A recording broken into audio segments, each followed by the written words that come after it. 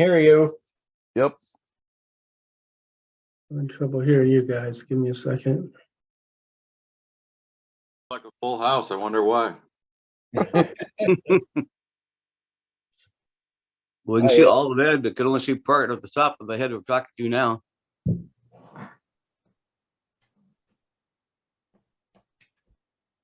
That looked like Bill Henderson's scalp.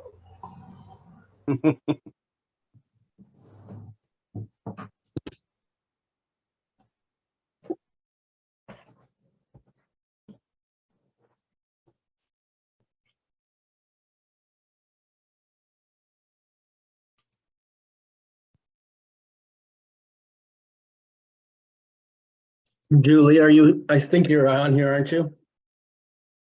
Oh, there's Julie right there. She's muted. Muted. That's okay. Why is she muted? I'm here. Oh, there she is. Excellent.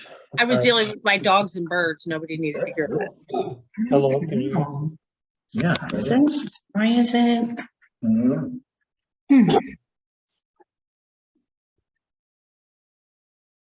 Hello, can you hear me?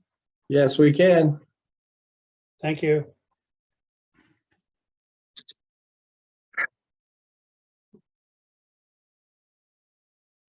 Yeah, it's 11:59. We'll probably get started closer to 12:02 or 3 in case people are late.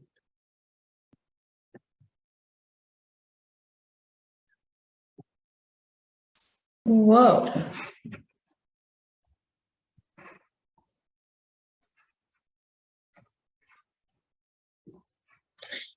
I know why. Here.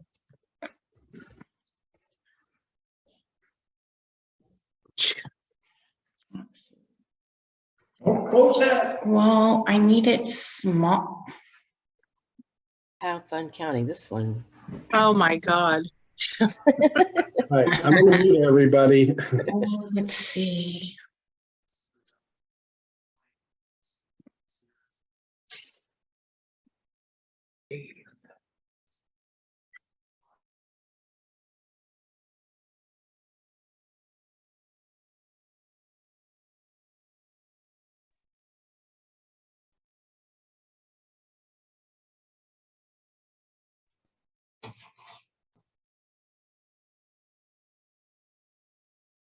Hello, all. Can you hear me?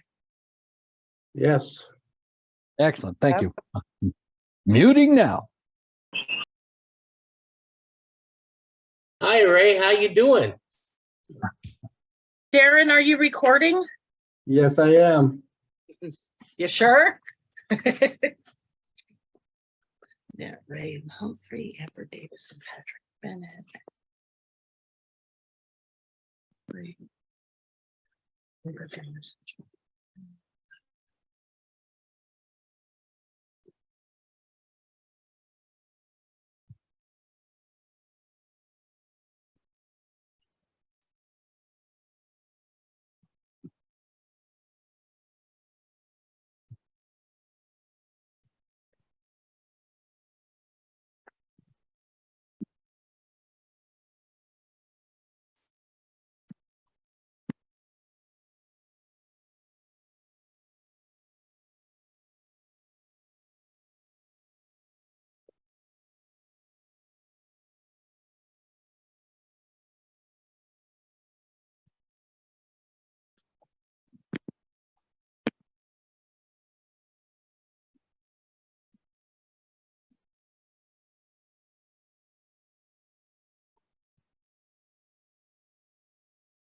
Remember that one time I sat on my phone for 5 hours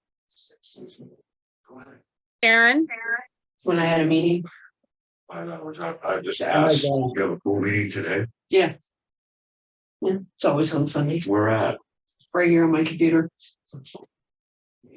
All right, we're gonna try to get rid What of they call a Zoom time meeting, talking, so get everybody versus quiet. everybody having to drive 5 hours. Halfway. All right. Darren? Yes, who is that? Julie, Hi, I Julie. don't know how we have I have 3 pages of people on here and there's people I don't recognize. They don't have actual names on there or full names. So I don't know if they are player reps or guests. I got like Pam's phone and different names on here. Calvin, I don't know who Calvin is. I don't know who Crystal is. I don't know who iPad is. So I don't know how you want me to do this. She's gonna have to stop admitting people temporarily while we go through and take account, because we're supposed to have. So can we do like, is it possible to do some sort of roll call? That's what I can do. I have a list of all the participants on the right. I will go through them one at a time, and I'm assuming if you got their first and last names, you know who they are. Yeah, but you'll have to give me, I recognize most of the player reps, but you'll have to give me enough time to find them on the pages of player reps so I can mark them so we can get a correct count for voting. Okay. And then I'm sure there are people who think they may be allowed to vote today that cannot vote today. We've got to discuss that. I'm getting emails. I've been getting emails up until 11:37 of league operators wanting to change their player reps. And people don't understand that the player reps have to be a player rep for 2 weeks before they can vote on something. And I don't have the time. I'm at 11:37. I'm setting up for the meeting. I don't have the time to go in and change player reps, let alone verify that they have enough players for those reps. So I don't know how you want to address that. Hey, Julie, I believe one of them was mine, and she just wanted in on the meeting. She didn't want to vote. Who's this? This is Sean Self. Oh, okay, awesome. Yeah, and she's totally welcome to the meeting. I just can't. Yeah, she doesn't need to vote. She just wants to be in on the hearing of the meeting because she's new. She's helping us with the Yamhill division. So Perfect. Thank you. Yep. So Julie, I'm gonna start going down the list of names. It starts off myself, then you, then Dwayne Paint, Steve Register. Okay, see, you can't do, I don't have time to mark them when you're doing it that fast. Give me a second, okay? I got 4 pages here. Well, they're in alphabet. They seem to be alphabetical. By first name. Well, they can't be. Everybody can change their name too. If you go to your picture on your screen, there's 3 little dots next to the right side of your face. And if you click it, it says name change. And if you want, you could change your name to your name. And if what your title is, that might be really helpful for you, Robin, or sorry, Julie. Well, we also have to call them out though, because some people think they're player reps and they aren't. And then for the guests. You have, but changing the names would be fabulous. Do you have the same participant list I'm looking at, Julie, or not? I don't know what you see. I don't know I don't see a participant list. I see a bunch of boxes. Okay.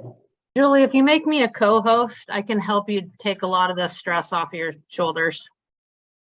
Because every time somebody talks, the participant list is going to change every time somebody talks. Right. That's why I want to do this. And I can see where I can stop it from changing from people talking. But Darren said he had an actual list, not the box. And that's why we're just trying to do a quick roll call and get everybody situated before we even start. Last time it took me like an hour and a half into the meeting before I had everybody signed in, just because of that, things changing. And so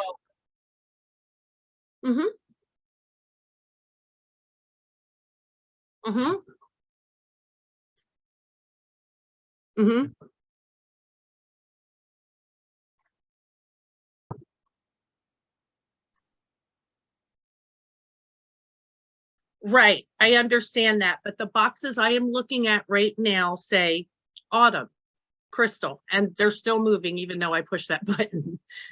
Sharon,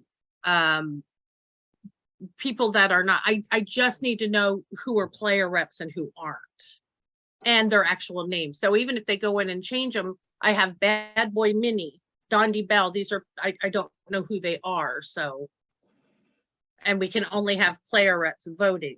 And I pushed that thing that said gallery, not speaker, but it's still, I don't know if people are being added because my boxes are changing all over the place. Julie, does it help if you just have the player reps raise their hands? I can't see all the player reps, so no, I can't. I don't have. Not everybody's on video. I just meant if we raise them on the screen, like the little emoji. Oh, I see what you're, no, I think the quickest way to do it is just to have Darren go through the list and I can mark them.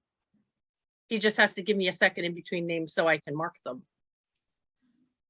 Hey, Julie, what I'm doing is taking a screenshot of this list and just gonna email it to you.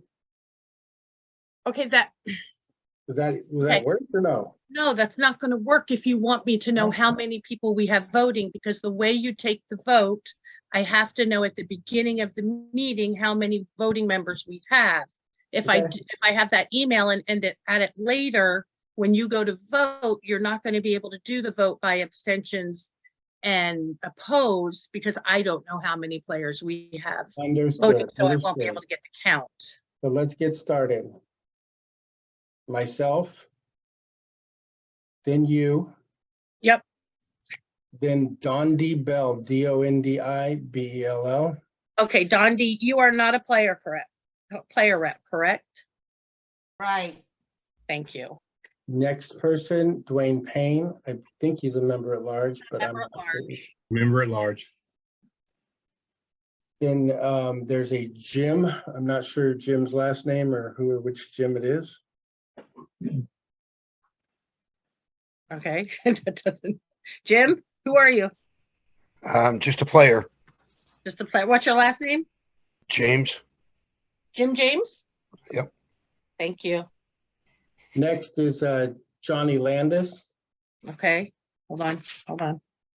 I'm trying to go as fast as I can. I'm sorry. Okay, Slowpoke. yeah. After Johnny? Kelly McMinn, player rep. Yeah, that's Okay, me. got it. Got it. Michael Collier. I'm just a Don't- player. Michael Collier, hold on, I'm writing it down. Thank you. Okay. Okay, Steve Register. I don't think Steve Register is a player rep any longer. He used to be, but I don't see him on my list. Steve? I was a member at large, not a player rep.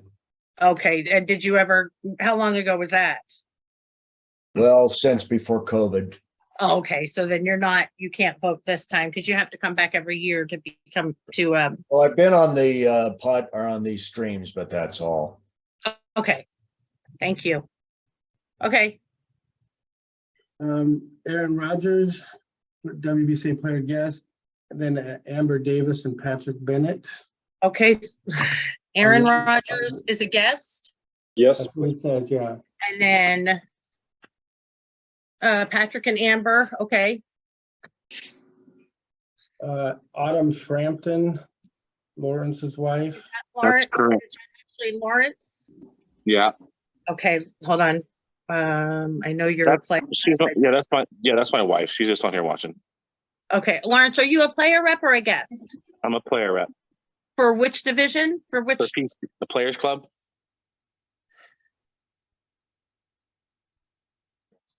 I'm also a league manager. Oh, found you. Thank you. Sorry. No worries. Okay. Becky and Jeff Potter.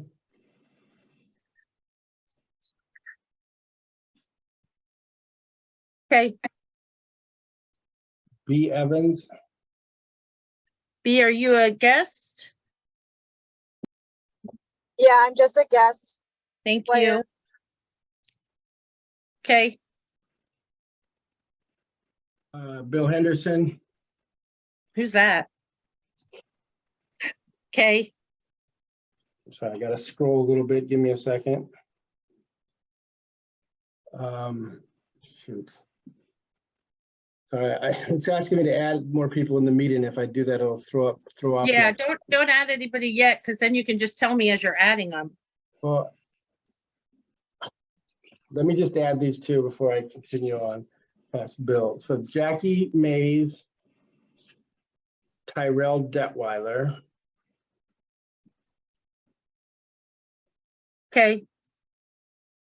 okay, we're gonna go back to Bill after Bill Henderson, and the next one was Bob Olson, Okay. Brittany DeWalt,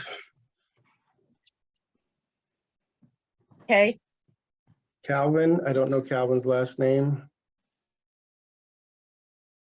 guest, player guest. You're not a player rep. Thank you. Thank you. Okay. Camitha. Grisham, Yeah, but then the next one underneath it says Camitha, not Arlen Grisham. So I think one of those is Camitha. one is Arlen, one is Camitha. Yes. Got it. There you go. And Chad Charlo. Chad guest. Charlo, is that a guest? Yep. Just a guest. Thank you. Okay, Let's see. Just keeps moving around on me. Sorry. I'm keep looking at it. I know. Yeah, he disappeared for some reason. So Christian Youngers. Christian, are you a guest? I believe I am a guest as of right now. Thank you. Okay, Sorry, this thing keeps moving on me. I'm so sorry. It's Christopher That's- Moreno. I think that's a guest. I don't recognize the name. Cynthia Christopher? Valent. Oh, Hold sorry. on. Yeah. Christopher, are you a guest? Marino? Marino? All right, I'm gonna list him as a guest. Who was the next one? Cynthia Valentine? Yep. Okay. Okay, Next one, Dave. I don't know Dave's last name. Dave, what's your last name?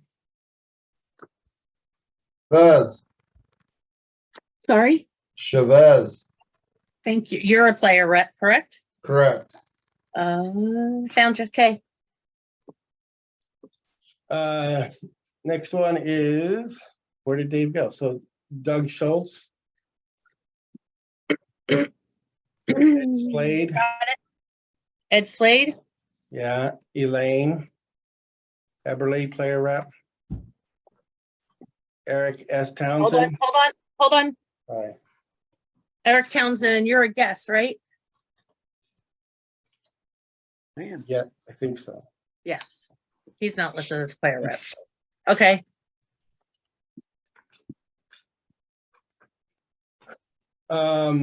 iPad. I don't know who iPad. Who's iPad? I can kick them out if they don't answer. Look on your screen, and if it says your iPad, let us know it's you. Jim Roberts. Are you a player rep? Yeah, I guess I'd be a guest today because I don't have my 15 days as a player rep. Okay, thank you. What league are you out of? Doug Schultz, Thank you. 287. Okay, Izzy, I think is the person who emailed us earlier. he's a player rep, I believe. Just a second. Yep, got him. Jackson McDonald, Okay, Jeff Me, Jeff is a league operator, correct? yes. Well, there's Jeff Me, senior and junior. I think it's the I don't know which one of the two it is, but Jeff, is it senior or junior? I think it's probably the junior, the league operator. Is, okay. Okay, Jeff Rassler,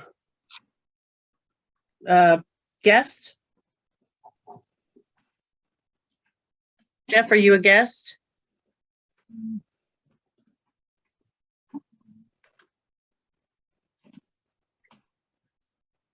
Jeff Rassler, are you a guest or a player rep?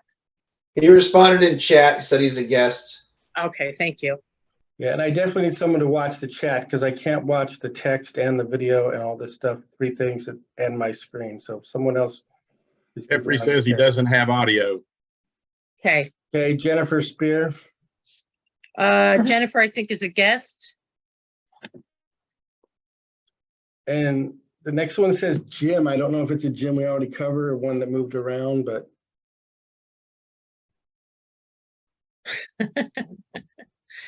Did we already cover a Jim? Is that Jim James? Julie, it could be Jim Knappenberger from Legends. I think his actually comes up Knappenberger. we Okay. can't guess on this though, no matter what. We need to know. Do we have more? Include Do we have? everybody from the meeting that doesn't have their first and last name. Please edit your name on your contact.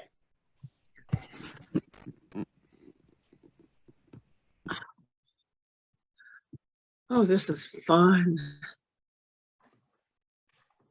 I don't see more than one Jim. Julie, Palmer. if you There's a Jim open, if you Palmer. open up, Yeah, If- Jim Pomp. There was a Jim on here that did not have his last name on it. Did he leave? participants, it's it. That's what, yeah, Tammy, we're looking at the participants right now. Okay, I think it was Jim James guest. I don't see just a Jim anymore. I know it keeps changing on me right after I say it to you. See, that's my issue. That's why I wanted to do it this way, which is taking 10 years, and I apologize, but I Yeah, don't it know a might better be way to do it half for hour Zoom. Till we get there. not vote. As I said, Jim Palmer is here. My name's on the screen. I don't know if Jim James is still around. Okay, Yeah, and Jim Palmer, you're a guest, right? We That is already correct. covered that, yeah. Okay. Okay, Darren. So just go past Jim. Kelly McMinn, player rep. Yeah, got her. That's we me, already but yeah, you cover- got me. Did we already cover Kathy Stanley? No, I know she's out of, I think, she's out of, Ed's. Kathy, yep, I got her. Got Kathy. Kelly McMinn, Kevin Ross. I think I already said Kelly McMinn, player rep. Yeah, Kevin Yes, we got her. Ross would be a guest. Yes, from Yep. Railbirds, yeah. Yep, with Railbirds, I'm a guest. Yes. Kobe not voting Pilgrim, he's a guest. Thank you, Kobe. Christy and Steven, I don't know if that is one That's or both Christy of and them. Stephen Weekly. Are I you know, but I both don't there? know if it's both of them or not. Okay, sorry. Are you guys both there? Yes, we're both here.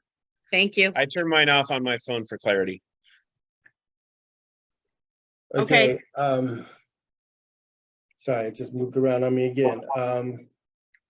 Lawrence Frampton, Got him. Linda Carter, Hold on. I don't think we have her yet.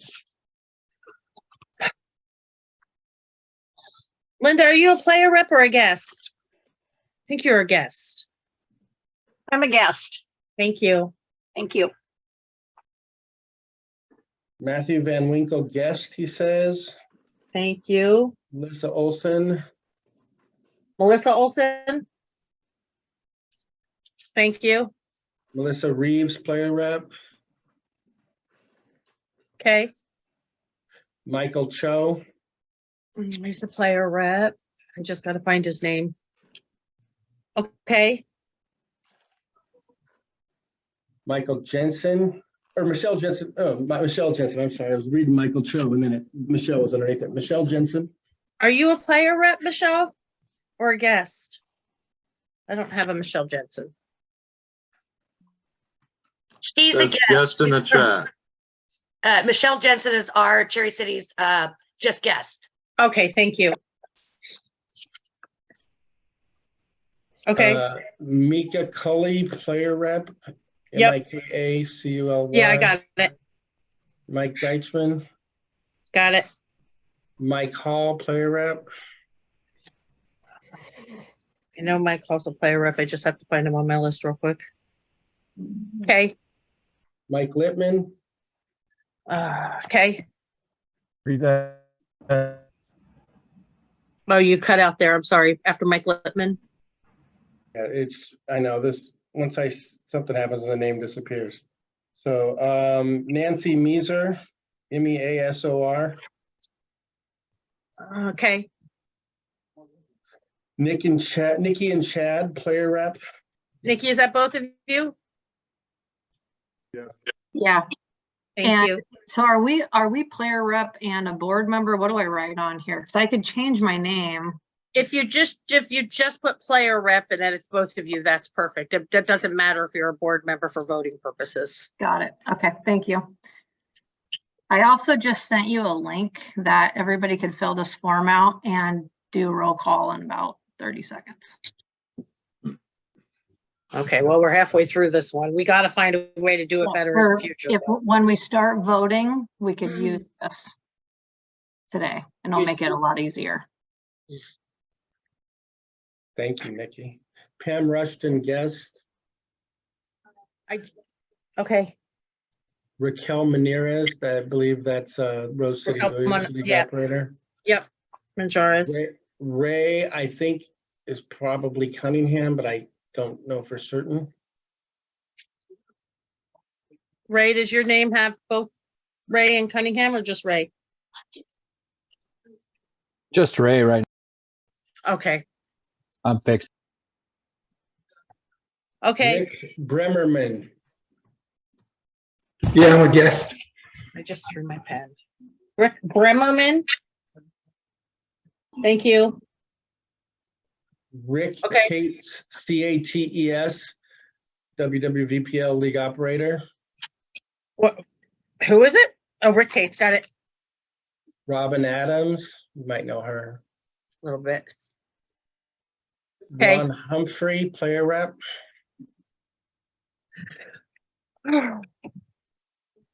I do have to say, I wasn't expecting roll call to take this long, but let's finish it. Since We've never had this many people. Okay. Did I just say Ron Humphrey, player rep, and then Sam Robito and Eric Sawyer? Eric Sawyer. Sam Robito. Okay. Sherry Ross, guest. Okay. Sharon Bledsoe.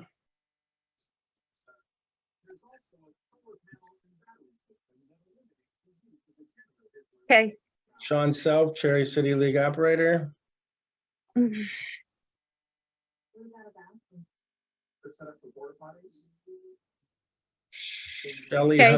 Shelley Huntoon.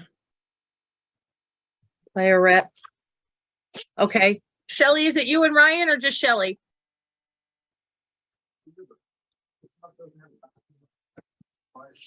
It's both. Thank you. Shirley Morgan. Okay. Sophia Tran.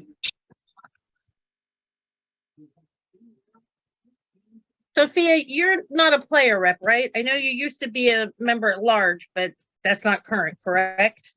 I believe I'm a member at large. I don't remember anymore if it was. Yeah, I think it's expired. Okay.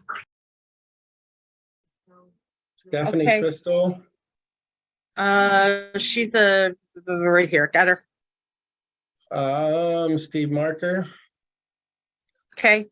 Jeez. I'm going to say it again because it's here, but Steve Register, I thought we said that earlier. I don't know why. We did. Bottom. Sue Okay. Ledger, League operator, Rose City. Got it. Suzanne and Dave Mackey, I'm sorry. Suzanne, Got is it both of you or one? Both. I can see them on the screen, or I could see them on the screen. I can't see the video. I'm only at a big screen of the people signed up. Tammy Conabear, player rep. Okay. Tammy Culbertson, LO, VP, TR. She's got a lot of letters. Hold on, I'm looking. I'm trying to find her. Okay. Tim Fraser, I don't know who that guy is.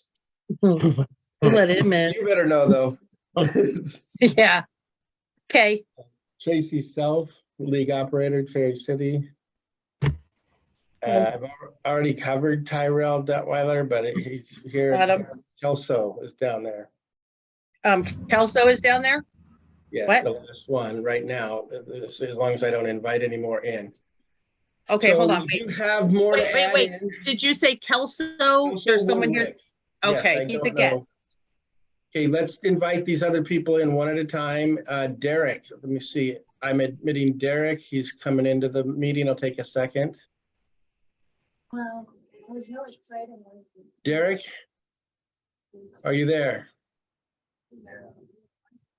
I'm just gonna write them down and then I'll invite them all in at once. 'Cause it's gonna take Do a you while have for- Derek's last name? Nope, I've given you everything I got. Okay. Terrible house itself. I thought it was really nice. Okay, so we don't have an answer on Derek. Tell me what, I mean, okay, I'll leave that a question mark. K Robbins, I think it's Chris Robbins, but that's my speculative guess. I think Chris is a guest. Okay, Aaron Moss, Also a guest. we have someone named John. It might be the John from earlier. Sometimes people get disconnected. People need to do what Nikki said and put their full name on their screen. Yeah, I agree, if they can, please. There's one in the waiting room called Zoom user. I don't really like that because sometimes, like, I don't know. I can let them in. I just feel it's weird because everyone else doesn't have Zoom user as a name. And I don't have anybody named John, so whoever that John is, we need to verify. Okay, so John and Zoom user, we need to deal with. We didn't get And anything on Derek. Derek, right? So- John, Zoom user, and Derek. All right, so I need those three people, Derek, John, and Zoom user to identify yourself. Please tell us your first and last name and whether you're a player rep. If you do not identify yourself, you'll probably be deleted. So please try to chat, communicate somehow, and just tell us who you are. That's all we ask. Rob Shipman, player rep for Pierce County, is then on Zoom Mobile. I don't know how it's identifying me. So you're a Zoom user, I think, Rob Shipman. Thank you, Rob. Got that, Julie? Yep, I'm looking for him. I know he's a player rep. I'm just trying to find him. Got him. So we need John to identify themselves and Derek, and we can get started. Derek Jackson. Thank I'm a you, Derek. nobody. You're important to us. Derek. Buddy. And who's the other one? It was John. John. We don't- John is the only one we're missing.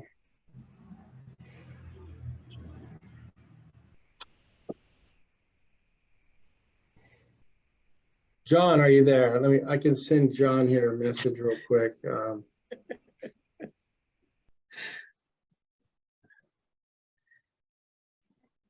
Longest meeting in history.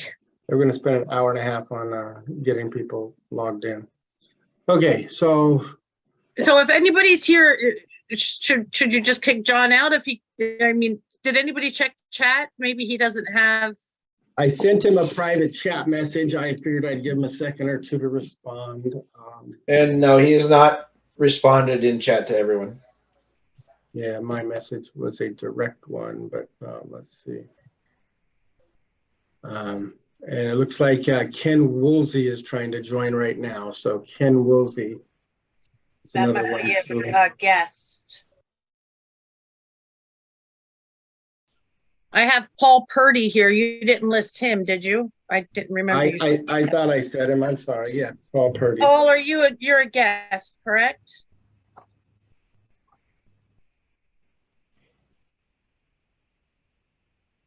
Yes, I'm just a guest.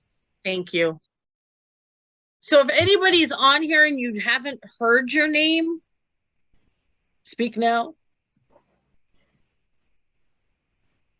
Well, I got 84 on my count, Julie, for whatever that's worth. That's just, logins, not counting the double people on two thing. So. All right, ready to get started? Yep. Oh, let's see, what's next on the agenda? So I'd like to call this special meeting of the Western BCA to order. Darren, Russ Yes. Zorn is trying to log in and That's he's a fine. player's rep. Don't worry about that. When I see him, I will get them in. I mean, right now, I haven't seen him they pop up on my screen when they try to get in. I don't see Russ logging in. If I do, I'll let Julie know. So I'll handle. I don't have him listed as a player rep either. I don't know where he's from. Idaho. Yeah, he's not listed as a player rep.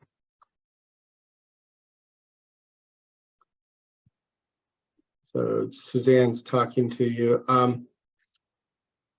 Suzanne, did you add him at the last meeting? 2 meetings ago, she says. Yes. Okay, sorry. I see him. What am I doing? Okay. All right, with the guest sign in, quorum determined, player rep sign in, we're all set. I'm calling this meeting to order. First item is to accept a motion to accept the current agenda. May I have a motion, please? I'll motion. Is there a second? Second. Excellent. All those abstaining from voting, and please only raise your hand if you're a player rep. Voting member. This is gonna be near- Sorry. Gonna be near impossible. So I don't see any, but let's all scroll through. Sean, you're abstaining from voting on whether we should accept the agenda. Is that correct, Sean Self? Yes, he is. Got one abstention. A lot of videos I cannot see. And Chad, they raised their hand. No, I didn't know what I was Oh. raising my hand for. Sorry. But we could go to the reactions and do raise your hand, and then they all shoot to the top of the page in your participant list.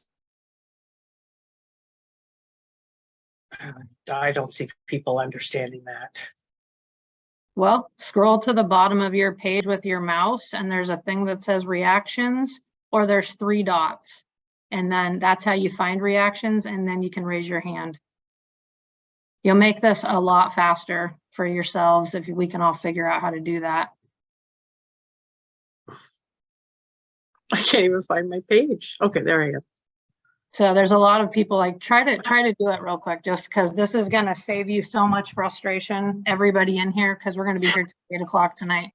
Okay, stop talking for a minute, because I can't touch my page while you talk. It moves things.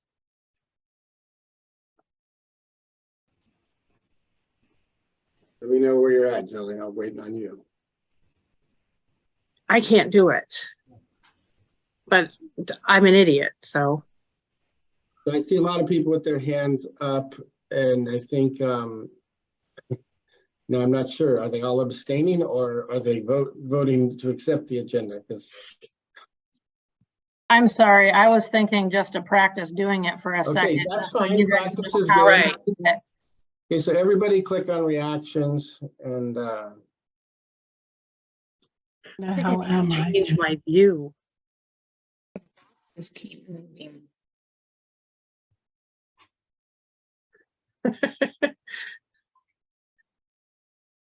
Is it just me, or is everybody's page just moving? Everybody is putting their hand up. When they put their hand up, it puts them up to the top. Yeah. Yep.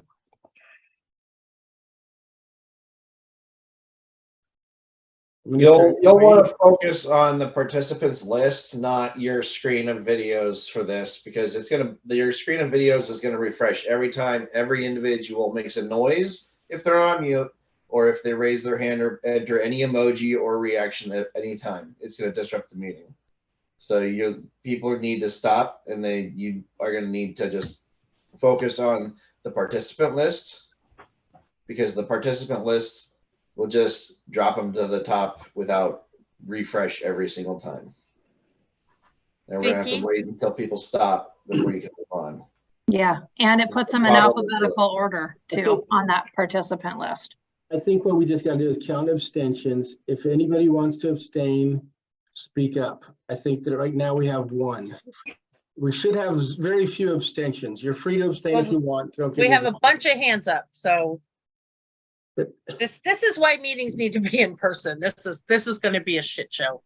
Pardon me, a crap show. All right, we still got to get through this no matter what. The reality is, if you are abstaining, please unmute your microphone and state that I am abstaining. So we know Sean Self is. Anybody else abstaining from accepting the agenda? I'm going to count to 5 to give you guys a chance to speak. Anybody else abstaining? 1, 2, 3, 4, 5. I've only heard 1 abstention. So that's our vote on the abstention. Next one, we got a lot of stuff to move through quickly, folks, and I don't want to not count everybody's vote either. So the next item, all those voting against accepting the agenda as submitted, please express it one at a time. If you're against accepting the agenda, please unmute your microphone and state that you are against accepting the agenda as submitted. Wait a few more seconds. I have a question about the agenda, if you don't mind, Darren. You're out of order. Let me finish this. Well, it's about the agenda, though. I can't, we shouldn't be accepting it. I've been trying to find it and get it, and then I just had a chance to review it. It's about the content of the agenda. Right, what's your point, Sam? I don't see any reports from all the committees. The special meeting, the regular reports will be listed on the annual meeting in May. This is a special meeting. We're not doing committee reports. We have too much business to cover. Okay, thank you. Yep. I hear 0 people objecting. So Julie, the vote to accept the agenda is 1 abstention, 0 against. The motion carries. Are we good, Jules? Yep. Thank you. Next item, approval of meeting minutes from previous quarterly meeting. I'd like a motion to. There were no there's nothing to approve. I haven't sent them out. We had problems with the Zoom recording, and then I had problems with my computer. I have them about halfway written back up. I had to do them twice. But if someone wants the link to the Zoom meeting, I'll gladly send it out so they can listen to it twice like I am. Given that they're not available to make a decision on, Julie, please list those items as unfinished business and action items for the next meeting, please. Okay. Ooh, we've made some huge progress in a few minutes. And speaking of, you are recording, correct? I was told, it says on my device that we are. Thank you. And Nikki, I saw your message. I'm trying to figure that out. But okay.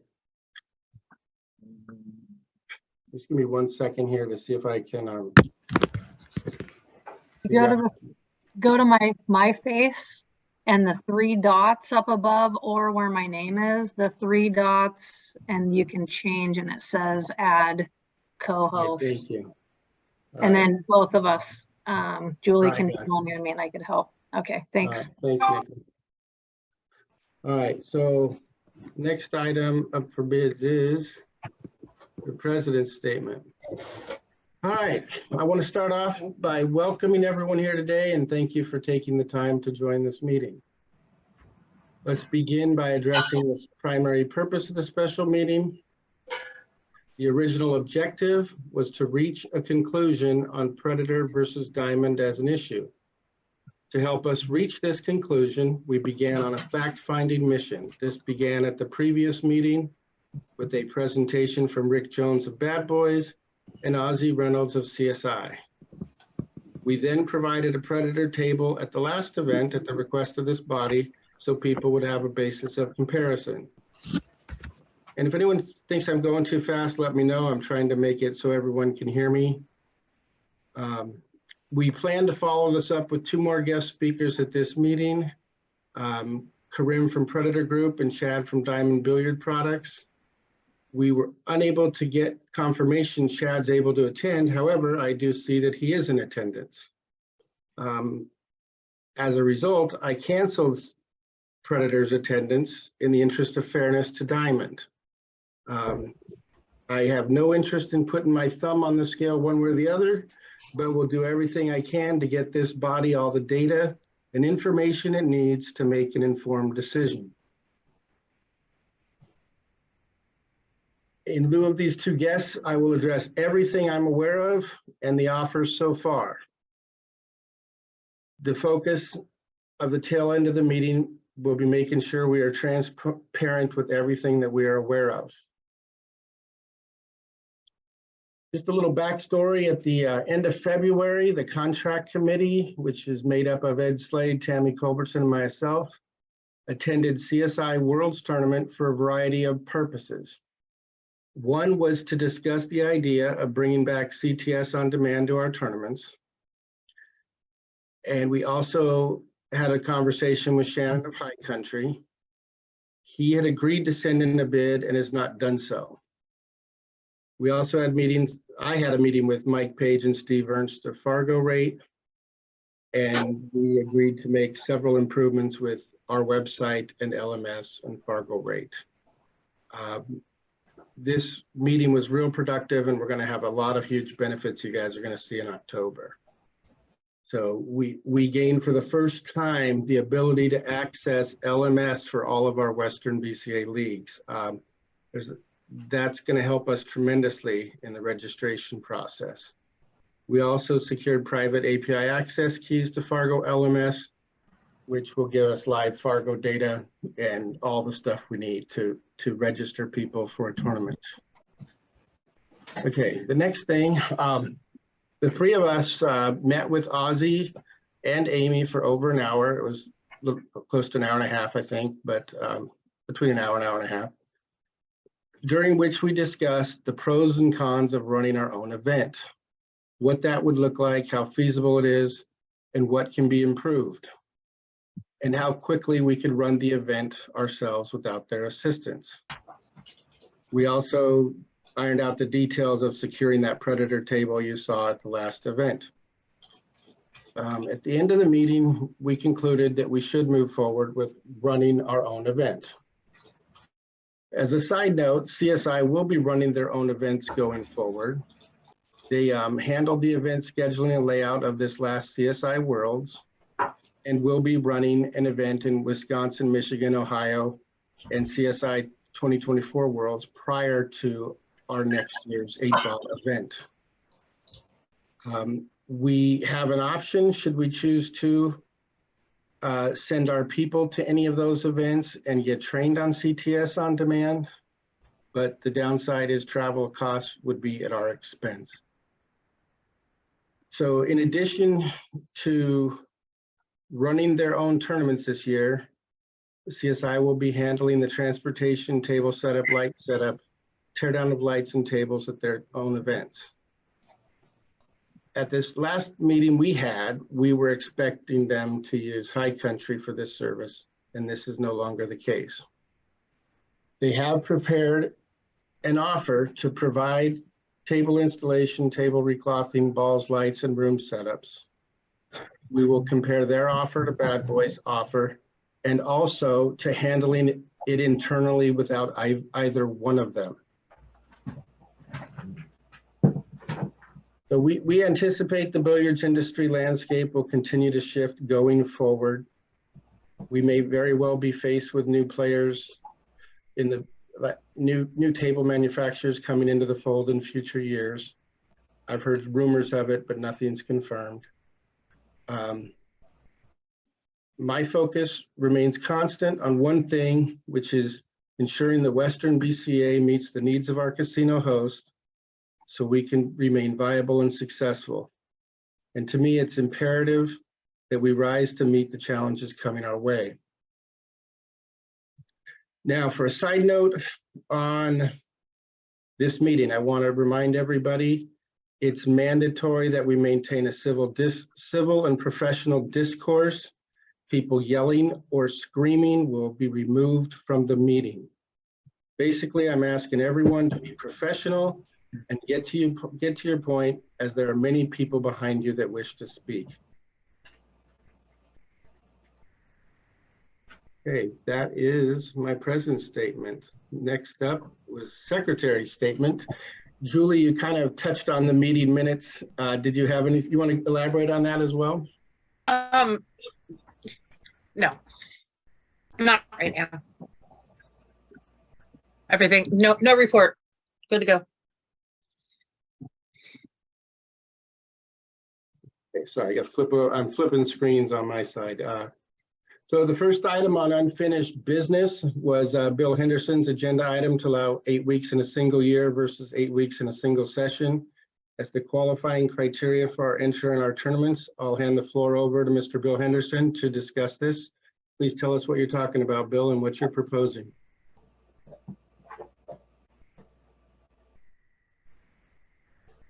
Bill Henderson. Hopefully you can find the unmute button. I'll try to find it for you.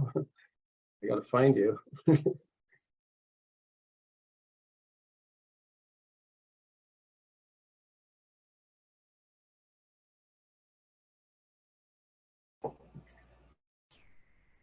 you hear me now? Yes. Okay.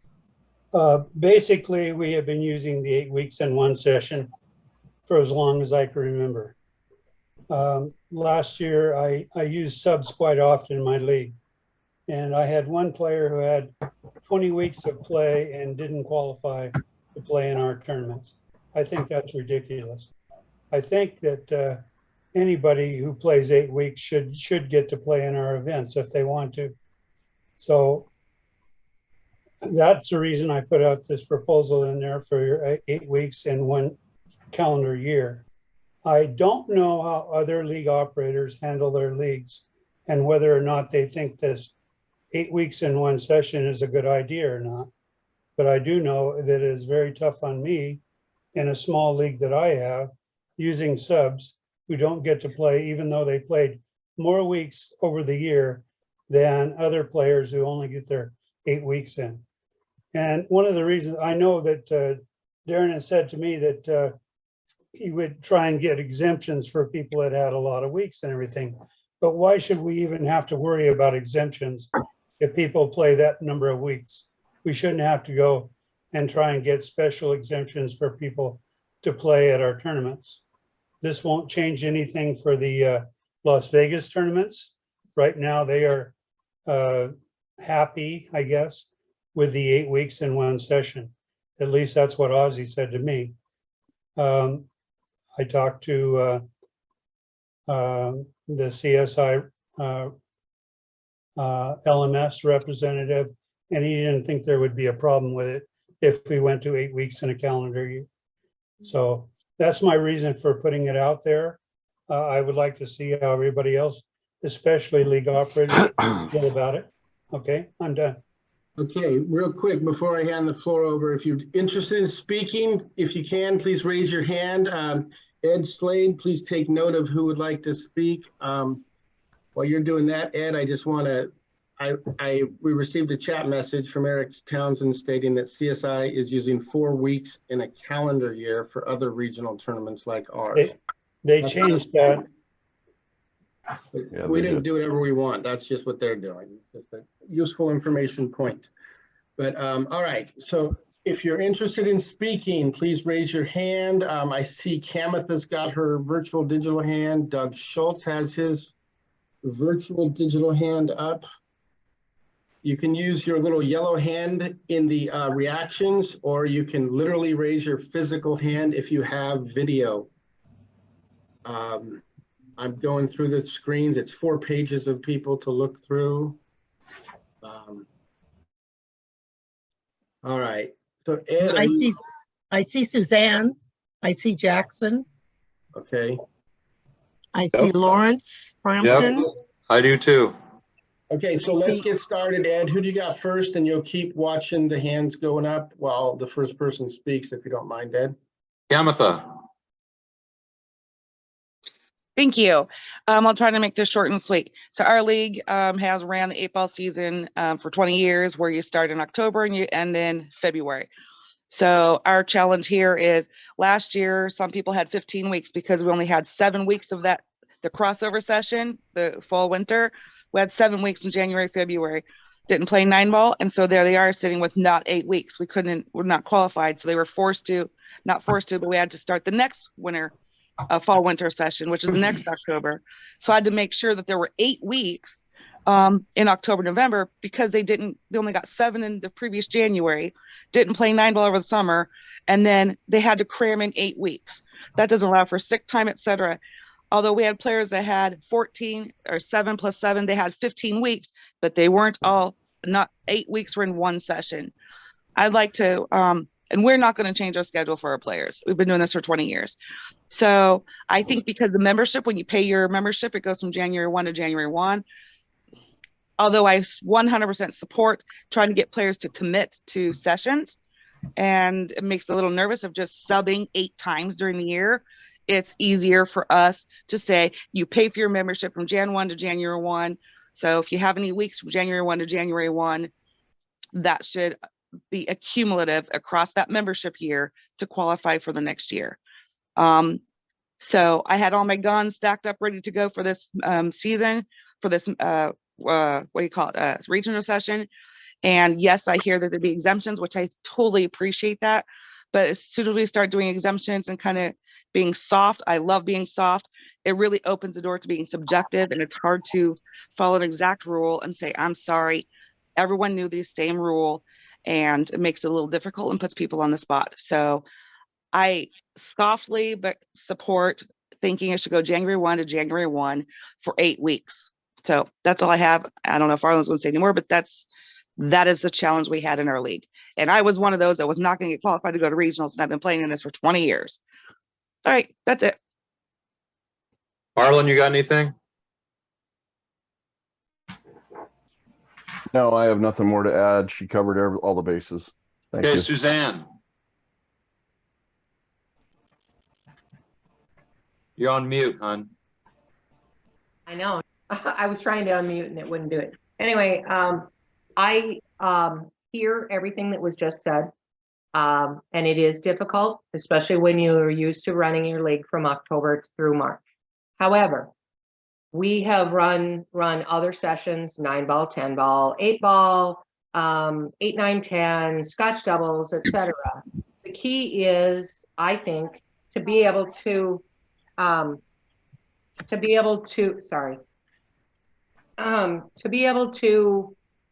look at it. And yes, we have to manually do it. We have over 300 players. We have to manually figure out what was in the 2022 session versus what is in the 2023. As far as the exceptions, they're there for a reason. So if you do have a short, because of somebody being sick or holidays or whatever, that's the reason for the exceptions, but the exceptions should not be the rule. And going to 8 weeks throughout the year, I'll tell you, I already have issues with players going, well, I don't have to play more than 4 weeks for nationals. Well, that really screws probably about 200 players who wanted to play that session. And then you got players that go, well, I already made it to Lincoln City, so I'm just going to forfeit the rest of my matches, which really screws up the stats, really screws up Fargo. And isn't BCA about the players and the places they play?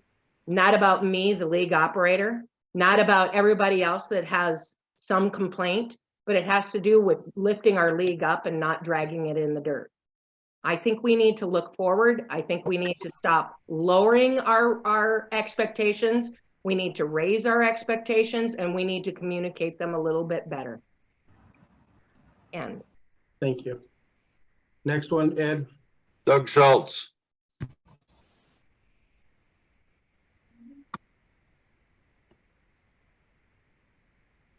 We can't hear you, Doug. Pardon? Okay, a You're little good. closer Go to the ahead. mic. Perfect. Thank you.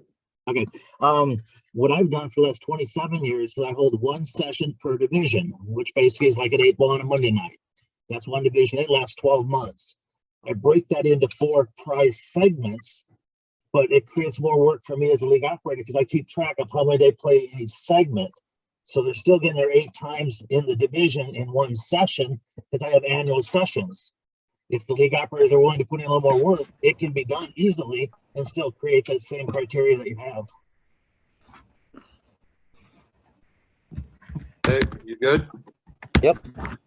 Hey, Jackson.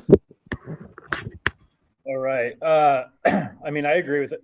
Everything that was just said over the last 3 people. Couple things to think about. One, Suzanne hit it on the head with, the bars and the owners and the individuals that are, giving us the venues to be able to, get qualified and do all that stuff. We're taking away from them. It also has a chance to screw up the Fargo, which, can be somewhat detrimental at times. The only thing that I would say, I'm a person that falls into this. Julie can attest. I really struggle to get 8 weeks in. And I'm out of town a lot. I work all over the United States. But with that being said, if there was an opportunity to do this, the one thing I would say is if we're gonna go for a calendar year, then we need to increase the amount of weeks played to qualify. So if it was 8 weeks in a one session, maybe we do 16 weeks in a calendar year, something like that. Something to get people to. Julie, you're not muted, so. Thank you. Just to get people to participate a little bit more, or give the effort. So, anyways, that's all I had to say. Hey, Can Lawrence. I just Oh, yeah, interrupt go really ahead. quickly? It's something different. Nikki, if you're gonna add people, let me know on the Zoom, because I can't do the phone and the Zoom and the typing. So I just looked on the phone and saw that you added a few people, but I don't know who they are. Perfect, no problem. I just wanted to let you guys know because I'm not gonna remember. I let like 12 of them in so far, so okay, yep, I can type them in. You type what? I'll type their names into the chat, No, can you just tell me right now, because I can't keep the minutes and look at the chat and my phone and stuff. So I Okay. don't even know who was entered. Scott, Pahl. Oh, Scott, are you a player rep? I think you're a guest. Can I raise a point I'm of a guest. order? I'm a guest, Julie. Thank All you. right, point of order. What's your point of order, please? Why are people being admitted to the meeting after it's been called to order and roll call has been taken? People did get disconnected all the time with technology. I've admitted one person 3 times, the same person. And we've I always. understand people that have already been in, but why are new members being admitted into the meeting? Who's Point of asking this order. question? Michael Hall. Thank you. I don't know. When I'm letting people in, We I have no don't know. rule preventing them from joining the meeting at any time. So if this body wants a rule preventing people from joining the meeting midstream, I'll send you the agenda form, we'll put it on there and we'll stop it. But in the absence of a rule existing, we have to follow the current, protocol. So if you showed up an hour late for a face-to-face meeting, we'd still let you in. So to me, it's currently allowed to be late or leave early, whatever, these attendance is voluntary. I understand. It's just very disruptive. I If you understand. could forward that to me, I'd appreciate it. All right, no problem. Nikki, Okay, at this continue. So yeah, next on the list is Lawrence, and if we've already spoken, let's take our hands down, please. I just have a couple of things. I don't think that Fargo, if you don't play it, it doesn't affect it at all. So if you're only doing, if you're not still only showing stuff for 4 weeks and then going to somewhere else, it doesn't affect Fargo. So there's that part of it. The other part is, I think for me, the whole 8 weeks through the whole calendar year works out really well. I live in a Navy town. So those people that can't make it because of deployment schedules or whatever, they still want to qualify and go play in our events. It works out great for them. So I fully support just doing 8 weeks for the whole calendar year. For me, when I was active duty, because I'm retired now, that was a big issue. I could only play, every other week because of my work schedule. I work a week of nights and a weekly days. Now I have my schedule fixed because I'm no longer active duty. But for those guys, that's a really big deal. And we have a lot of people that want to play that just can't because they're active duty. And I think we should support them. That's it. Elaine. Yeah, my question would be, how would this be recorded in LMS, or when we look up this CSI membership? Would something need to change on their end that, you know what I'm asking? I don't know what the answer is, but I'm just throwing that out there. Okay, Tyrell.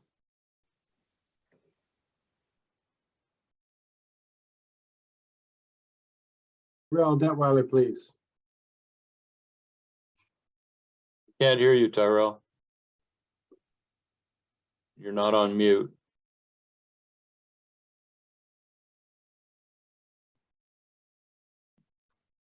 If have to, we might have to skip him and come back to him. Okay, maybe you can get that figured out. Let's go ahead and go with Tracy Self. You can send him a message. Hello. So I agree with Kamitha. I actually agree with everybody, but I also think that from our league, we have run into that issue where it's like, I already played my 8 weeks. I don't have to play anymore. And I think that if we're a league organization, that we need to figure out something to help the smaller leagues, maybe without doing, I have to go every year and like ask for an exception. So I don't know if that's like a for or against, but I do see everybody's point. But I would really like to be able to tell our players, no, you have to support the league for the whole year, rather than just, you only have to play in January and then we don't have to see you again until next January. But that's my thought. Thank you. Hey, Kamitha, you're back up. Okay, I have a couple points, and I don't have the right solution. I just know some complaints and challenges we had. So Darren and I talked to you about this at length. But I have talked to CSI because I wanted to know what CSI actually did. So that was part of the, Pat and I talked with guns fighting with Western BCA. And they specifically said, I called to talk to Lucy. She was busy. I talked to another woman. I don't have her name. And I asked her 3 different questions. And in the end, she said that they go from calendar year to calendar year and they take a look at the dates actually played. And she said they don't care about sessions.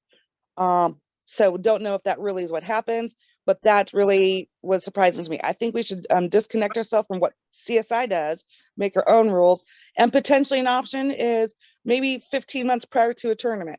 So if a tournament's in March, take the last 15 months or 16, 18 months before that. And because Darren, if you get your database and we know, and we can do search on the dates actually played, we can pick whatever criteria we want. I too don't want players to play 8 weeks at the beginning of the year and say, I'm done, because that's not supporting the league. But I don't know a solution. I just know the challenge I had, and it was pretty problematic. So I don't have a solution, but the best thing I can come up with is to go calendar year, but I think that's not a thorough solution. So that's the only points I wanted to make, is maybe we could take a look at this 18 months prior to a tournament, or maybe they should have to play in a session, 8 weeks in a session since the last 8-ball tournament. So anyways, that's just a comment, no solution offered. Sorry, thank you. Hey, Tyrell, did you get your audio figured out?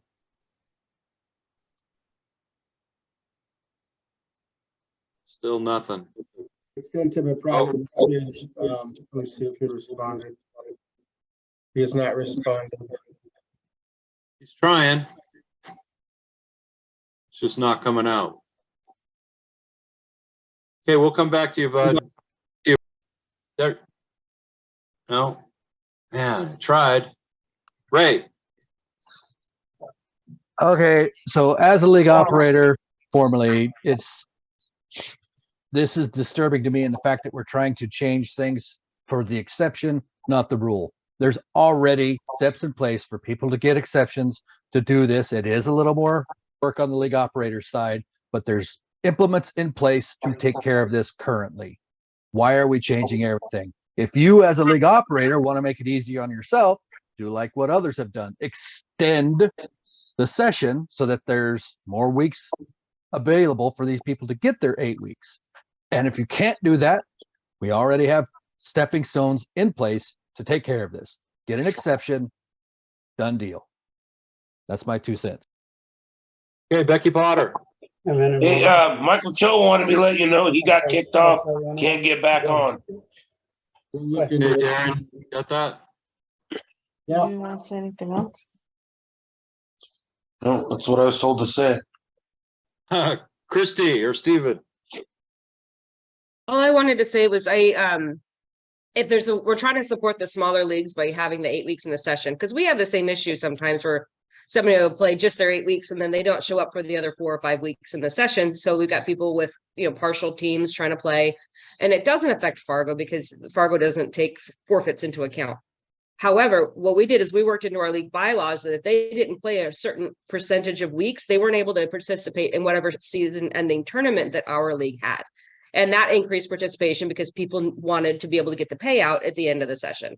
So it's kind of a way for, if we went to this, it's a way for each individual local league to be able to combat people bailing on the last few weeks. It's just a thought. Okay. Tyrell, if you want to make your comments in the comment section in the chat, If you can. I don't know. Is my microphone working yet? There you go. We got you. Go ahead. Okay. So yeah, I guess back to the point that Bill started on. I don't have a lot of turnover in my league since we're all in house and pretty consistently have teams coming back. So I end up with a lot of people when they come looking to join subbing, and sort of the same issue Bill's seeing where, they don't, because they only sub a few weeks in the session, they're not getting their 8 weeks, and, they might play the whole year before they finally end up on a team and aren't able to participate.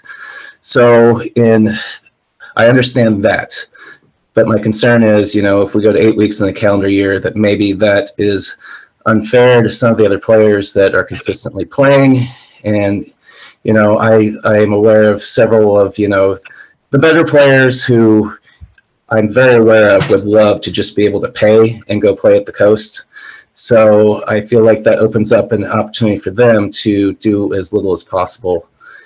So I think maybe it was Derek who had mentioned, raising this calendar year benchmark if this is something that we go forward with, but that's my 2 cents. Thank you, sir. Mike, Becky, do you got something else? Oh, Go ahead. we don't have that problem in our league.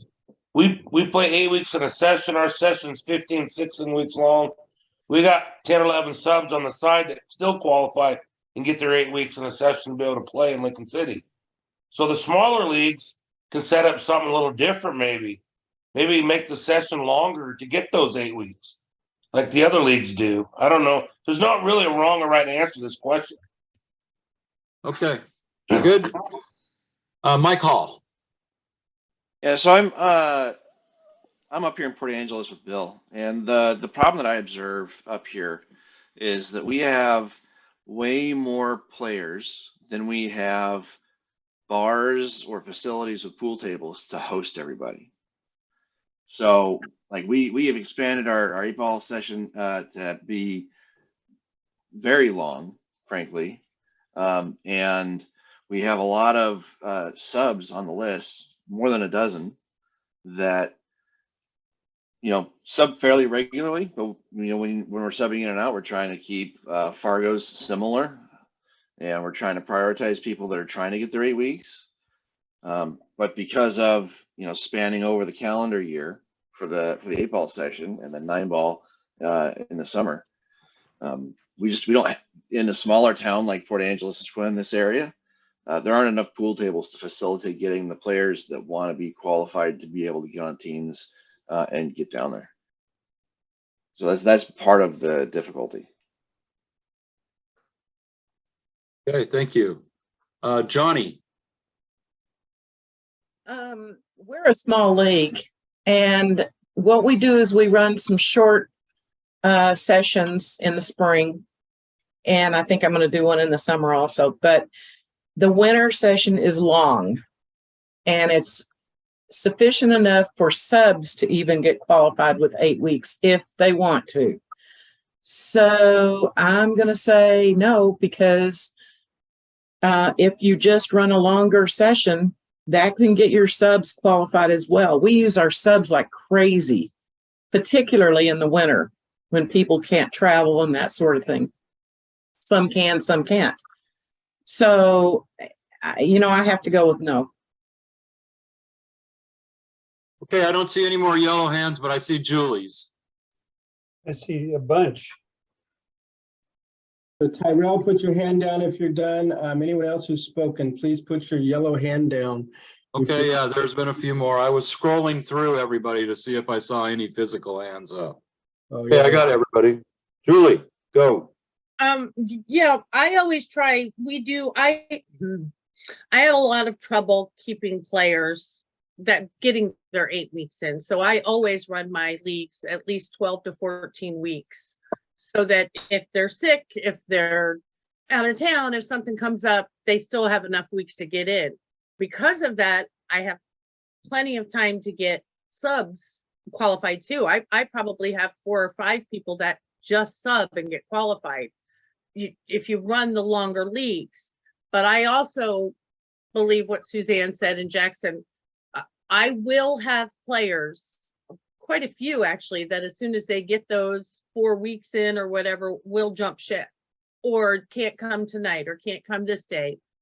As far as it affecting the Fargo, I don't know how forfeits affect, but if you're putting in a 0 and the other team is getting the points, that's not going to be a fair, and I think that will affect the Fargo. But I feel for the leagues that have that problem, but I think it could be solved by running longer sessions, because then you can get the subs qualified as well. That's Can I might have confused the Fargo thing real quick. It actually negatively affects the people that are playing. Right, Because exactly. That they have more opportunity to either increase or decrease their Fargo than the person that didn't play. Right. So it's actually a negative effect on the people that still play, not the person that doesn't play. Good, Julie? Yep, thank you. Okay, Arlen. As far as running a longer session with a smaller league, it's boring. When you run over and over and over on people, it's a boring situation. Do you really, if you're in last place, want to show up, or you just want to forfeit after the second time you played someone that whooped your butt both times before? So adding longer sessions does not equal greater things on a small league. It actually kills it, because you end up burning people out, not wanting them to play. Why go play against someone that's always going to win? You don't do that. You play to play. Thank you. Michael Cho.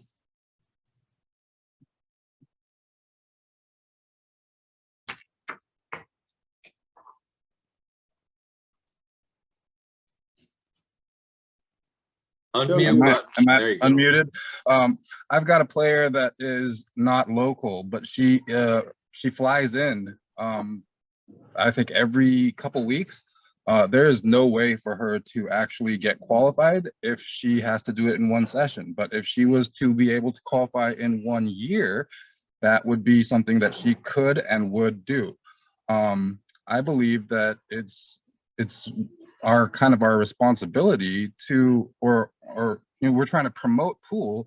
We should make it as easy as for people to participate as possible, not try and make it as hard as possible. So I mean, at the very least, if this isn't going to be possible, then I think that substitutes should be able to get their 8 weeks in one session, even if they're playing on different days, as long as they're playing within the same session, at the very least.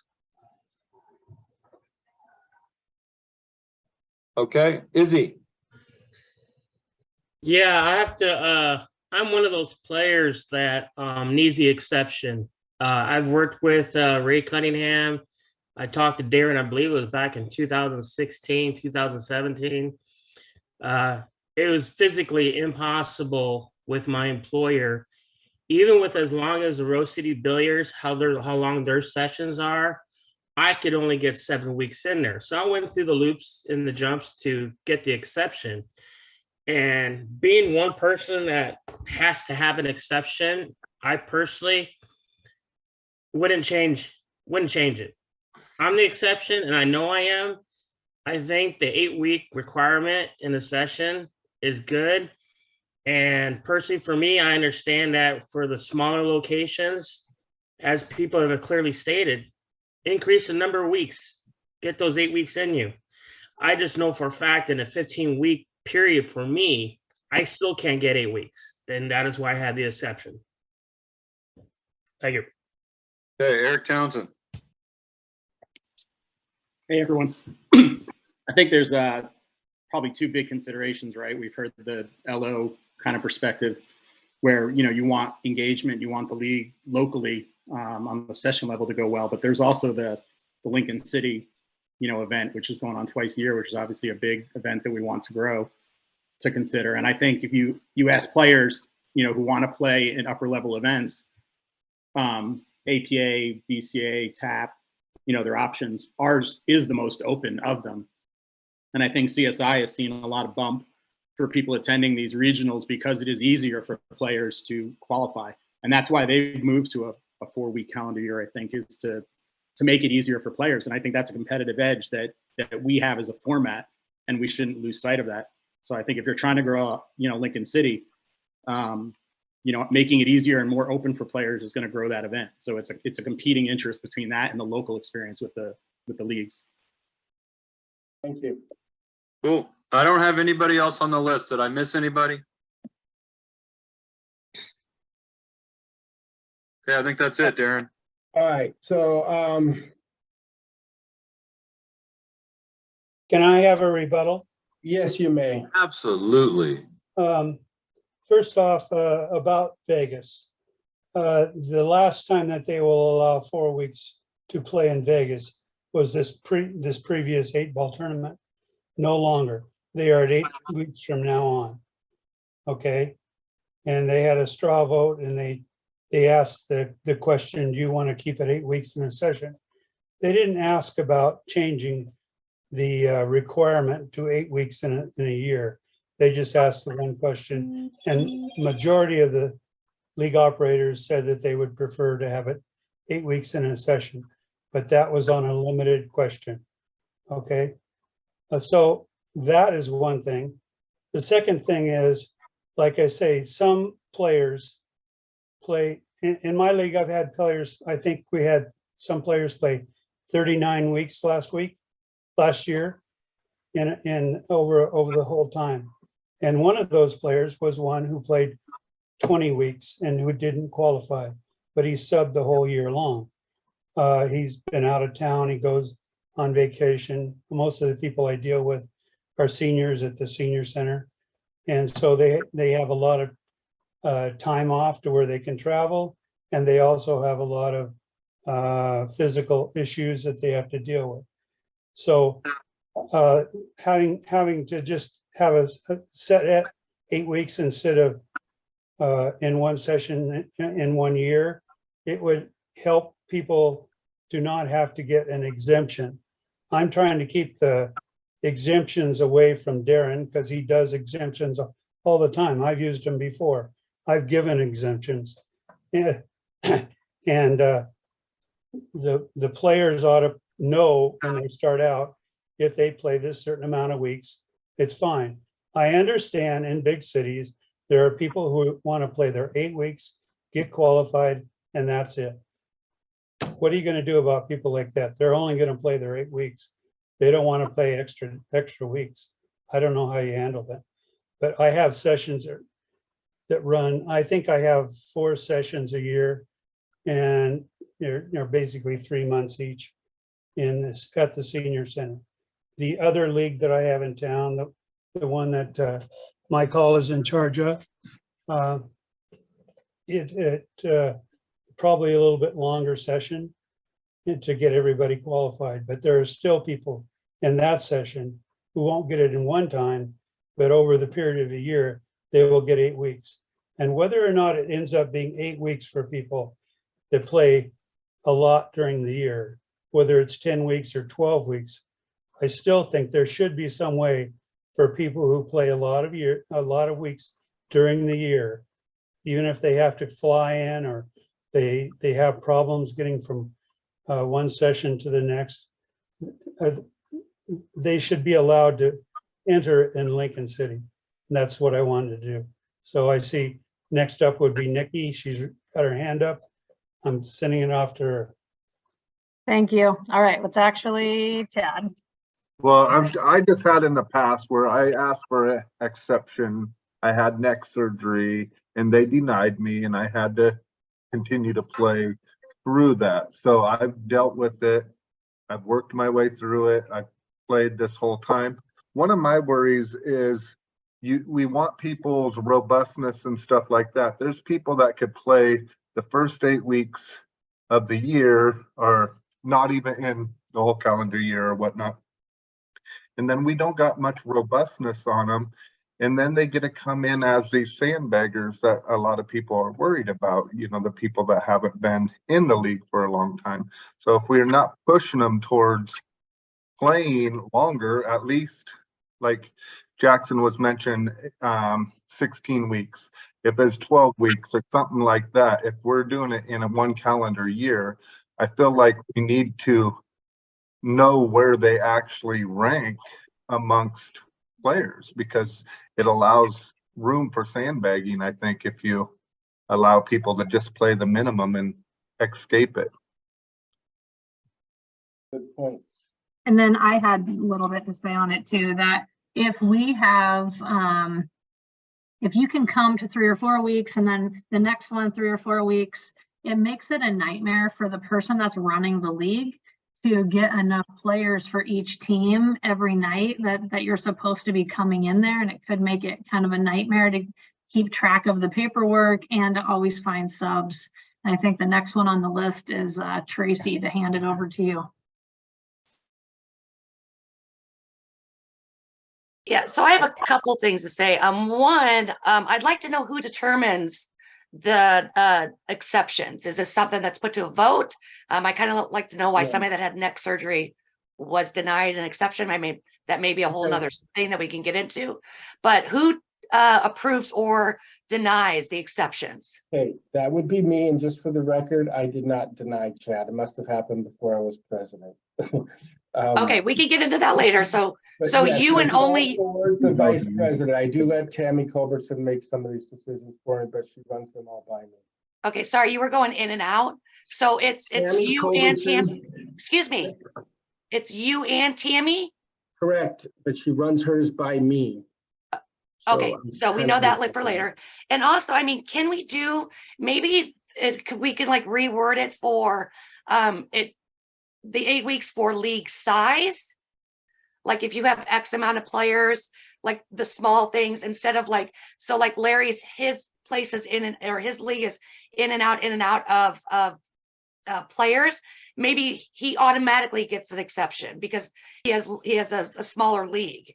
Because I'm going to run into the same thing that we've ran into for years, which is we have a large league. Suzanne has a large league and all that stuff. And we have the people that come in, play the 8 weeks in January. We tell them that they're not qualified, and then they send the president an email, and then they're allowed to play. So I would like to see either some kind of like wording in it, or like maybe stated different. Because I see what they're saying about the exceptions. It's hard that every single time they have to go for an exception, where maybe it says, okay, Lincoln City League is small. They run under this category. They have 30 players. They automatically have their 8 weeks in for the year, not for that.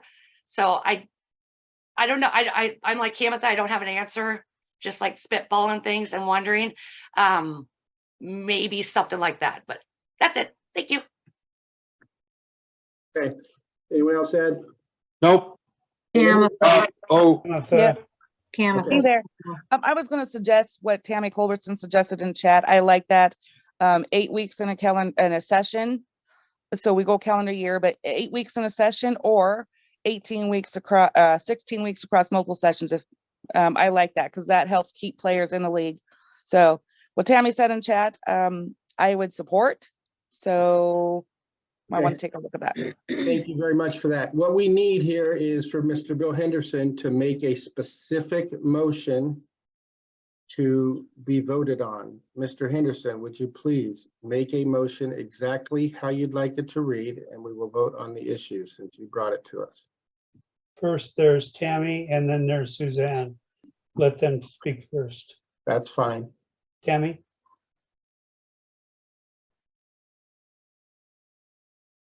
Unmute.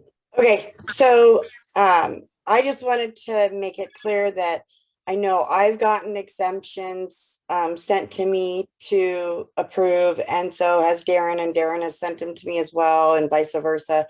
I actually don't know if we've ever denied an exemption unless it was just flat out somebody who didn't even want to try to get their 8 weeks in or whatever. So for the most part, it's only been people that have been short, say 1 week, maybe 2 weeks tops, that we've done exceptions.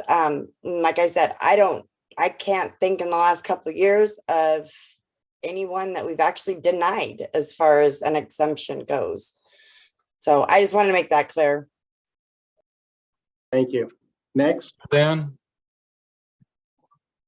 Dave. Hey, actually, it's me. I just wanted to make one comment and then I'll back out of here real quick. Everybody is talking about, well, we have a small league, we have a large league, we have this kind of league, we have that kind of league. What we need to realize is that we are all Western BCA here, and the more we dumb down our league, the more we're going to become just like everybody else. Right now, we are the league that everybody wants to play in. And the reason they want to play in that is because it's managed properly, it's controlled properly, and we have all these members, all these people that are sitting here spending their Sunday on this computer watching the screen. If we start taking this stuff away, we're not going to be any better than anybody else. And as far as the exceptions goes, that's all it is. It's an exception. I've used them, many people have used them, but if we start making our daily league become an exception, we're no better than any other league out there. So we might as well just hang it up like everybody else. That's all I got to say. Thank you. Anyone else? No. Okay, so let me Raise his hand again. I think he took it down. Okay. Okay, never let mind. me address exceptions real quick. I'd like everyone to understand, to the best of my knowledge, I made only one exception last tournament. I believe there were possibly 3 or 4 in 9-ball. Majority of the reasons why I make exceptions are people are qualifying and they get in a car accident, but they'll be better in time for the tournament. I tend to lean in favor of medical exceptions. The reason why is I feel it's not in the player's control. So that's kind of how I look at them. I've had players say, well, I'm only going to have 1 or 2 weeks. Do you think I could get an exception? I said, I tell them I don't think it's likely, and then they never apply.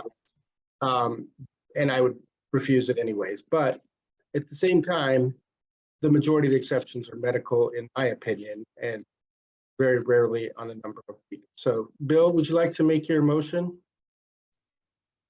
I move that we change the rule for qualifying for our tournaments, our regional tournaments, be changed from 8 weeks in 1 session to 8 weeks in 1 year.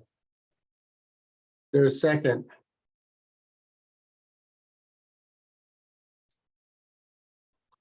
Is the motion seconded? I second it. Okay, Nikki, Hey, real stop, quick. stop, before you, let me read that back. Motion to change the rule for qualifying for our regional tournaments be changed to 8 weeks in one calendar session year. to 8 weeks in 1 year. Yes. Next, I have several more people that are on here that I don't know who they are, if they can vote. Troy, there's a Troy. I don't know your last name. I don't know who you are. I sent a private message, but I haven't heard back. So Troy.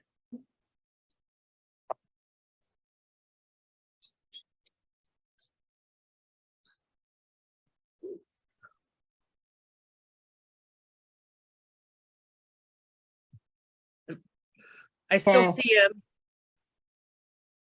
I'm going to show you guys my screen for a second, Darren, and tell me if this, and Bill, if this is correct, how you guys think this should look. It says in here, you put your name in. So I'm going to send you guys a link to this so you can vote. And it's going to say your name. And then to change the rule for qualifying from 8 weeks in 1 session to 8 weeks in 1 year, and then in favor, abstain, against. Does that look correct to you guys? Yes, there's only 3 choices. Okay, and then it also Where has is like that what's your going total. to? I'm gonna post it in chat so you can click this link and vote. But And then you where can will we only get the- vote. What's that? Where do you get the results? Yeah. I'll be able to tell you by clicking this button. Just we don't have any yet. Okay, I still need, okay, just whatever. I'm done. So it shouldn't say who's voting for what, but it will give a graph at the end. And then, but I think that this might really help the stress of trying to figure this out. And regardless, we can try it out once. If it sucks, then we'll figure out a different way too. But this is correct verbiage. And then I also have another one for attendance if you want to do that, Not which at this could point. help you. Yeah, we'll just Not at going some, to attendance again. okay. Well, I still have 5 people that I don't know who they are, so I don't know what you want me to do with that if we're not gonna have Figure a out who they current are. count. shout them out. Who's the 5 people that we don't have? Well, now I can't see my screen. Hold on. Oh, I can stop sharing. Stop share. There you go. That might look a lot better for you now. I have Troy, who has not answered me. I don't know who Troy is. I don't know if Aaron Sullivan is a player rep or a guest. There is He's a another guest. one that guest. There's another one that says PJCOOO. Don't know who that is. And then there's another one that just says Butte. I don't know who that is.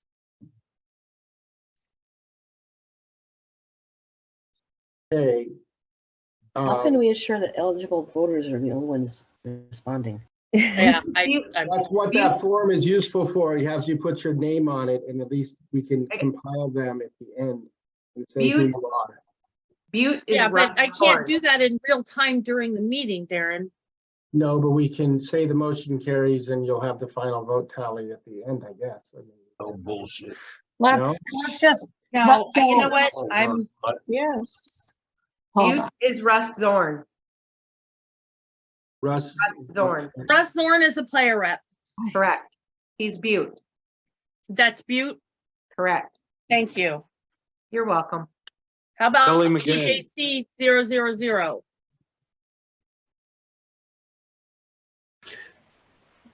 They responded in chat. People can't, everybody, people that are in chat, not everybody sees the chat. Pam Caraway is PJC. Thank you, Pam. Or thank you, Ed. Okay, are you good, Jules? So it should be, if you, is there anybody that doesn't know how to get to the chat? Because there's been quite a bit of comments and stuff in the chat part of Yeah, it. that's why it shouldn't really be like people in the chat should be talking during the meeting so everybody can hear. What about people that are sharing one site, like me and my husband? Will it let us each do one? I think I can turn that feature on that you can both do it, but only vote if you're a voting member. We both are. We both are. Yeah, RA. That's why the form is useful. You'd probably fill out the form twice, one for each voting member. Yeah, let Okay. me see. I may have to change the settings that you can do it twice. Try to do it twice and then see if it doesn't let you add quiz Okay, so if everyone can click the link and give it a try, if you somehow cannot click the link, we'll come to you next. Everyone, please try to go to the chat, click the link and register your vote. That's only if you are a voting member, meaning you're a player representative. So if you're a guest, you do not need to click the link. Well, the link she sent is like an attendance roll call. It's not the vote. Oh, thank you. Let me give you the right one. That's a good call. Okay. Is that your comment, Kelly? My comment, I had a couple things. Yes, I noticed that. I was also just going to just put this out there. It does collect email addresses, but my first question was, are you wanting us to do this now? It sounds like you are now. My other comment was just, I like the idea of the Google Forms. I think it could be useful, but do we have any concerns about accuracy and so, people honestly reporting who they are for this? Yes, I have concerns, but I don't know a better way to do this. We have to start testing. In person, we have to thank you. start testing digital voting methods for future uses. If this fails, we can all go to an audio vote like before. So let's attempt to use the form. If this form fails or too many people cannot use it, I will call for an audio vote. Okay. Tracy Self, did you have something? On the form, I don't see anything for LOs. Am I missing something? What does LOs mean? League operators. League operators. Thank That you. would be player rep, probably. How We're not a player about- rep. Hold on, have- hold on, True, hold on. yeah. LO. fix in 1 second. It's just gonna Okay. pop up on your form. Boom. Gotcha. Nice. Did it pop up? I'm Okay, gonna guys, look right we are now. gonna get really smart. We are gonna make this easy in a second. Okay. I can share what it looks like so you guys can see right now too. We got 9 results. Ooh, and it's I know pretty. we're trying to work through this, Nikki, but LO should be down 1 step. It came in where the vote is. It should actually be down by the Okay, hold on. Oh, yeah, are you? Thank you. Nikki, where am I finding this form? It's I can't find the form. It's in chat, but hold on, I can text it to you right now too instead. If you want it there, but it will say who voted. There's 15 people that voted so far. But I've been We have creating 60 people that are qualified to vote, right? 62 people that are qualified to vote right now. Okay, look in your chat. If you scroll down to the bottom somewhere and things start popping up, it'll say chat or it'll be 3 dots with chat. And if you open it, there's going to be a link that you click and it takes you straight to it. If everybody could try to do that, we have 19 so far. Copy. Nikki, I couldn't find guest. Guests don't get to vote. If you're a guest, Oh, you fill great. out the No, form. she registered me as a guest. I don't have a Google account. This is not the time to be doing this. All right. I think we're going to call for an audio vote. I don't have a Google account, so I'm not able to vote in it. All right, we're going to call for an audio vote. We got to move this meeting along. I'm going to. Okay. Before you can, Darren, before you can call for an audio vote, I still have to make sure I have everybody in. I still don't know who Troy is. Troy. Boot him. If you can't respond, boot him. All right, Troy, you got 2 seconds to respond. Otherwise, I'm going to ask Nikki to boot you out of the meeting. So, Troy, who are you? And now I can't get back to the meeting. Oh. Okay, so Nikki, give him a few more seconds and boot him out of here. Who's else, Jules? Get this moving. We've got lots of important business to discuss, and this is only part of it.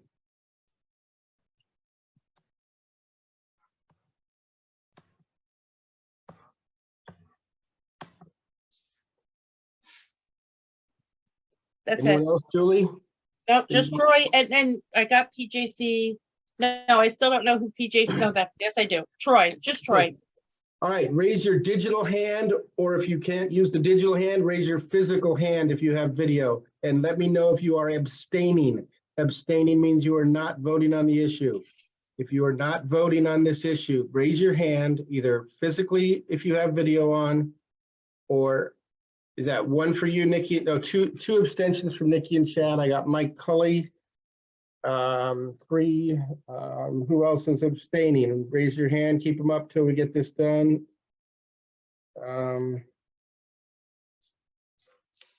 Okay, we are missing a lot of. Oh, I saw. Let's see. Mike Lippman is abstaining, I believe. Let's see. Again, these abstentions should only be from people that have the ability to vote. It's okay. I'm stating their names so Julie knows who they are. There's not a lot of no, it has to be people that are to have the ability to vote. But Michael Lippman does have the ability to vote. So we got Shelley Huntoon, Bob Olson. So I got 1, 2, 3, 4, 5, 6, 7, and then Mike Lippman's 8. Okay, so if you do not have video, this is your chance to abstain, and your video is not here, and you couldn't operate the hand button. Speak up and let us know you're abstaining if you're a voting member. Speak up and let us know you're abstaining and state your name. If you're not, if there's anyone that would like to abstain via audio, please state your name and that you're abstaining. Okay, so you got the total count? I think I had 7. What did you have, Jules? I don't have a count. My thing's moving all over the place. So I'm just listening to your count. Okay. Thought I counted 8. Okay. There's only 4 up there now. Okay, well, I know that then 8 will work, I believe. I trust you, Ed. All right, those opposed, Everybody who's abstaining, take your hand down. If you're opposed, please raise your hand physically and keep it up there until we get the count done. Raise your hand if you are opposed to this motion. I'm going to go to the first screen and start counting. I got Suzanne and Dave. I got Tracy of Cherry City. Izzy put his virtual hand up but left the room. Tammy Conabear's got her hand up. Jackson, 1, 2, 3, 4, 5, 6 across the top. Johnny, 7. Robin, 8. Tim, 9. Tyrell, 10. Shelley Huntoon and Sharon Bledsoe. Didn't you say Shelley Huntoon Yes. abstained? It is, no, against. We're about taking the against vote. Yeah, I think you listed her in abstentions as well. Shelley, are you abstaining? Yes, right, sorry, Ryan is abstaining and I am against. Okay, so that's Sorry, one guys. abstention. Okay. We're both Yeah, on 2, 3, here. 4, 5, 6, 7, 8, 9, 10, 11, 12, 13, 14, 15, 16, 17, 18, 19, 20, 21, 22. My first screen. Second screen here, I see Melissa Reeves. Sam Rabito and Eric Sawyer, that's 2 more. 3. Jeff Potter and Becky, that's 2 more. I'm just writing them down at this point. Christy Palmer, I got 1. I don't, out of your thing. I see Russ Zorn at 1 and Dave Chavez at 1. You can put your hand down after I state your name. That's why I'm doing it. Jim Knappenberger at 1. Next over, we got Sue Ledger at 1, and then Mike D at 1. Okay, so, oh, Raquel, thank you. I see you, Raquel. Okay, so 1, 2, let me count these up. 1, 2, 3, 4, 5, 6, 7. You didn't say my name. You didn't say my name either. What's the 2 names, please? Kelly McMinn, player rep. Excellent. And that Julie. was all right. And Melissa O. Amber Davis I got you, Amber. I got you, Amber. and Patrick. Oh, do you both get to vote? Yes, he's a Yes, player. Yeah, they're rep. player reps. All right, gotcha. I only saw 1 hand up when I looked at it. 1, 2, And Darren, Melissa Elaine? Olson. yes, Elaine? Elaine. You're voting against. Is that right, Correct. Elaine? Yes. Okay, 1, 2, 3, 4, 5, 6, 7, 8, 9, 10, 11, 12, 13, 14, 15, 16, 17. And Melissa Olson, did you get me? Yes, 17 and Thank you. 22 is 39. I've got 39 against those. Is there anybody Cynthia without video Valentine. and the inability to raise your hand digitally wishing to vote against this measure? Speak up if you wish to vote via voice. Can you restate that proposal that you're voting on? Can I repeat the motion? Is that what you're Yes. asking? Please. Excellent. The motion we're discussing is, I thought you typed it on this form. So, Who asked for the motion to be repeated, please? Julie, can you Doug repeat the Schultz. motion?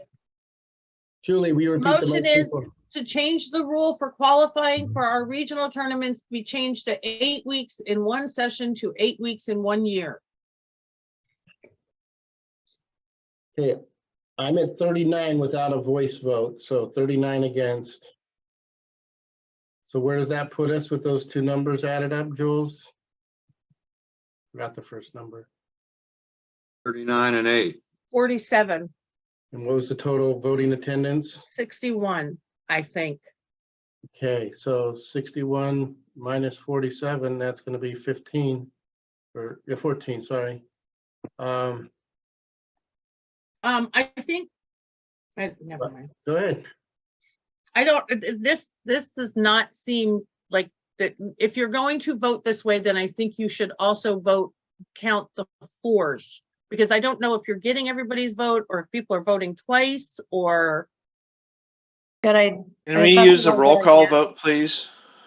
And if we're just counting people who are present, right? There's quite a few people who aren't voting members, right? So we need to 60 and a count roll that. count vote. Might actually be faster than this. It might. If the It goal might is be faster. accuracy. It will definitely be accurate. I mean, I just don't feel any confidence that this is accurate. How many voting members are present? Do we have 61. 61? Okay, thanks. And 47 are against. I would suggest we consider roll call vote on the next item. This seems like this item's gonna You said fail. 39 were opposed, so that's not close. Okay. So we're not very close, but on anything that is, Well, 39 opposed. I but can they- shorten this. Go I ahead. withdraw the motion. Since it's Why obviously. why don't you change the motion, Bill? No, Why don't you change the motion to 16 weeks in a year? You cannot do that. The motion is. I'm Can't gonna just do it change the later. motion after the I'm vote. not doing it today. I mute everybody's microphone. It's very simple. We have 39 against. We have 8. Sorry, you told me to mute everybody. Let me unmute you. Okay, it's all you again, sorry. Okay, I believe that we have an accurate count. With 39 against, 8 abstentions, that leaves 14 in favor. Julie, that does not seem close to me. Will you unmute your phone, please, Julie? what? Well, I don't know what your question is. I said 39 against. Right, The 8 abstention.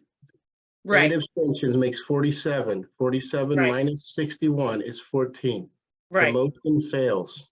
I think we need to realize if. I we think can that's a bring fair this issue up assessment. At a future date, we tried a voting system. It may not be ideal and perfect, but we got something that is accurate as far as the will of this body. I think for this vote, it works, but for any vote that is close, we need to do a roll call vote because We otherwise will it's do not roll call going to be votes going fair. forward. I understand and I agree. All right. I know nobody wants to do that. I don't want to do that either, but I don't see how it can be. This one is obvious, but All right. So back to the agenda real quick.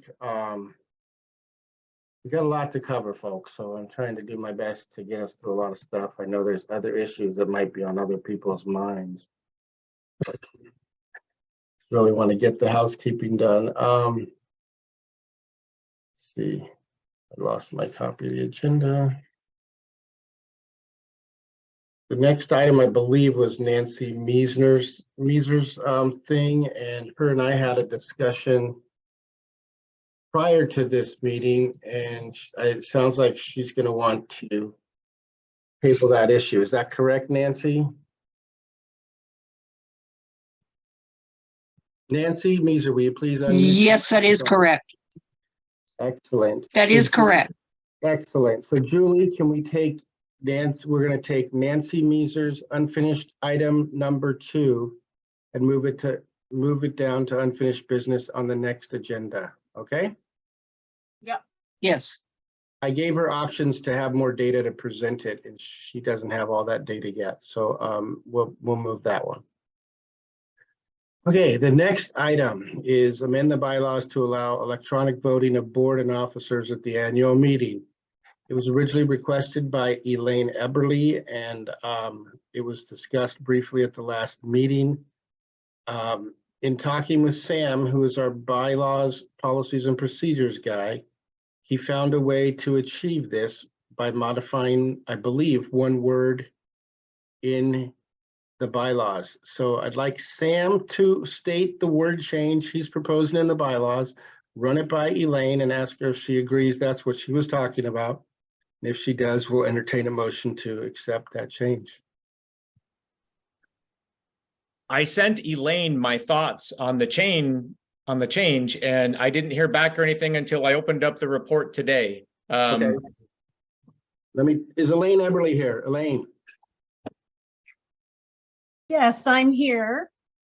Can you hear me?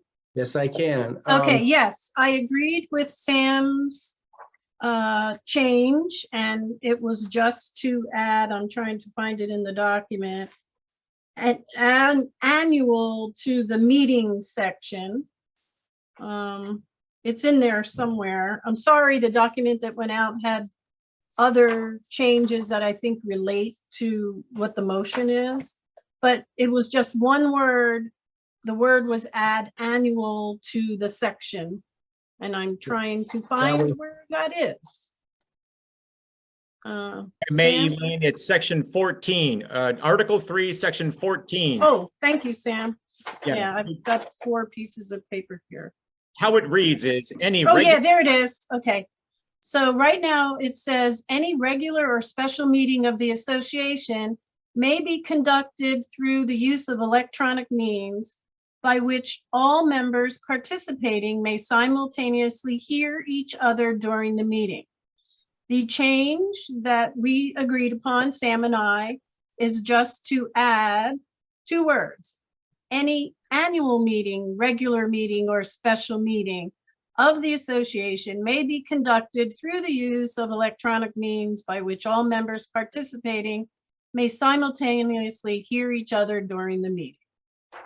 So the reason I propose this is just so it's clear to everyone, there's a lot of new player reps. Any voting member can vote at regular and special meetings such as today, but they cannot vote at annual meetings because it says the word present. The bylaws are from 2012. Technology has changed. We had a little burp with this electronic voting, but it certainly can be done.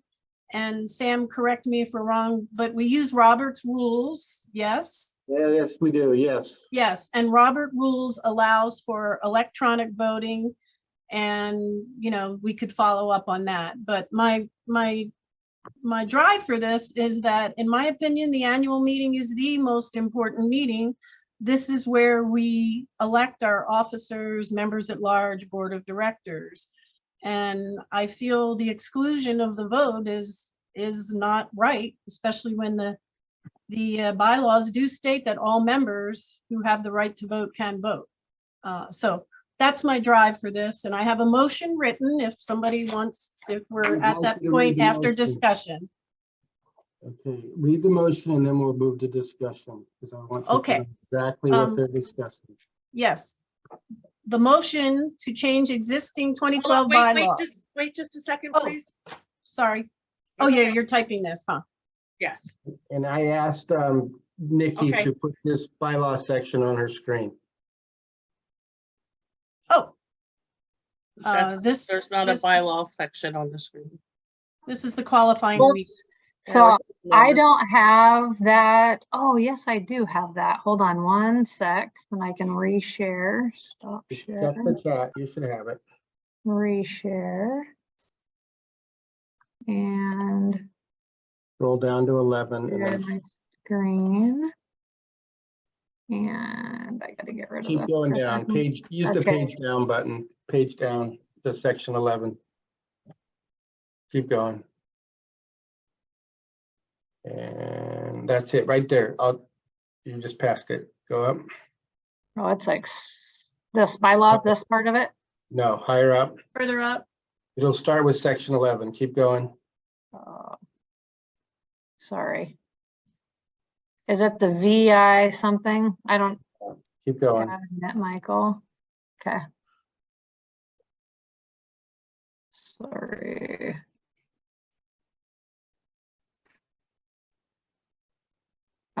This stop. one right here? Yeah, no, it's a little higher. Yeah, section 11, alternative meeting venue. That's what we're looking for. Okay. Now read your change, Elaine, please. Let's see.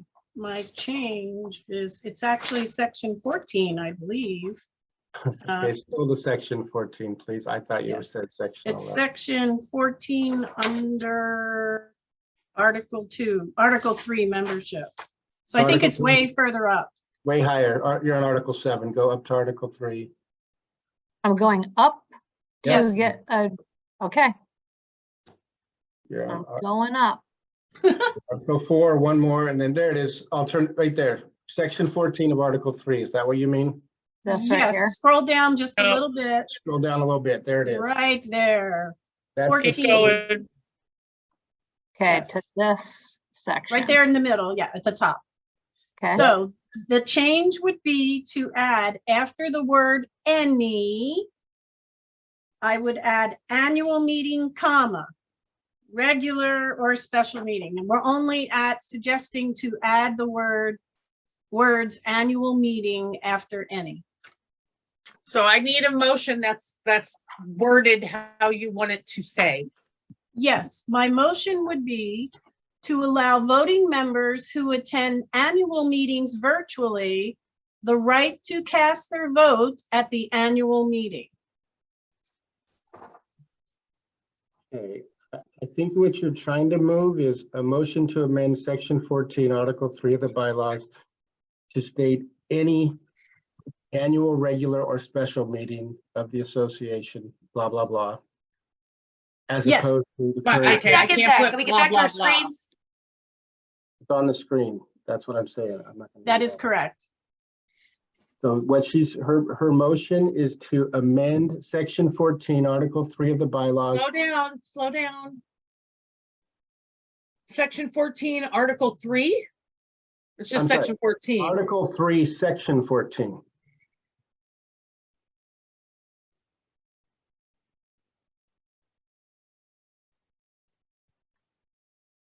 Of the bylaws.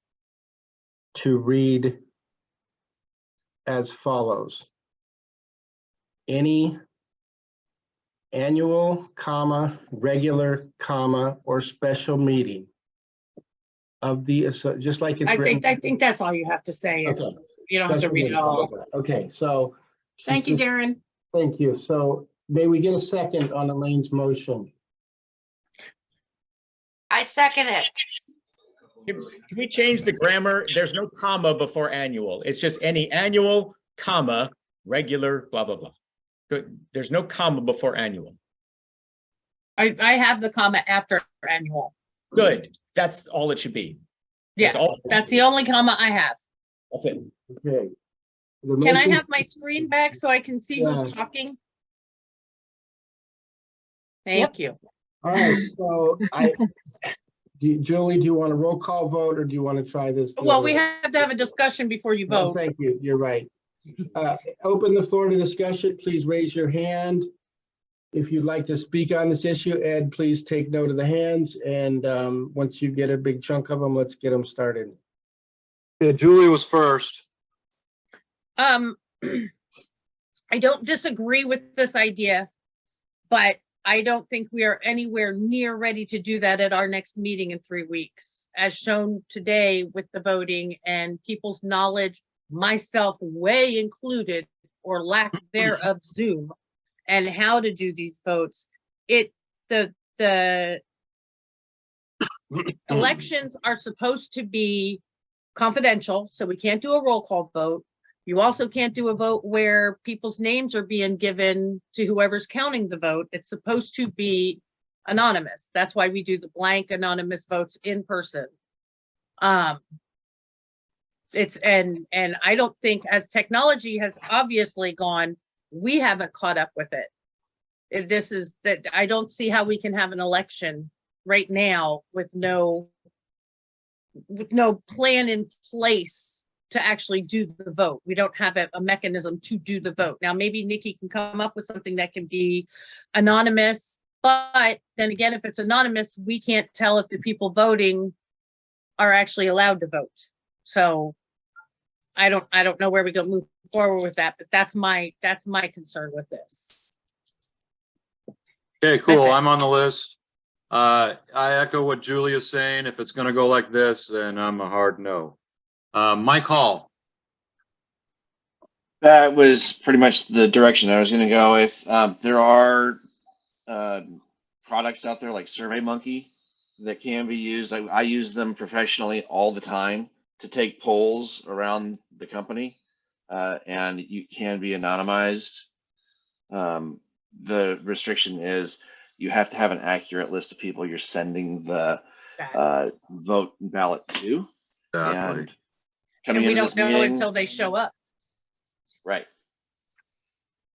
So it needs to be vetted and tested before we say that it's a hard and fast rule, because you're going to run into problems in a meeting where people are going to get upset that I can't vote the way I thought I could vote, and I did not plan on traveling to a meeting because of whatever reason, based on an expectation that something was going to work. Okay, I have Elaine next. Can you hear me, Ed? Yep. Okay, so the reason I proposed this, I mean, when I lived in the Seattle area, I was like a meeting regular. Now that I live almost 350 miles away, and I know there are others where distance is an issue, I can't attend every meeting. And this one is really important. I mean, for me to go to a meeting is drive time. It's a lot for just one weekend. Obviously, I think everybody gets that. There certainly are ways, like today was not an example. I give Nikki kudos for trying that out. Probably wasn't the best time to do it, but you know, we can see it will work. And as I mentioned earlier, Robert's Rules allows for this. There is software out there. I do think it would be an investment that Western BCA would have to go for. Maybe we just allow this for people, you know, a certain distance away. I mean, personally, I don't really mind that my vote is not anonymous. Maybe others do. I just think, you know, we do have to catch up with the times. And again, that to me, I mean, I attend every meeting. That is the most important meeting for me, is this is where we're going to have officers, etc., for 2 years. You know, it matters to me. And I guess probably others too. That's all I'm going to say. Suzanne, I have your hand up, Julie. Okay. So I agree with everything that everybody has been said. However, I believe that the annual meeting should be in person. I have no problem driving 600 miles to be at a meeting. And I'm not putting myself on a pedestal. I'm just saying that's the way it is. And I knew that coming into this. So from an annual meeting standpoint, the only thing I would ask is that number one, we have this scheduled way in advance so that people can plan for it. Number two, that we have it a little bit closer to the end of the year. So I know that would require another change, but the change should be that it should be a little bit closer to the end of the year so that the calendar year would be all these individuals that are making changes, but not too close to the end of the year so that we know that things can still be accomplished by the end of the year by the folks that are already in there. Does that make sense? Good? Yeah, I'm done. Okay, Nikki. So here is the screen, just so you guys know, if we decided to go about doing it like this, that it has who votes on here, but you don't know who voted. You just know that somebody did. And this is Chad and I. And then down here, it shows the results, but you don't know who's what, especially if you just printed that out. You probably could click on things and get it, but if you just printed it, then you wouldn't. And it also shows if, you know, if they're a guest or whatever they are. Now, the downfall is we would all have to have a Google account, I believe, to be able to use this, which might be annoying. And just seeing how much crazy chaos it was, I figured trying it, and at least you guys can see the results of how it looks. Then you can make a more educated decision when we talk about this later. I do think if we're going to do our annual meetings, Zoom versus live, I say we pick one or the other, because trying to do, if this is frustrating to do Zoom when it's all Zoom, if it's mostly in person and a little bit of Zoom, makes it an absolute chaos mess. I don't know how to run one of those very well. So I would say either one or the other. And I think at the end of the year, there's a lot of snow, which could be potentially a problem for the people that are driving a long distance to be able to get here. And I guess, Sam, you're up after me. Actually, it was Julie, but. Oh, sorry. Can I have my screen back too, please? Yes, there you go. Yeah, I know we talked about changing the annual meetings when we changed from calendar year, but we never did a vote on it.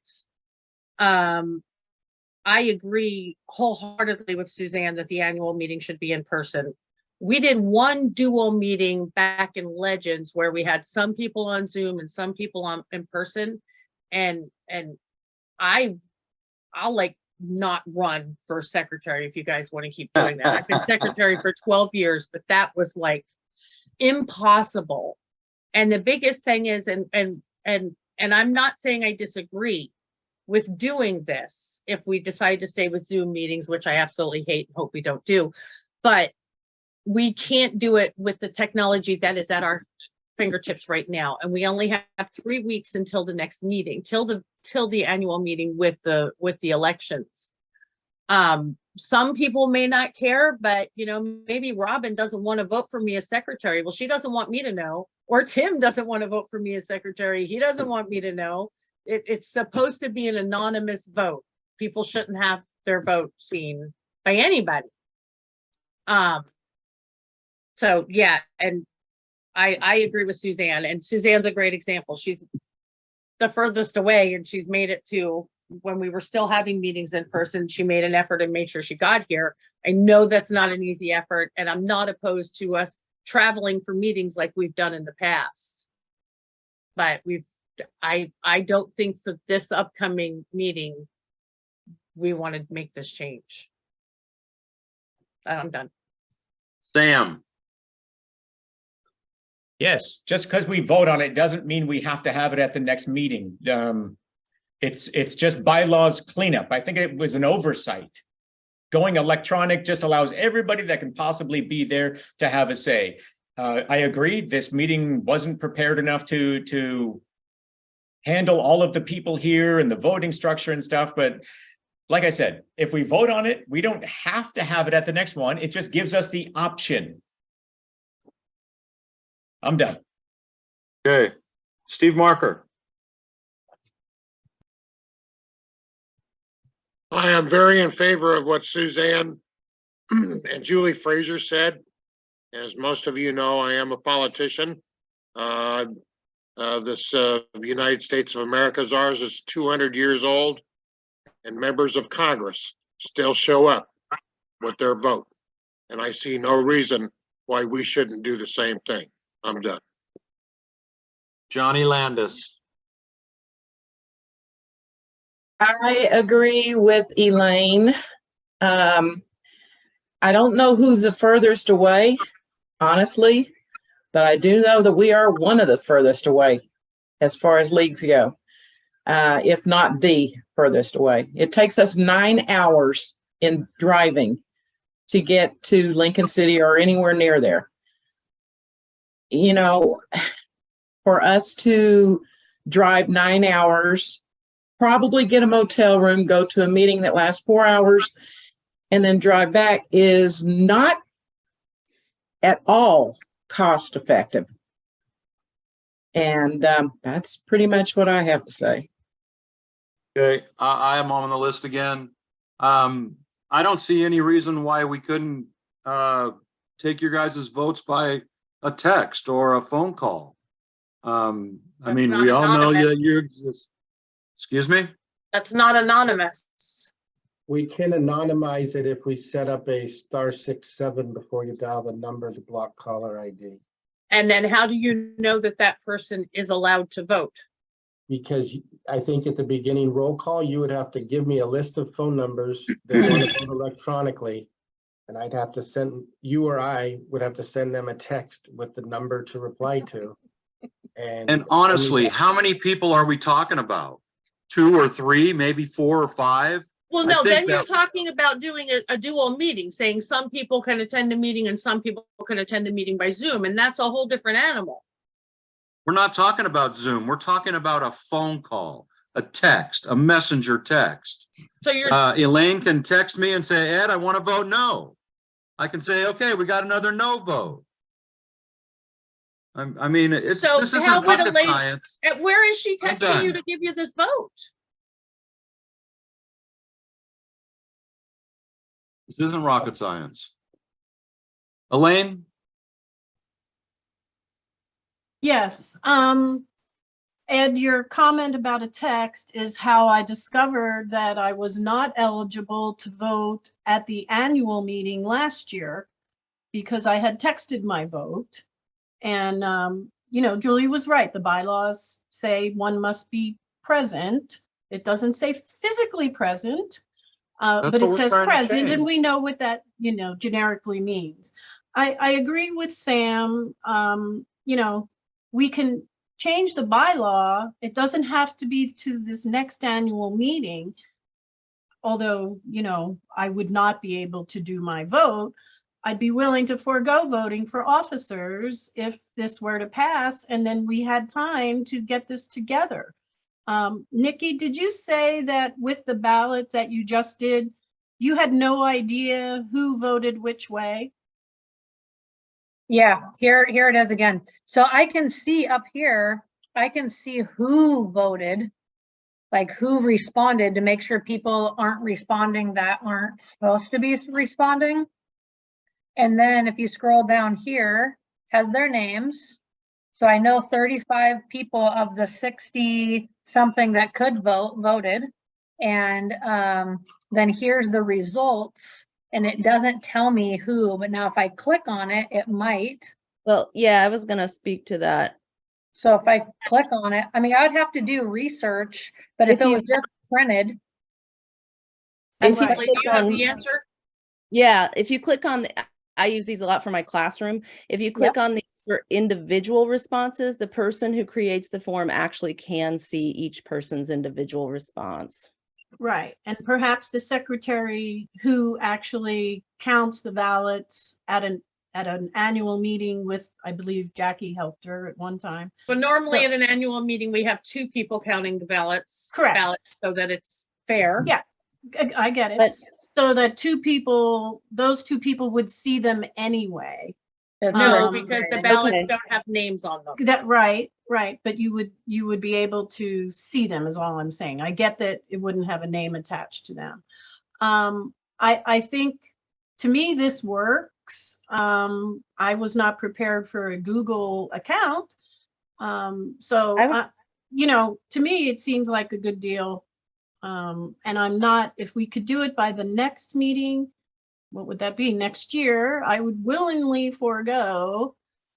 The next annual meeting is in 3 weeks. It's only like 2 weeks, so obviously, Jules, we're not going to be ready Yeah. for that. Yeah, I just wanted to get this in the books, as Sam mentioned, because there's a way to do it even anonymously. There's software out there that allows that to happen, and we should just get on board and, you know. And it sounds like if we're going to use that software, we're going to have to also do some sort of thing where people are going to have to actually RSVP for the meeting, because we'll have to be able to send them. Right, the ballot. The ballot.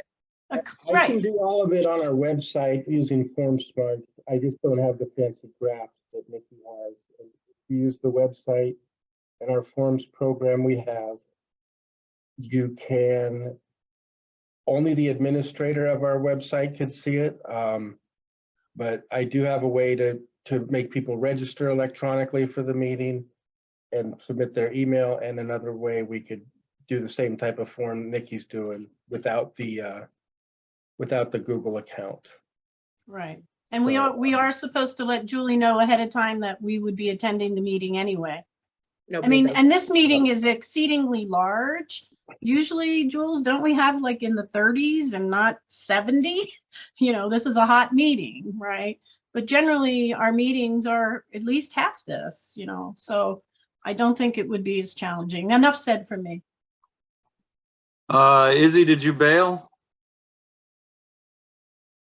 Well, I just wanted to say, so I know everyone keeps referring to technology, cell phones, you know, stuff like that, but I also know, as Darren just clearly mentioned, you know, possibly putting hypothetically a ballot on the website for players reps who can't make the meeting. Why can't they just print out the document, put their vote on that ballot, and mail it in anonymously? What's wrong with using a regular mail service if you can't drive? And I understand driving 9 hours to go to a meeting doesn't really seem very, very smart, especially in bad weather. But instead of driving, Point of order, the bylaws state specifically, there's no proxy voting. So you have to be present in order to vote. So it would be totally against our bylaws. I don't mean to interrupt. It's just, that should answer it right. so if you have to be present for voting, then why are we talking about then setting the vote by technology? Especially The for the people ones that that are the people that are watching on Zoom want to vote. I guess that would mean that our annual meeting would have to be by Zoom, unless we're also voting to do it split, which anybody that attended that split meeting wouldn't want to do that, so. So, look, I believe we can eventually find a technological solution that works. And I think the best course of action, in my recommendation, is we vote. In my suggestion, we consider approving this item. That doesn't mean we have to, like Sam said, require a Zoom meeting. I can require a face-to-face meeting. The time and place of each meeting is set by the president and with the secretary's help at the end of each meeting. So I think what I would do is most likely try to get at least 2 people, maybe the 2 furthest away, that Elaine and test out an electronic system.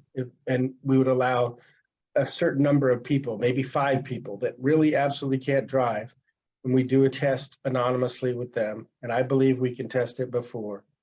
And I don't think it was hard as having hundreds of people anonymously voting. I think it'd be easy to get a couple and get a test program out of the way. But we would all have to vote that way. Everybody No. at the meeting would have to vote that way. You and I could count the votes. I could. So share you're my- saying to have a meeting that is partially Zoom and partially in person? It would be in person, but they could, yeah, those 2 to 5 people could join by Zoom if need be. And I mean, the problem with Zoom is they need to be able to speak to the whole group. That's always the technology. How are you going to decide who gets to, like, it's not going to be 2 or 3 people that attend by Zoom. It's going to be a lot more people that attend by Zoom if that option's allowed. Point of order, this is logistics and really has nothing to do with the motion that is on the floor at the moment. But it's going to affect how I vote on that motion. Okay, then Darren, can you please say we will not do this at this meeting? Because like you just said, the president dictates how the meeting is going to be held. Just say it's not going to happen at this meeting, at the next one, at the annual meeting. Are other people with their hands up going to be allowed to chime in? Right? We have 10 more people to talk. I'll decide the meeting time and location after this discussion, but I'm leaning towards an in-person meeting. But continue with your hands. Mike Hall. Thank you. I have a question and a comment. I'll start with a question.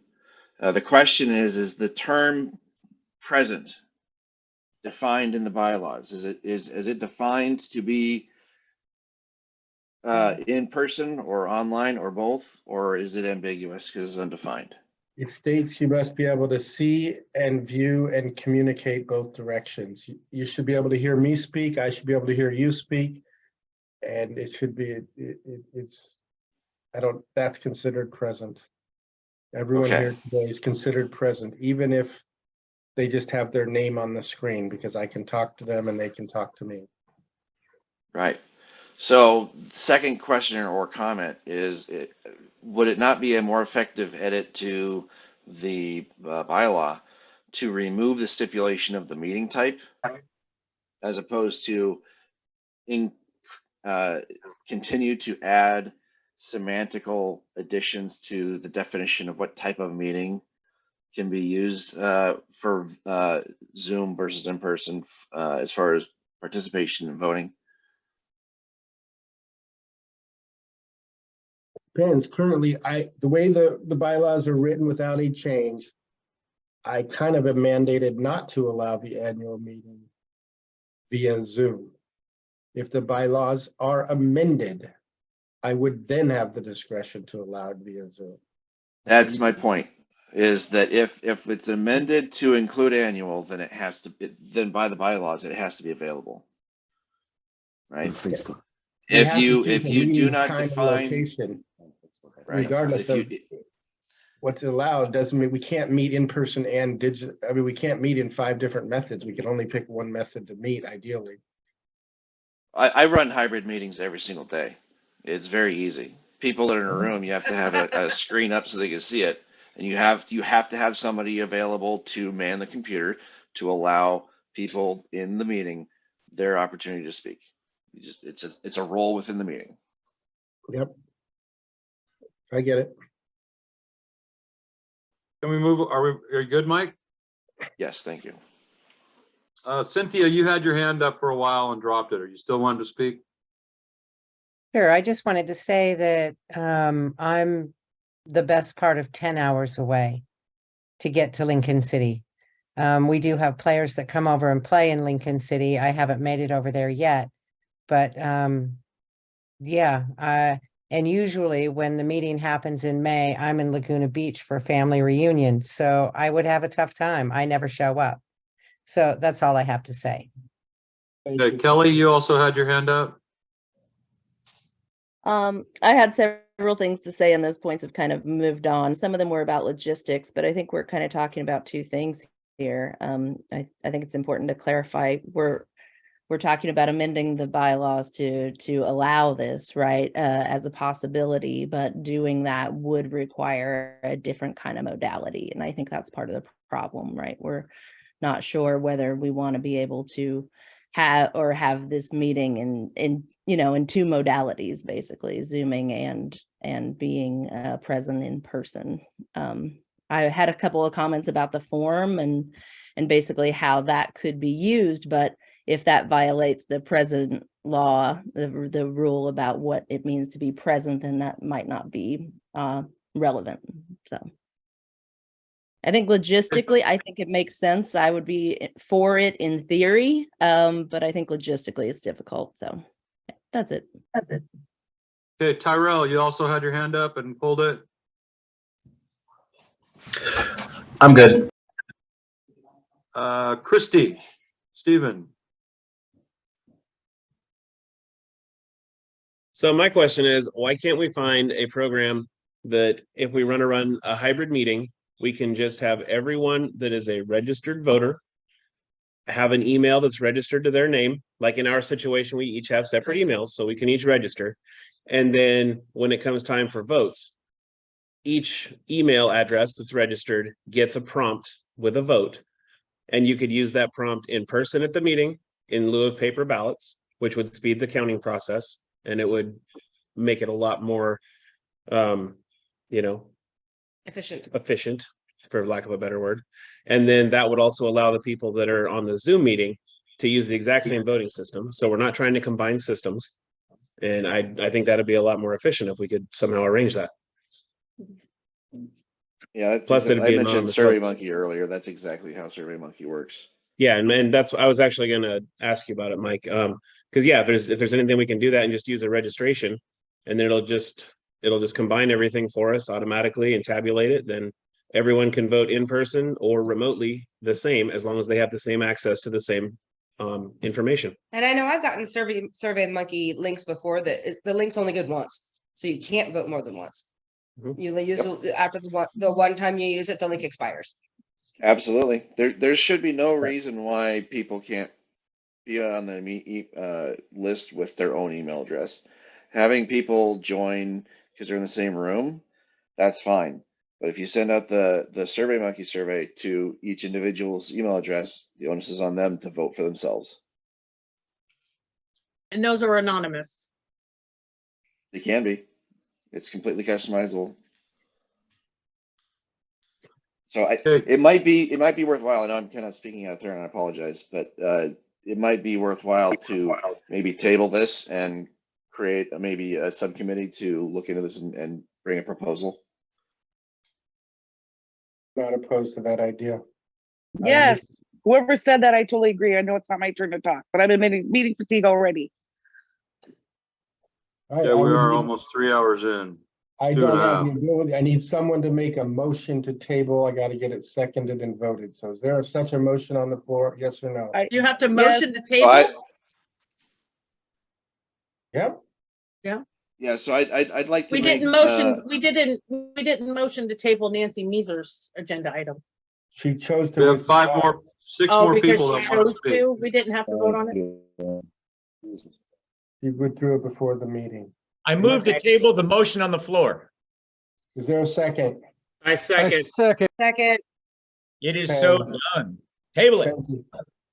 All right, quick vote.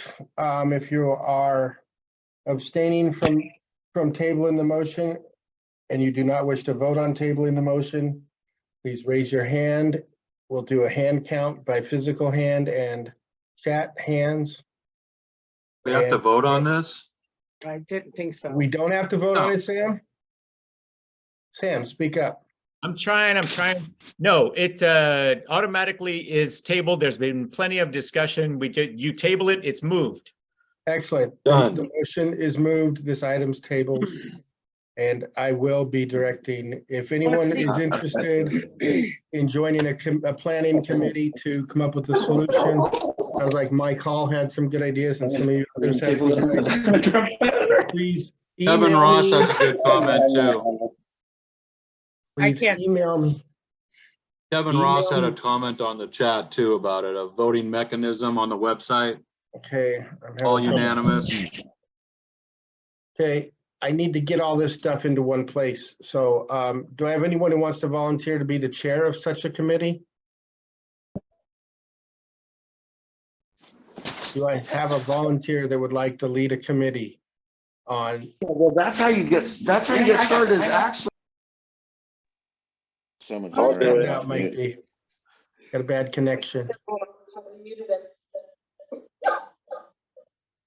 I don't want to chair it, but I would be happy to participate in it and help. Okay, Kelly will volunteer to be part of it. Who else? Mike What are Hall, you would be calling this part of it? committee? What are you calling this committee?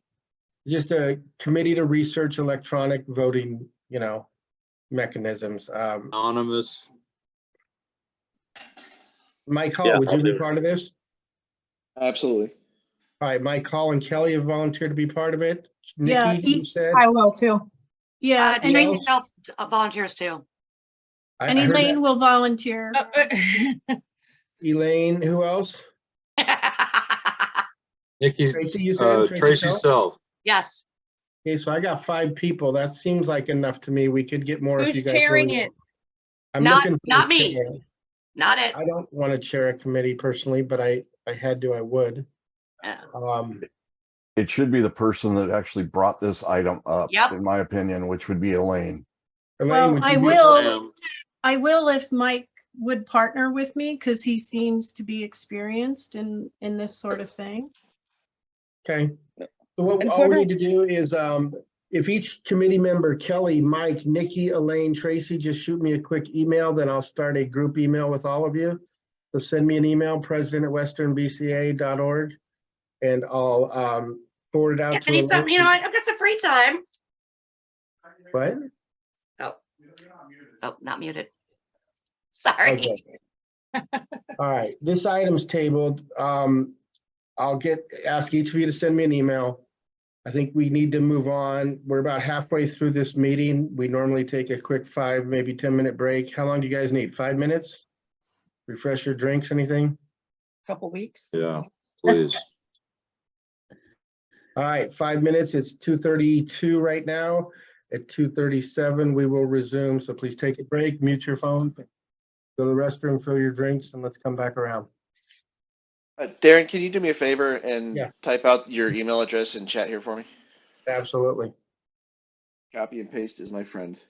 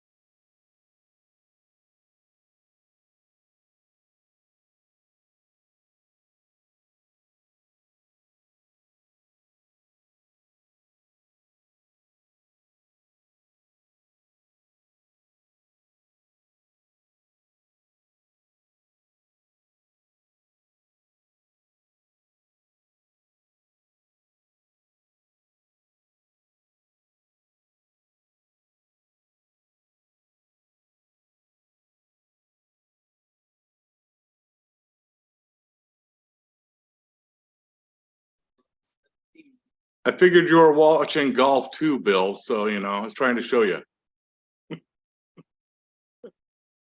You're muted. I can't hear you.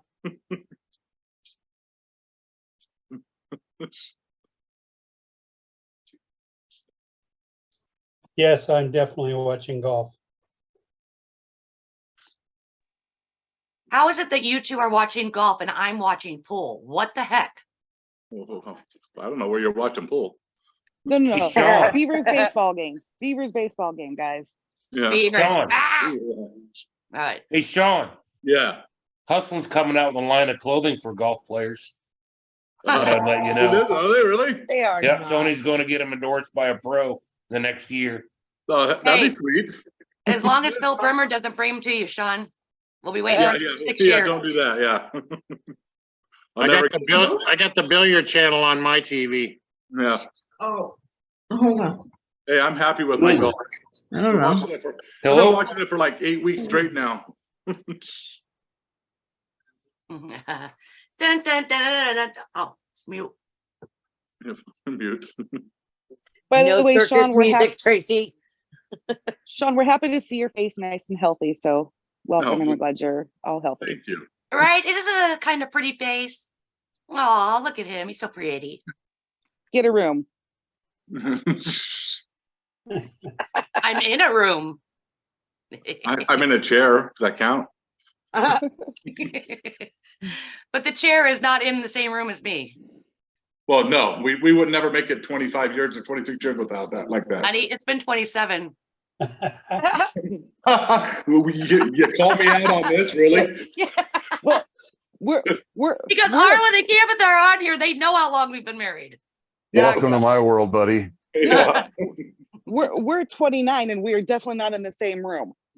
Nope. You see? Yeah, but That's how we made it to 29. did you have to set up Arlen's? Are we at 33 or 34? Fraser back on the meeting. 33. Why do you think it says Camitha, Tracy? It's on her computer. Right? You know you can still change the name. How do you do Yeah. that? Okay, go to see the top, your top left, Michelle. Look at mine. I'm on my Or phone. their top right. Do you see little dots right here? Can you see? I don't know if you can see mine. Put your I glasses don't- on. No, she can't stay with her glasses on. Rename. Hang on. Okay, Yeah. where are you at, Trace? So on your up there by your face. Yeah. When you take your finger up there, because you're on an iPhone, right? Does anybody in Yes. here have an iPhone that? Because I don't know how to do it on. iPhones are crap. There should be Yeah. something. There should be something that you click down, and it will say rename all the way down at the bottom. Hang on. Why do you need to rename? Honey, it says Michelle Jensen. You're fine. No, she's gonna end up getting kicked out again. Michelle, leave it alone. It says Michelle Jensen, and you're on mute. Yeah, and if I Looks like change the name, Julie's she won't back. change We're it gonna back. get this meeting back on track. We're ready. Nikki Bisconder, are you here? Nikki? There you are. Yep, I'm back. Can you hand over the admin to the thing to me? Because I got to share my screen.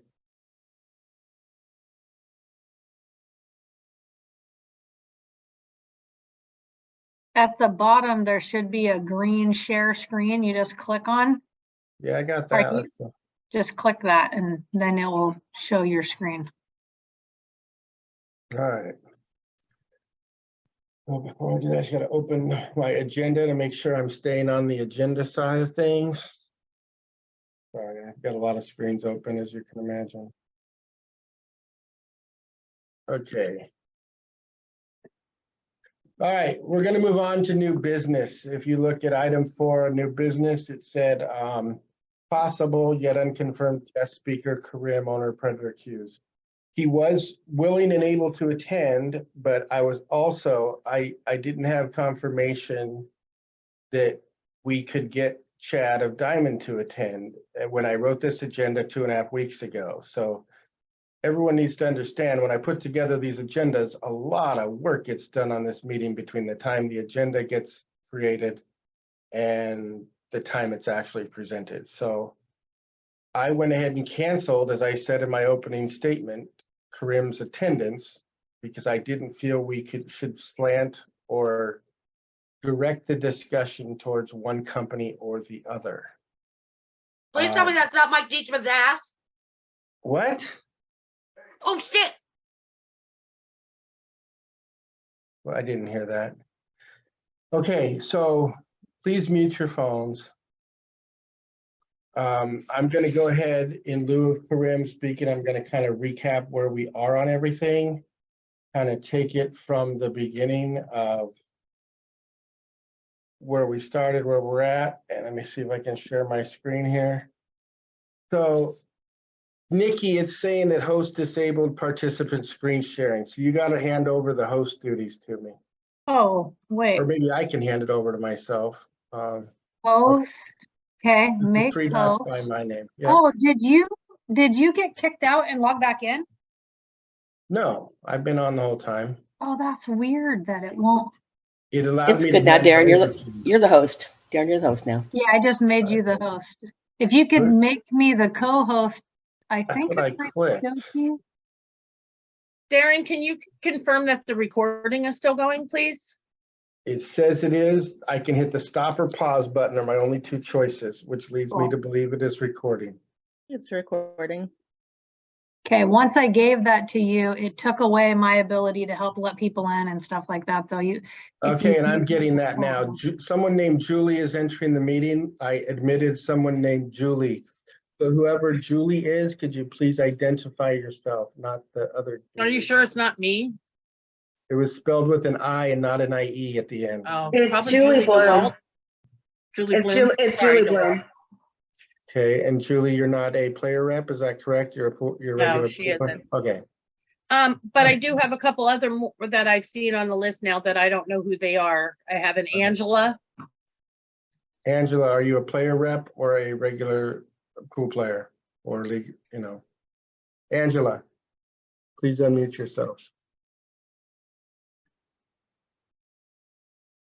I can send her a private message asking her, here, I asked her to unmute. I'm a player. Excellent, so she's. What's your last name? Busenbark, Could you spell that for me? I'm sorry. Busenbark. Thank you. Welcome. And then I have a Chris Brogan. I think he's Player. a guest. Okay, and then Delina. So Delina is.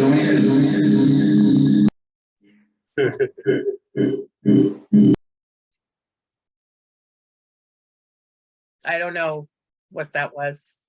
Did That anybody was a hear lot what of, that was? that's a lot of reverb. That's someone using an external speaker with a separate microphone and getting feedback loop. Delina, can you just do a chat of who you are?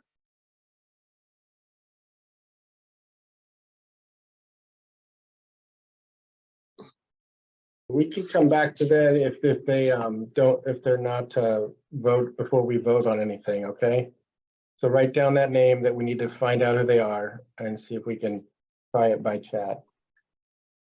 Hey, Darren. Yeah, Yeah, Delina is actually Mike Crump from Umpqua Billiards. thank you. Mike Crump from Umpqua Billiards. Yeah, I just logged in on my girlfriend's computer, sorry. Thank you. We also have a Tom Fulton joining the meeting. Tom, are you there? Tom Fulton? Tom Fulton, are you there? Are you a guest or a player rep, Tom? He's a Fine, player so rep. He is a player rep, excellent. Yes, he So is. I think we're good for now. Let's get on to this presentation. I think this might have a lot to do with why people are here today.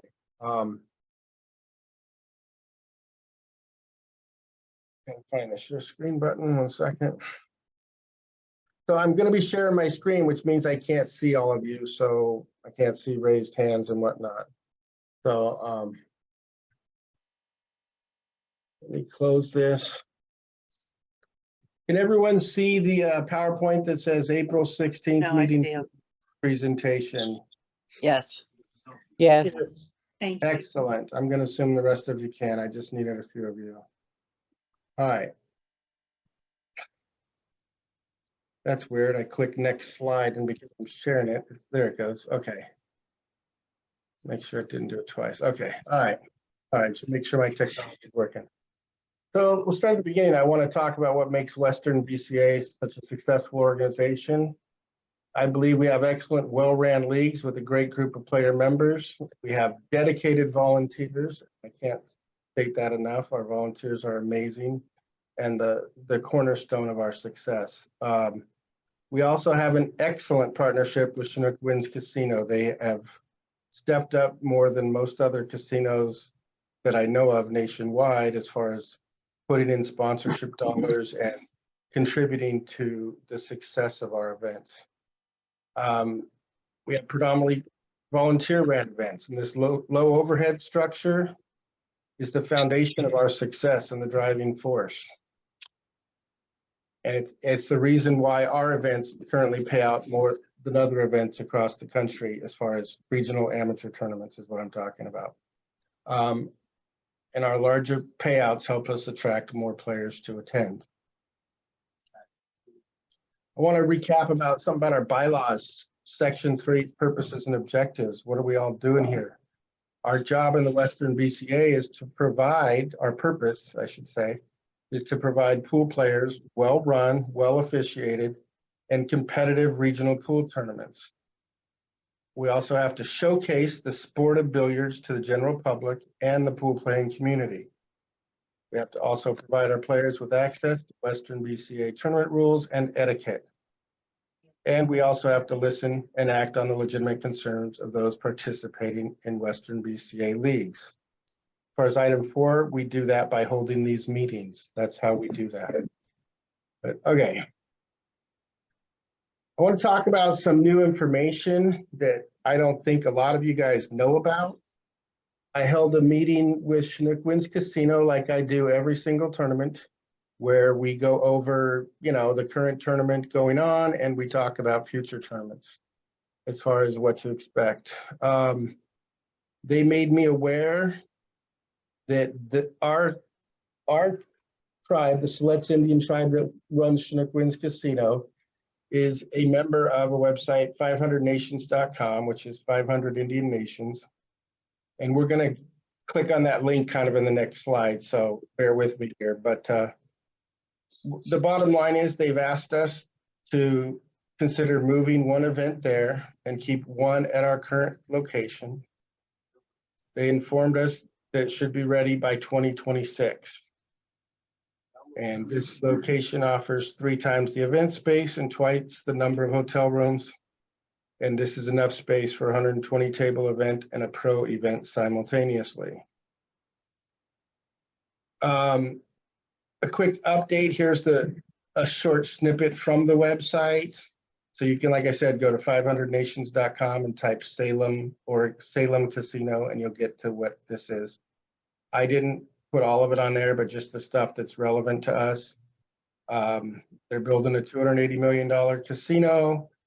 The important thing to us is on the right-hand side, is 64,000 square foot multi-purpose event center, including a 20,000 square foot ballroom and 6,000 square feet of meeting room. I got it. For those, please mute your phone, Michelle Jensen. For the purposes of our event, whether people know or not, we have about 19,000 square feet, okay? So 64,000 square feet is more than triple the size. So they're going to want us to bring more players. That's why they want to move the event. They want us to get bigger and want us to we also get first pick of meeting, dates and stuff for their casino. So they are huge fans of the Western BCA and want to see us succeed. And they are a very valuable partner in that regard. So what the heck does all this mean to us? Real quick, Julie, I'm getting 2 people in the waiting room. Let me see. You have to make one of us a host and we can let them in for you. But it took away the host ability. Crap, I'm sorry. Let me figure out how to do that. I think I got to stop my screen share. I think you just go up to my picture, the little 3 dots. Oh, because you can't see anything. If I expand. Hold on, keep talking. Say something again, Nikki. Okay, does my face pop up? If you Yeah, see that my puts your face, face there's on the top. three So I got dots. that. 3 dots in the co-host one. That way you still have the main host ability. It doesn't say co-host. I get mute, stop video, chat, pin, spotlight. Oh, make host is all I can do. I don't have a co-host. That's so weird that it's doing that. All Because right, it well, I'll just keep an eye on it. We got to keep Thanks. moving forward. So I'll keep an eye on it. I just didn't see that little dot on my screen because I was kind of focused on what I was saying. So what I feel this means to us. Aaron, you just said you let some people in. I'm I sorry. Who were didn't you let them in. letting They went away. I Oh, missed them. okay. What does a new facility and possibly changing a tournament to this new location mean to us? In my eyes, it means that we need to be prepared financially to hold a 120 table event, and we need to increase attendance to our events. I threw out some ideas. None of these can happen without your guys' approval. These are just ideas I thought of for your consideration, okay? So I'm not saying we're doing them. I'm saying we're going to plan and meet and talk and discuss and come up with a plan of action. So possible ideas, we get requests from British Columbia, Canada, Alaska, Northern California, Western Montana, Nevada, Arizona. Those places have all reached out to me in the last 12 months and would like to become part of Western BCA. The big challenges around these further away leagues is they might be a big league of 200, 300 players and only 20 or 30 want to join our association. And if you guys recall, we voted in Alaska to join Western BCA. When I approached them after the meeting, Anchorage, Alaska, they said, well, we didn't realize we had to send in $15 for all 300 people. And so they did not proceed with their application to join the Western BCA. So currently Anchorage is not part of us, even though they've been voted and allowed to be part of us. I have a request right now from a different league up in Canada for a future meeting. But anyways, the long story short, we might have to think outside the box of how we would grow, what we would allow in growth and what we would require. And, that type of stuff. So my suggestion is we consider the fact that we would have space to have a pro event simultaneously with our event and not sacrifice what we're used to. We've been offered a pro event the last couple years, but the only way we could do it is to cancel like teams or singles or scotch. And so we rejected the offer and never even bothered because we didn't want to harm event or our current players. So additional space to me is a bit of a game changer for us. So I feel if we can achieve additional savings on our table and tournament direction and other stuff, we would be able to do a pro-am similar to the old Chinook Winds Open event. And if we did that, we would have to add the money to that event. But I think the players loved that in the past. We're disappointed that it went away. I get requests all the time saying, no, bring back the pros. We want to play them. And there's not a lot I can do, but I'm just telling you, it comes to me a lot. I mean, I also don't see how we can afford a pro event without a partner coming in to help handle the financial burden. I don't see that we would ever want to pay the full freight of having a pro event ourselves. But those are my thoughts on this. And so how could that possibly affect your vote? I feel like, in my eyes, we got to prepare our organization to grow our event. That means we got to look closely at operating costs. And I believe failing to plan is planning to fail. And what I meant by that is our partner is asking us to grow. They're willing to contribute and change their contribution as part of it. They haven't given me a firm number, but at the end of the day, I believe we should be responsive to their needs. I don't know what would happen. I didn't really pose it in my initial meeting, what would happen if we said no. But anyways, so I just don't think not growing is a wise option. Because risking any damage to a long-term relationship just isn't in our best interest. We've got a super long relationship, super important. They're the reason we exist, if you want to know the truth. I mean, they're a big reason why we exist and are successful as we are. So, Darren, just to clarify, you are talking, when you say our partner, you're talking about the Sluts tribe, correct? correct. Chinook Winds Casino Tribe, yep. Thank you. So these are all things we'll have to tackle in the future. I just wanted to get the news out there to you guys so you can start thinking about them. I think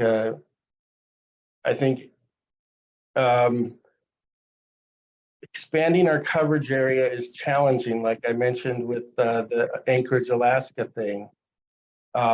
They got approved and they didn't join. And I think if we had a pro event, they might have joined, that type of thing. So I think the Predator offer did, they are open to bringing a pro event in 26 and 27.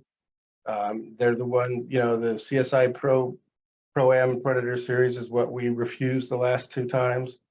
We could try to figure one out without them.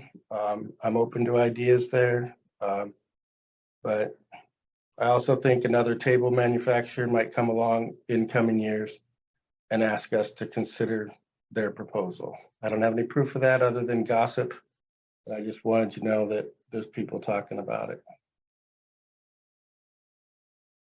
So what topics are we going to cover?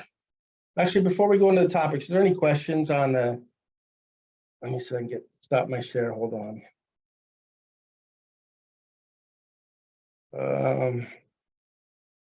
Stop share. All right, does anybody have questions on the new casino, the directions and the thoughts or considerations about that? Start with, I see Sam first and Jennifer Spear, and then I'll kind of go left to right, top to bottom. Sam, what did you have to say? Yeah, you mentioned a financial burden that we would share with having a pro event. What can you elaborate on that, please? Yeah, I mean, bringing the pros isn't cheap. As we know, when we held the pro event, we shouldered a chunk of the cost along with Chinook Winds Casino. For those that aren't aware, one of the reasons there isn't a pro event at our current location is because Chinook Winds pulled out of sponsoring that pro event. They felt it wasn't lucrative for them. They wanted to just stay sponsoring the amateur event. And if you do the math on it, it's real simple. A bracket of 64 players coming in to gamble, although pros gamble a lot more than regular, I think they tend to gamble pretty high. It just wasn't enough players and bodies. They look at their sponsorship dollars in relationship to casino gaming revenue. So I think a new casino, a new location, I don't think they would be likely to contribute. We can ask them to contribute more for the pro event, but I don't think they'd be as willing because they've had some other experiences with the ladies pro tour in the past that weren't favorable. Whatever experiences they've had, they're just happy with the amateur pool, I guess is what I want to convey. They're happy with APA and Western BCA. And they're not really looking to get into pro events per se, but if we wanted to put one on, I don't think they'd object. And so that means the cost burden that used to be ours and theirs would be ours and another sponsor of some sort, whoever that is. So that answer your question, Sam? Jennifer Spear, go ahead, please. You hear me all right? Yeah, a little bit, a little closer to the mic though. Okay, cool. So when you're saying that you're expanding to the larger casino because we want to bring in all of these more areas to broaden our member base, doesn't that kind of cut out the coast altogether once we do broaden that member base? Because the coast is not going to be able to facilitate the larger numbers of people. So now we'll all be forced to be at the coast, or not the coast, sorry, in Salem twice a year versus our vacation. A lot of people do use this as a vacation at the coast. That is just a question, a concern. Sure. I will mute. Let me repeat what happened. They asked us to consider moving one event a year there. I'm not going to be the one deciding that. I'd probably take it to you guys to approve at some point when it got closer to a real offer. They just told us that they're planning to ask us to do it at some point, that you know, they're going to break ground on construction, and then it'll start getting contractual and kind of legal type stuff. But I mean, I'm trying to plant this out there because I was told it, and I don't like keeping information from everybody, and wanted everybody to know that this is the plan, this is their plan. I guess in theory, like I said, we could say no. I don't know what that would do for us, but I don't. Anyways, they're proposing that we consider changing one event. And this But body. what I'm saying is, you had said that other areas such as Montana and such as asked to join us. So that makes our member base larger, which would, the new venue at Salem would hold the larger amount of members. But that Correct. cuts out the coast because Only they one, can't. we'd still have one at the coast. I don't agree with the word cut out. It means we'd have one event at the coast and one in Salem. We don't have space large enough to facilitate that many members at the coast. Correct.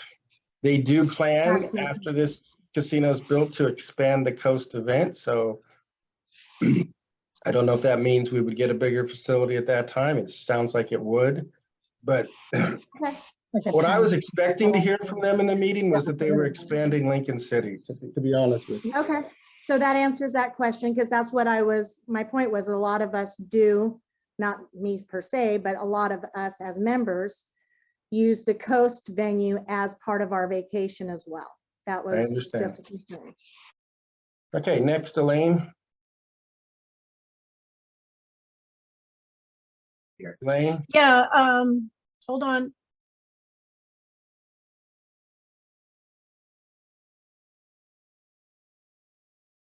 Mute. There we go.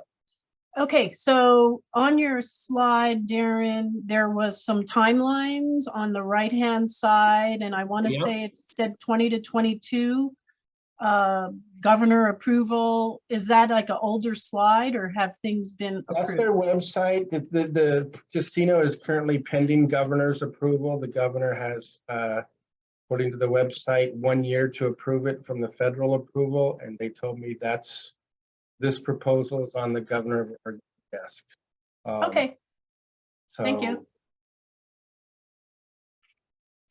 Next, Tracy Self.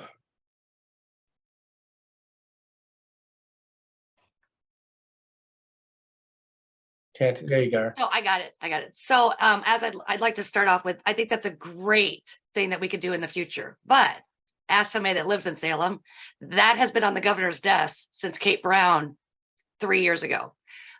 Beyond that, I think that that's something that we really need to look into. Absolutely. But I think it's very premature to bring this up right now when we don't have all the information. And from somebody that lives in Salem, y'all don't want to come here and visit. It is literally a meth head shit show here right now. And I'm not even exaggerating. You know, I'm glad that Chinook or Salitz is going to have a 4-star hotel. Not sure about all of you guys, but I can't afford a 4-star hotel. And I have a very small backyard. Maybe a couple of you can come sleep out there. But our hotel's around that area. And by the way, my office is less than a mile and a half away from the zone where they've been proposing that it's going to be for 6 or 7 years now. So I'd like to, if we could like move on. This is a great idea, Darren, absolutely. But at least until they break ground on a Salitz, or if we could have like more, you know, like the 500, let's see who the 500 other reservations are that maybe we can work in that parameter instead of this. There's 11 tribes in Oregon that are part of this one casino. The 500 is a nationwide thing. Only 11 of the Oregon tribes are part of this. So you have to go read the website. It's 500nations.com. Type Salem Casino. You can read everything that I've read. Yeah. Let's move on. Thank you for your feedback, Tracy. Ray Cunningham. Okay, first of all, thank you, Darren. I know what you do. It's a lot. Thank you for bringing this to our attention. I think it's awesome. I do believe that we have the capacity to grow to a 120 table event, no problem, especially if people have to go 2 hours less just to go to Salem. There's a lot of people that just live in Portland that can't always afford to go to Lincoln City and do it. I understand their concerns about, and I think and I can't remember her name, I'm sorry. I think it was Jennifer that was talking about the concern of overgrowing the coast, even October, if we expand so much so that even October is overrun with people. I don't think we need to include all the other states to facilitate even a 120 table event. I think we could do that ourselves. I mean, we were approaching it last time before COVID hit. We were maxed at Lincoln City. I'm 100% with them. As far as pro events, I'm sure Mike's got a lot to say about that. And then there's other people that we could get sponsored. Ed had one. I had one. There's other people that we can get to help sponsor pro events, if indeed it goes that way. I firmly believe you are on the right track in pursuing this. I just don't think we need any help at this point to do it. It's still too young. Oh, yeah, and I'm just trying to sketch a big picture of what's going on that people don't know about. We're not making decisions today on a 120 table event. We're not making decisions on expanding it. But I'm telling you, it seems to me, in my opinion, it's very likely we're going to need to grow at the future. And we need to possess the resources and ability to grow. That's my opinion. So I don't disagree with that at all. I 100% agree with that. What I'm saying is that some of the decisions being made today could be very much afflicted or affected by that in the future. And I'm not 100% sure we need any help doing it. I think we can do it ourselves. Okay. So Thank you. Mike Lippman, you're next. Okay, can you hear me? Yes. Okay, cool. Darren, when was this information presented to you? When we were down to Lincoln City. Just now, at the tournament. About a week ago. Oh, when was the tournament? A week and a half ago? Okay, gotcha. Okay, yeah. Yeah, I think Tracy kind of touched a little bit on it. I would just caution against anybody making plans based on when a construction project is expected to be completed. She actually even took it a step further to mention that, it's not even been approved yet by the governor. So I'm a little bit skeptical of a 2026 completion date on a casino that hasn't been approved yet. I just think I understand what you're saying. You just wanted to let everybody know that this is what's going on and what they're planning, and that's great.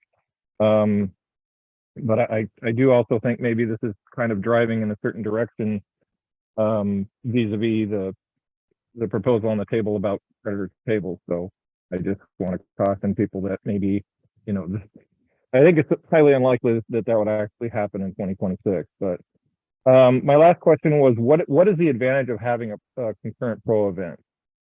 You've talked about the cost, but I don't really know what the benefits and advantages are. Yeah, I think in my eyes, it's the key to opening up other areas. As I mentioned with the Alaska situation, I think only a certain portion of the players further away, you've heard people talk about not wanting to drive 9 or 10 hours to get to our stuff.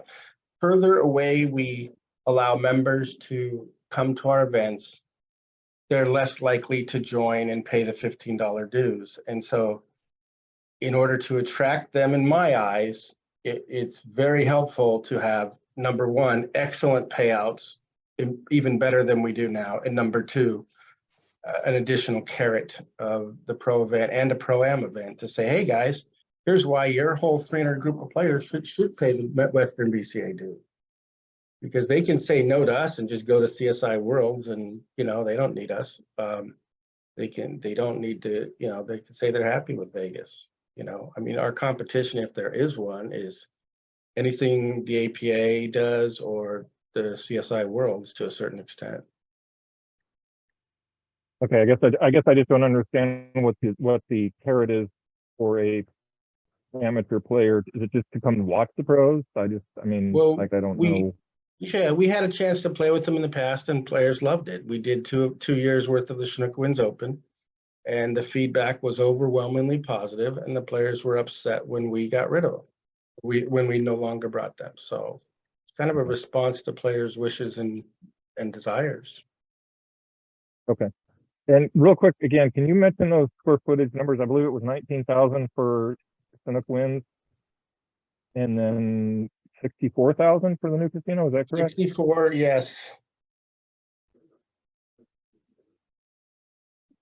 And the pro event that in your mind, if there was one, would be a 16 9-footers or something like that? Or 32 sounds 9-footers? correct. What do you think that would look like?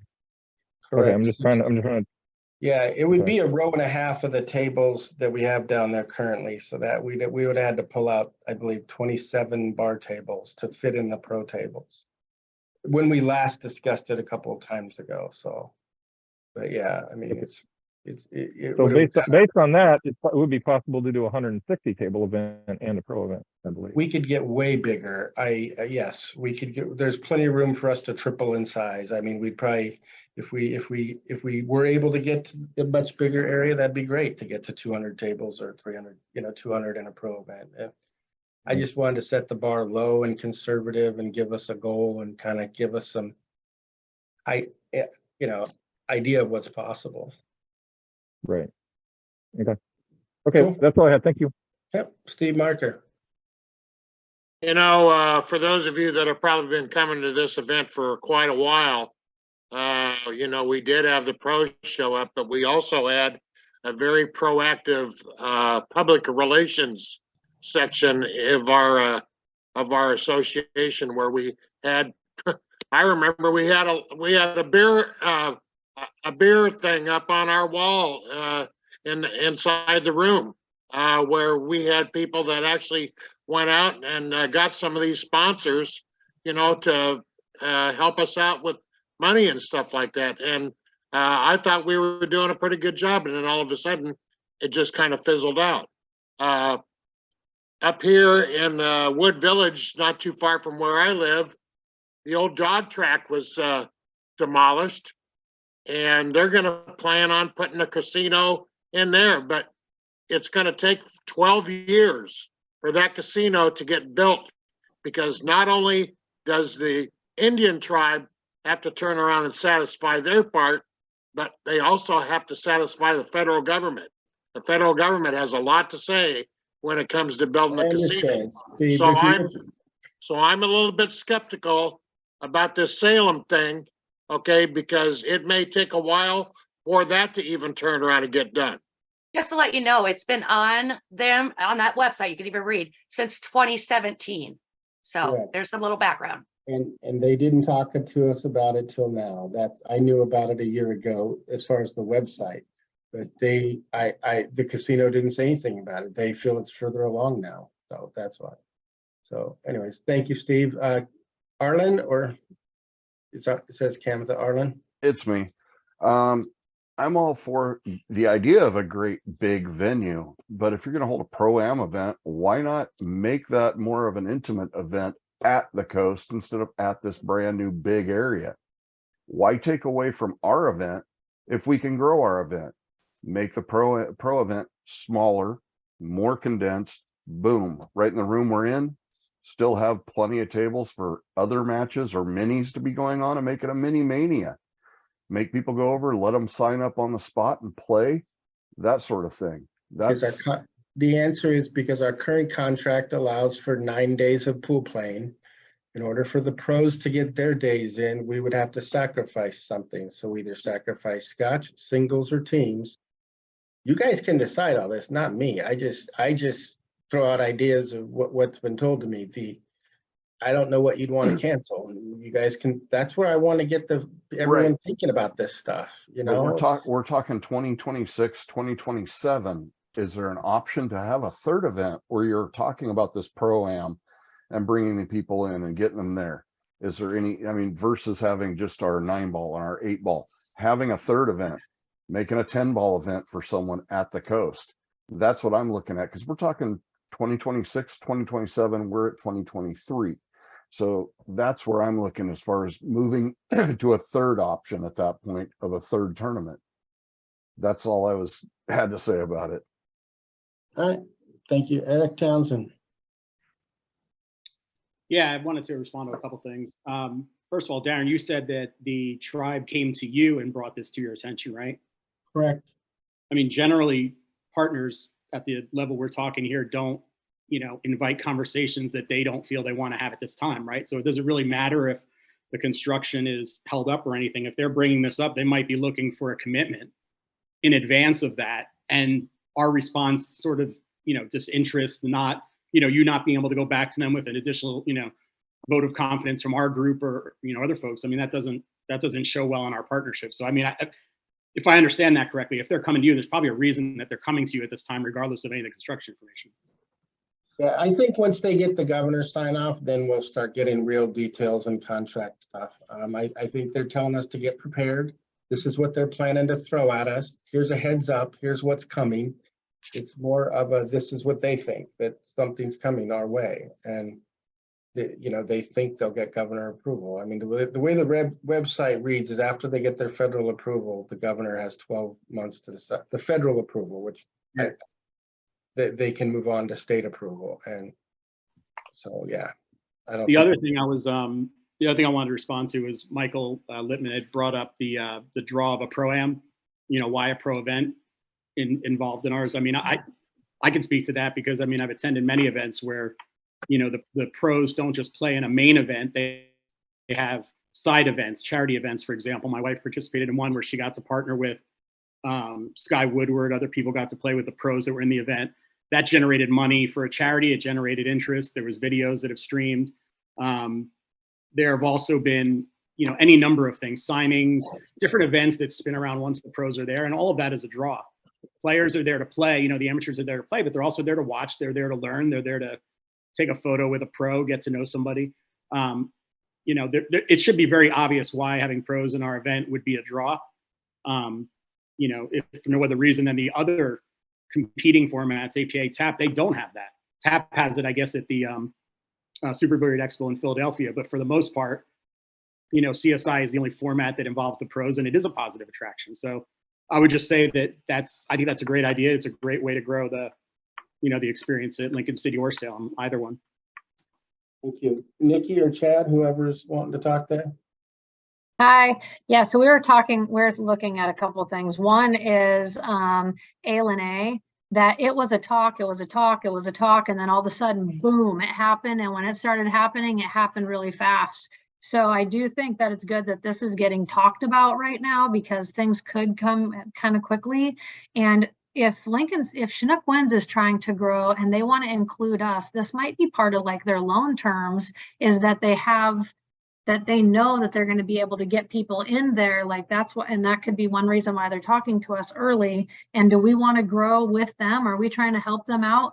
We probably do want to help them out. Maybe not with one of our two events, but maybe a third event. And maybe what Jennifer was talking about with letting all these people in, then we're going to outgrow Lincoln City, maybe charge an extra $15, and that this Salem event would be, you don't even have to be a Western BCA member. We get pros in there. We get all these other people in there too, to try it out. It's given a big, great job, Lincoln's Chinook Winds. We want to support you as much as we can.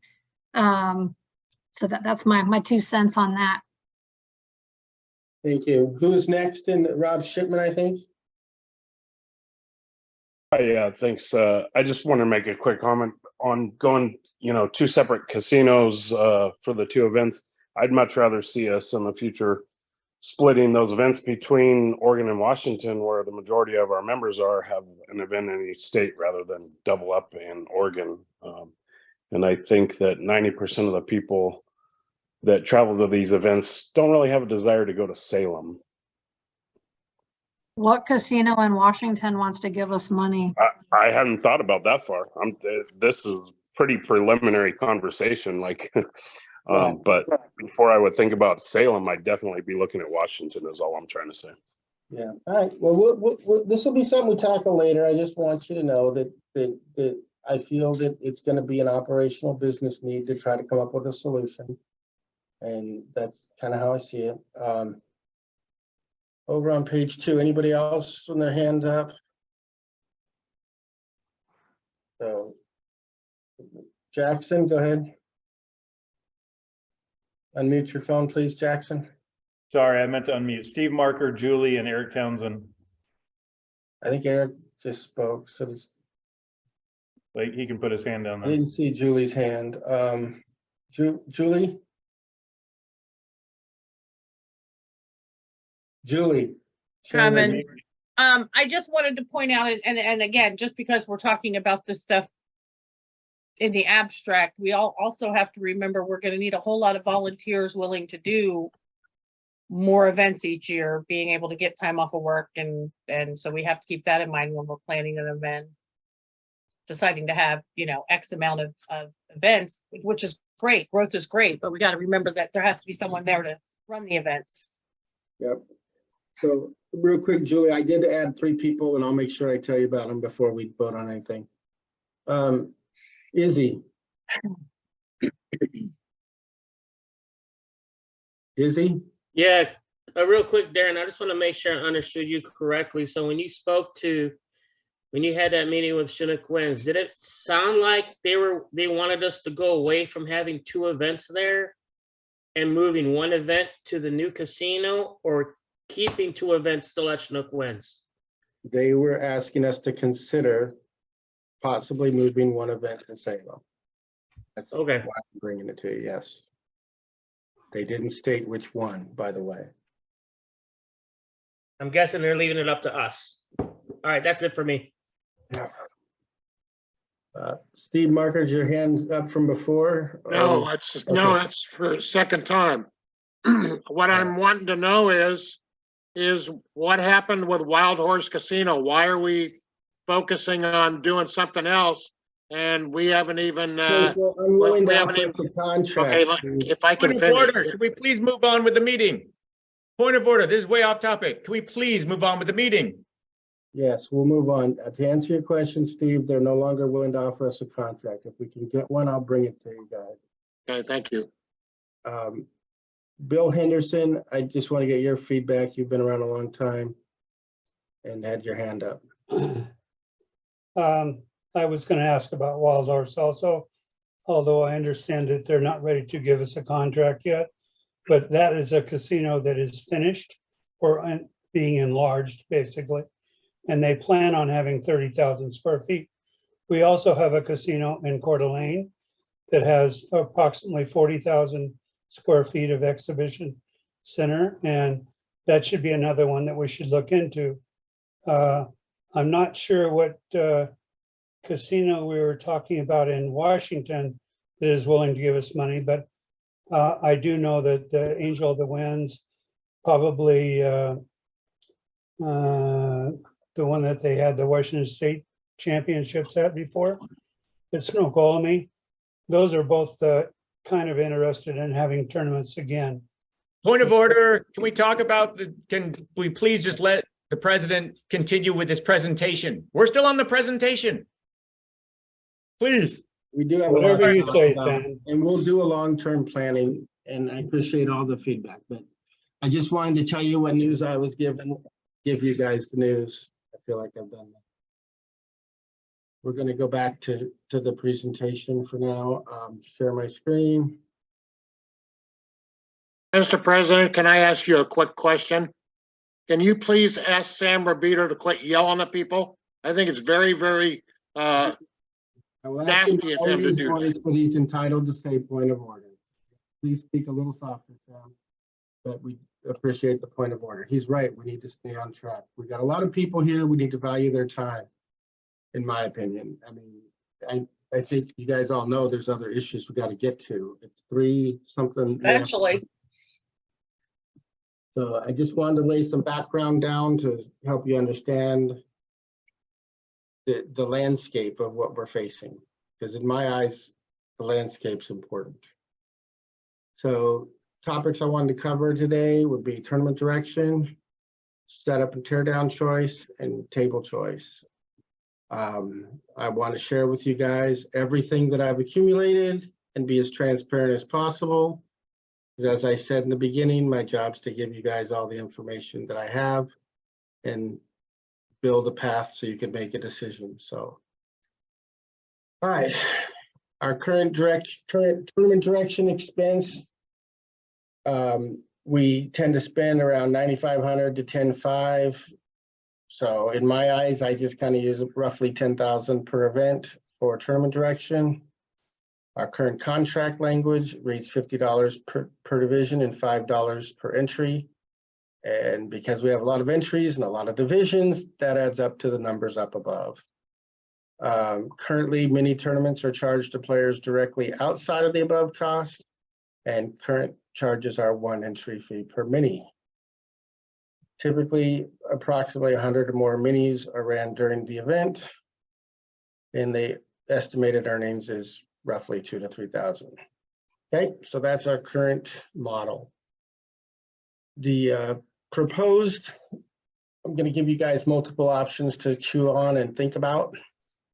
One proposed tournament direction is Western BCA staff would run the event, and the current plan would be for 1 volunteer to run scotch, another to run singles, a third to run teams. And for the first year, we would ask some CSI staff to join us and train us on the CTS on demand system.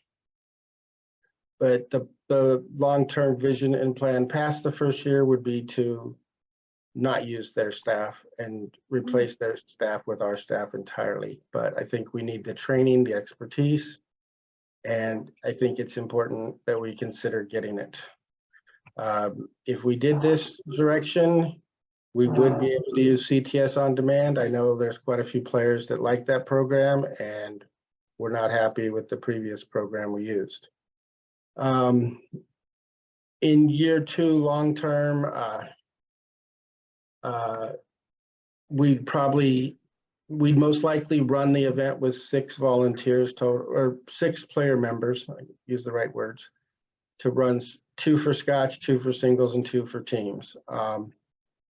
The estimated, I would recommend we consider paying those people to do it, about $500 each times 6. All right. 500. Yeah, 500 times 6, $3,000. And that would help us save about $7,000 a year if we went this direction. We would be able to use the CSI computers in the hallway. I'd probably lean towards purchasing a couple of our own computers in the hallway and getting rid of theirs as far as the touch screens and screens that were in the hallway. We have a couple computers lying around I think we could use. We would earn the mini tournament money the first year to help offset the consulting CSI staff expense. And after we got rid of their staff, I would recommend we consider waiving the charges for mini and just pay the mini tournament monies back out to the players. That's and increase the payouts of minis. Because my whole mindset is, how do I get as much money in the players' hands as possible? How can we return a higher value to our player members so they keep coming back? That's how I see things. CSI separately has offered to provide us tournament direction. So their offer is for $225 a day for 4 people. The math comes out to about $9,000 for 8-ball and $8,100 for 9-ball, and they'd want travel reimbursement for $2,000. So to put that in perspective, that's 17.4, 21.4, and we're paying about 20 right now. So it's a little higher than our current pricing model. But I wanted to throw that out there for your consideration. So those are the 3 tournament direction costs. Stay with our current model. What second model would be Western BCA model. Third would be CSI model for running the tournament direction. Those are the 3 possible tournament direction alternatives. I'd like to open the floor to questions first. Are there any questions about these 3 models? And then we can get into discussion and debate. Any questions about what I'm suggesting? Does everything make sense? Yeah, I don't see any hands up. Yeah, there are, Darren. Yeah, we got him up. Thank you. So sorry, Stephen and Christie. So just to clarify, so for the mini tournaments, the money that would be going back to the players after the first year. That's what I we recommend. would- It's gonna be up to you guys, but that's what I'd Yeah, recommend. I'm saying that it just makes more sense if we do it that way. If we're running it, we shouldn't be at the expense of our players. I mean, that's why we're all there. We've already paid greens fees, everything's done. I would just wanted to clarify that the $2,000 to $3,000, are we estimating that to be per year or per event? Per event. As so far that- as the money that would be going back to players. Correct. Okay. Thank you. You're welcome. Tamitha? Or not Arlen? Yeah. Those three options that you're proposing, which one includes using possibly bad boys to direct The their first tournament? one, the current model we use. The first slide was the current pricing model and the current thing that we use. That's the model that they're offering. All right, thank you. I was just asking. After 3.5 hours, I'm kind of Yeah, humdrum. it's fine. Steve Marker? I'm sorry. Take my hand down, sorry. No problem. Anyone else with their hand up? Me, I heard a me, but I don't. Julie. Go ahead. State your name and go ahead. Julie, Okay, sorry. I Um, did- we're talking about tournament direction. What are we talking about changing tables as well, or just tournament direction? Are we talking about staying with diamonds, whether we stay with diamonds or Predator?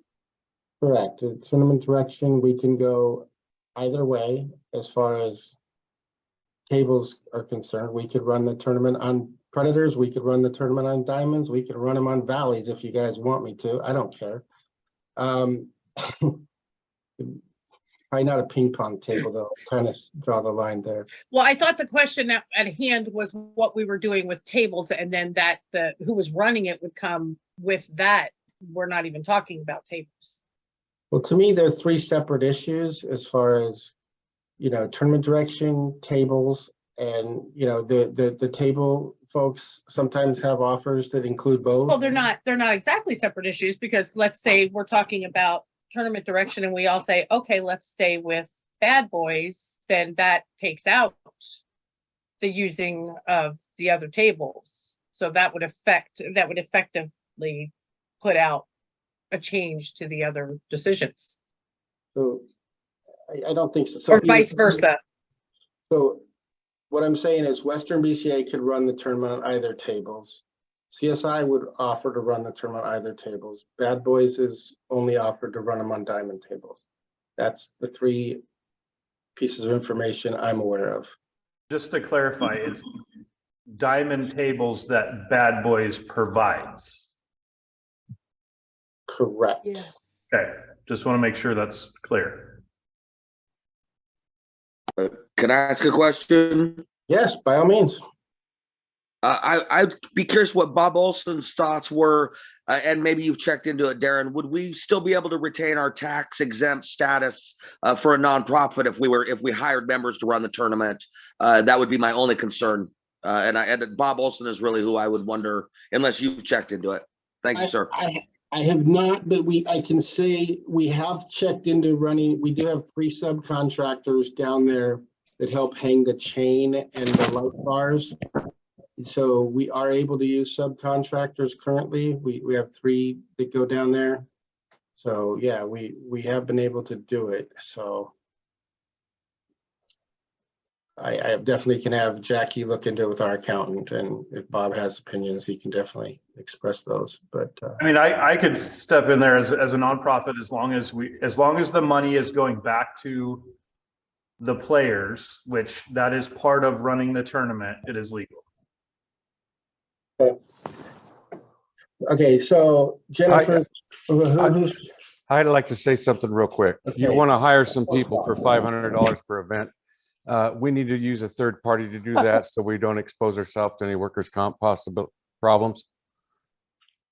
Okay, thank This is you. what, And Tracy was Self is Salter. next, then Michael Littman, and then Jennifer Spear. Okay, Tracy, Okay, is there any way that you can send us a screenshot or whatever of those other two proposals? It went by kind of quick. I didn't get a chance to read it. The numbering that you had, the Yeah. equations. Can you believe they're having a baby? Or would it be possible to just share the whole slideshow with us? So we Yeah, could can you see do it? that like in I'm our like that email? too. Maybe give it to Nikki because Nikki's awesome. baby. Okay, we'll get to that. I'll be glad to share the slides after the meeting. I can't stop the meeting to do it, but, Well, I doesn't think that we- have to do with what we're voting on? Well, I know, but I think, Mike Jason- T, Mike T, microphone. can you please vote or please mute? All right, I can bring them up on the screen and let you look at them until you're satisfied you have. Is Yeah. that what we're voting on right now? Or eventually sometime today? I would like us to vote on it, but that'd be my recommendation. There's more to come, so. I would feel very comfortable if you would send us to it before I make a vote on it then. So I can see what you put together. Sure. Thank you.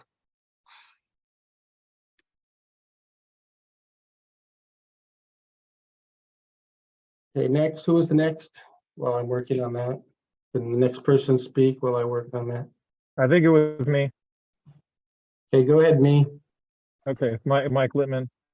Okay, thank you. The 10,000 and 9,500 to 10,000 figure for Bad Boys, did that include hotel or is that just the pay? That does not include hotel. The hotel is provided as part of the contract and is not, yeah, it's a non-cash expense.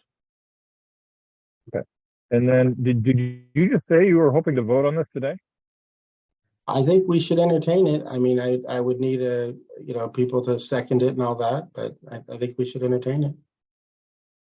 If you guys Okay. feel you want it all to go back to the leagues and take it over, I'm cool. I'm not trying to rush this thing. I want people to have all the information and make an educated, informed decision. It doesn't seem that, with all due respect, Aaron, it doesn't seem that way. This is brand new information that you're bringing and you're saying you want to vote on it today. Okay, well, I'm So, like I in all said, due I'm respect, happy to delay it. It's fine. I'm not, I told you, I don't care. I wouldn't Up to you guys. classify that as delaying it. I would classify that as you've presented some ideas and giving us time to go talk to our players and find out what they would like to do and then come back and vote on it. Yeah, thank you. Appreciate your feedback. Okay, thank you. Okay, Jennifer Spear here. So what I'm understanding is that CSI is willing to run our tournament with Predator tables or diamonds. Where are they going to get the diamonds from? That's our business to get the diamonds. They're not bringing diamonds. We would have to work it Okay, out. so where are we going to get the diamonds from? We will be asking, we have an option to get them through Rick. We also would like to ask Chad of Diamond to consider renting them to us. He's here in the meeting today. Okay, so then us as a league would like to have those numbers in front of us so we can actually see what it's going to be costing us. And that's all I have. Okay, next person. I believe that was me, Darren. Go ahead. First and foremost, Sam, correct me if I'm wrong. I thought Western BCA was a not-for-profit, not a non-profit. That's So correct. there are two different people have thrown out the term non-profit, which is different than a not-for-profit. So there are different laws and regulations around that. Now, as far as taking a vote on fresh information that I haven't been able to present to my players, I'm going to be opposed to no matter what you have to say about it. We need to be able to disseminate this to our players and get their feedback, because the people that are here in the group are not everybody that's in our leagues. So I'm okay with that. That's cool with me. Whatever you guys want, that's your, it's cool. Next person. Potter. Go ahead, please. Sorry, I'm working on getting this document out to the Yeah. person. So if we run this tournament ourselves, we're gonna have more volunteers. We don't get enough as it is for volunteers. So you're asking to get more when we don't even have enough now. I disagree. We have plenty. I get volunteers all the time asking to help. I just disagree with that statement, but if you don't get as many asking you, I get a lot asking me. Okay, next. John Self. John, go ahead. Hey, guys. So can you hear me? Yes. Okay. So when we get the breakdown you sent over, can you also send it over for the next event too, that we're going to be putting out of pocket everything for? Not because they're not going to be delivering the tables for us. They're not going to be dropping them there. So how much are we going to pay instead of clumping everything together and paying for everything for them running the tournament, setting up the table, doing everything? How much is it going to pay to piece it out to everybody? So just so we're clear, we're under contract with Bad Boys for the next event. And that contract calls for us to pay $18,000 for table rental, which includes setup. That contract also is, just like I said on the previous slide, $50 per division plus $5 per entry. No, I understand that. I'm talking about if we go with CSI and we go with Predator tables, or even if we go that way, what is that we're saving so many thousand, $15,000-$16,000. They're dropping the tables. The next event, we won't have Bad Boys. We won't have Predator and CSI dropping tables for us. So what are we gonna pay for that? Can we get some numbers for that also? Because we might be paying an extra $10,000. We're saving so many. I just told his wife, But the next event we're paying $10,000 extra. So can we get a breakdown on that also? I hear you. That's kind of why I made a slide for that. So yes, sir. Yeah. Christine, Stephen. So we'd like to take all this back to our players. So can we make a motion to table this? Is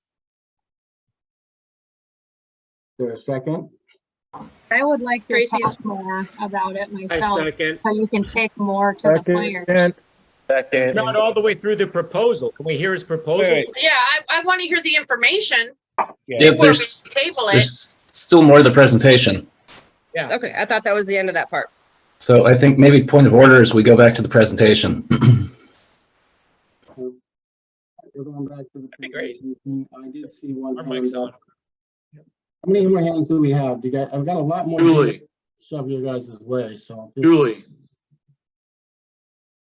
Yeah, I want to hear everything you have to say, but I agree that I don't want to vote on this today. I don't know how we vote when you just said if we change and go away from Bad Boys, we don't even know where the tables are coming from, let alone what they're going to cost us. We don't know what the costs are going to be if we go with Predator and CSI. We don't know any of that, so we can't make an educated decision at this point to make changes this huge without any of that information. I mean, not knowing where the tables are coming from is a pretty big thing. So they could end up costing us way more than we're potentially saving from CSI's offer. So I agree with tabling it, but after the information. Excellent. We're on slide 9 of 22. So we got a lot of ground to cover. I understand. But you're asking what, I'm sorry, what did you say? I said we're on slide 9 of 22. We got a lot of ground to cover. Okay. So Kelly. Yeah, Darren, I sent you a message actually. It's about the slideshow. You were saying it's tricky to share it. If it's Google Slides, you can share it in the chat. And if you'd like, if it's a PowerPoint, I can convert that to Google Slides pretty quickly and put it in the chat if you want to send it to me. the PowerPoint. Yeah. I was going to put it on the website. I feel like our website should be the official channel. Of Okay, I was just thinking we could And people would have access to it after. Yeah, okay. Well, I was just thinking if we throw it in the chat now, then people can kind of have access to it as well right now. I mean, I'm kind of wanting people to follow along. Okay, that's cool. I was just going to offer that. But yeah, I appreciate it. Nikki, did you have a comment? Oh, I can wait. I can wait. Go ahead and get through the whole thing. I'm just taking notes. I just wanted to talk before we're off of the subject for sure. Okay. So, That's it. Excellent. So as I said in the beginning, we're talking about tournament direction, setup, tear down choice, table choice. We've covered tournament direction, the three options. Oops, you guys can't see my screen. Sorry, I started on the slideshow. Let me go back to share my screen.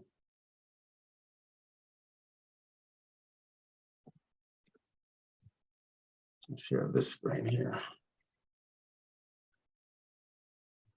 Okay, let's see. All right, so this is where we were. Can everybody see my screen? Somebody say yes. Yes. All right, cool. All right, so let's talk about our historical table setup and rental. Currently, we're paying $18,000 for table rental, which includes shipping,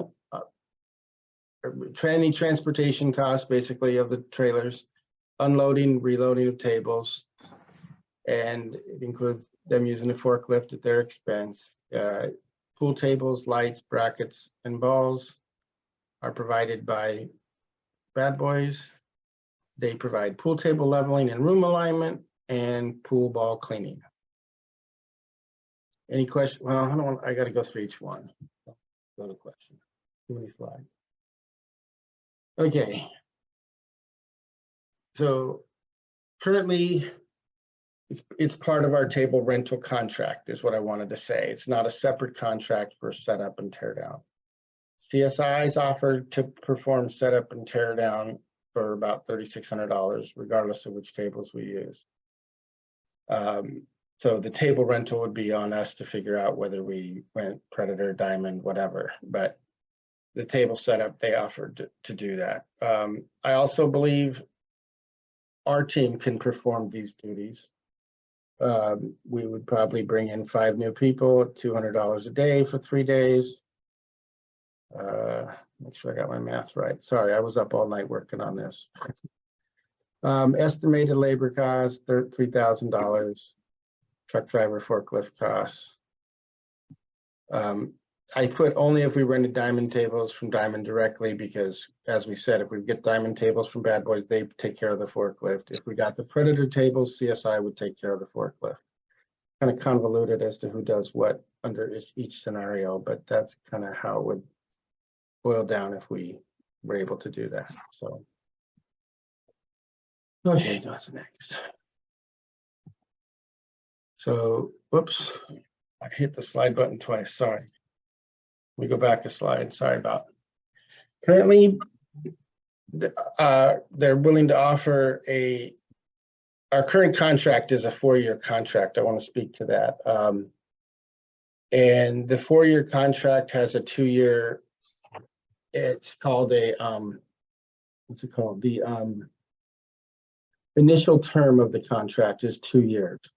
And that initial term renews automatically if we do not withdraw and cancel the contract. And I believe we have 60 days from December 31st, which would put it like, I would say September 30th. So if we canceled our existing contract on September 30th, we would no longer be party to that 4-year contract.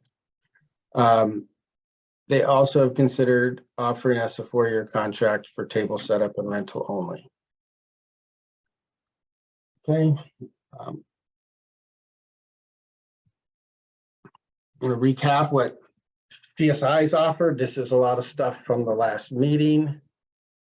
I want to remind everybody that Predator gave CSI the choice to use Predator tables for 5 events of their choosing. They chose to offer us one of their 5 events for 0 expense for transportation and rental costs. Keep in mind, there's other costs.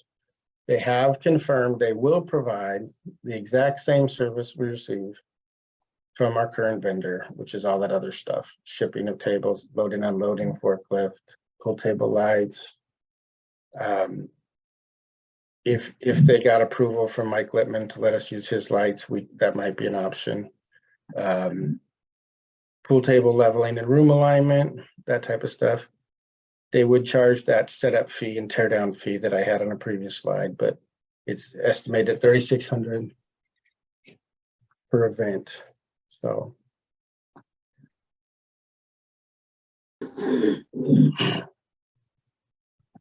So Predator has agreed to offer $5,000 in product sponsorship in the event we go with their tables. That's per event we use them.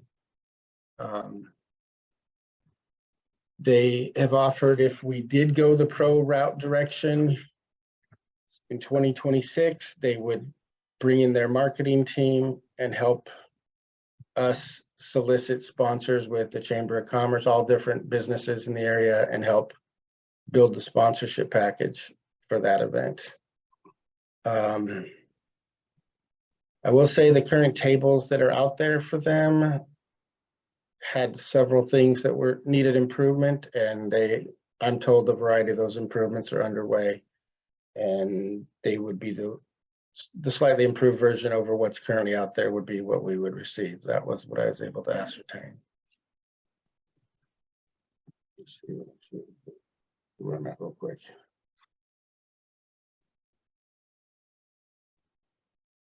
Do we have to decide this today? The answer is no, but we should decide in a timely manner. Big view.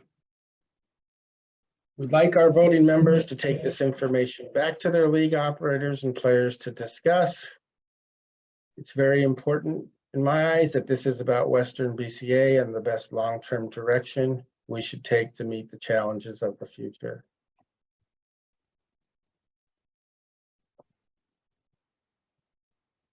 Where are we with Diamond Billiard products? There have been discussions, I'm told, but I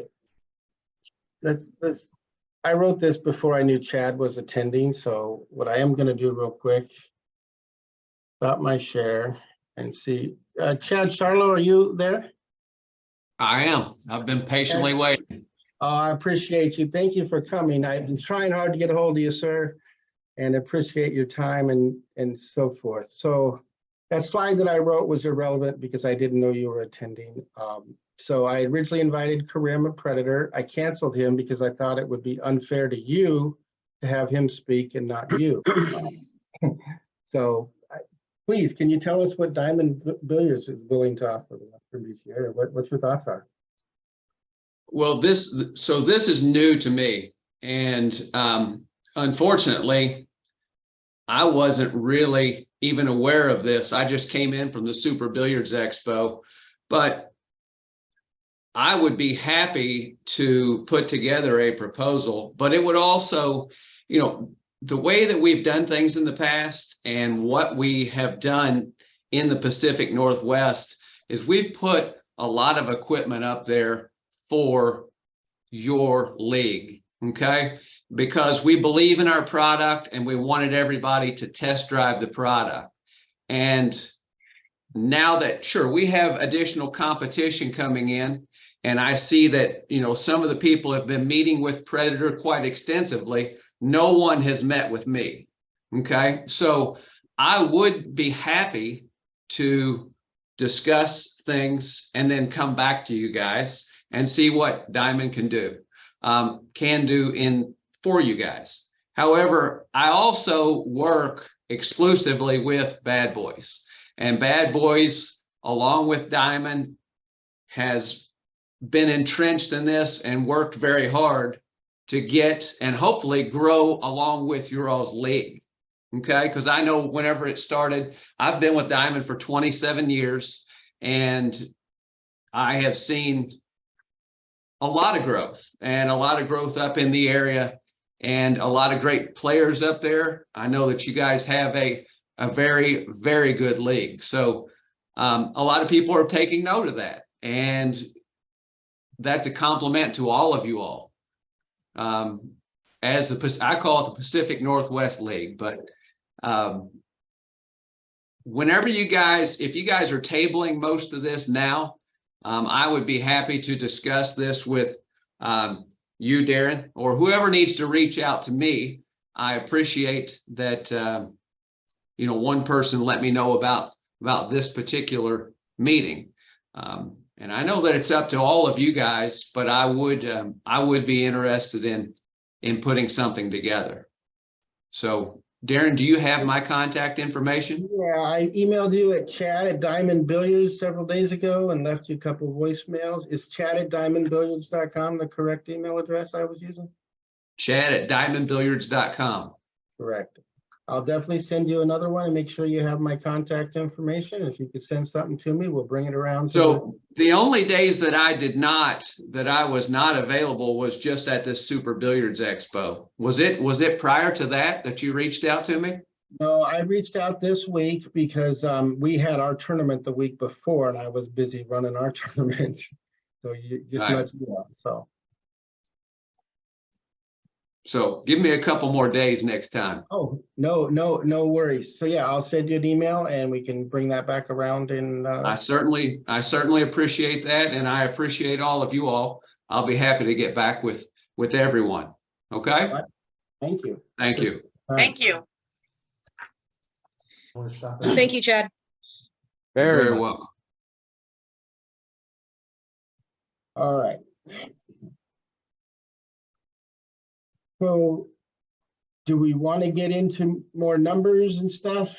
Am I blowing your mind yet? Do you want to get deeper? Do you want to wait till everything's together at once from Chad's proposal? What's everyone's sentiment on things? I say keep finishing your presentation that you created, so we at least have a finishing point for right now. Okay. Thanks, Chad. I appreciate Chad a lot. All right, so I'll finish my presentation. We'll move along.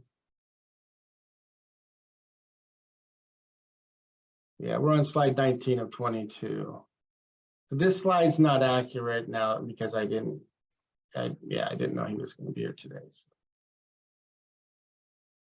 So yeah, I put together some numbers for you guys to consider. I'll send all this out to you, so don't get too worried about it. I tried to put on the far left our annual current table rental costs and projected costs for 26, 7, and 8 with 120 tables. That's why the costs are higher. I estimated our annual savings with Predator tables for the first year would only be about 28,008 and 16,800 the subsequent years. The reason for that is they are willing to offer us the Predator tables for both events for 1 year only for 2024. That's for table rental and transportation. We still paid the setup and tear down costs and whatnot separately, and travel costs if there are any. So that's why the savings is less than 25, 6, 7, and 8.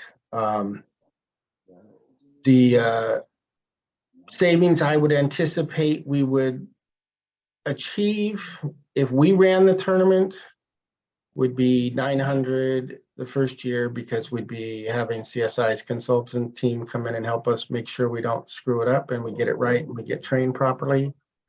25, 6, 7, 8, I estimate we'd save about 14,000 a year.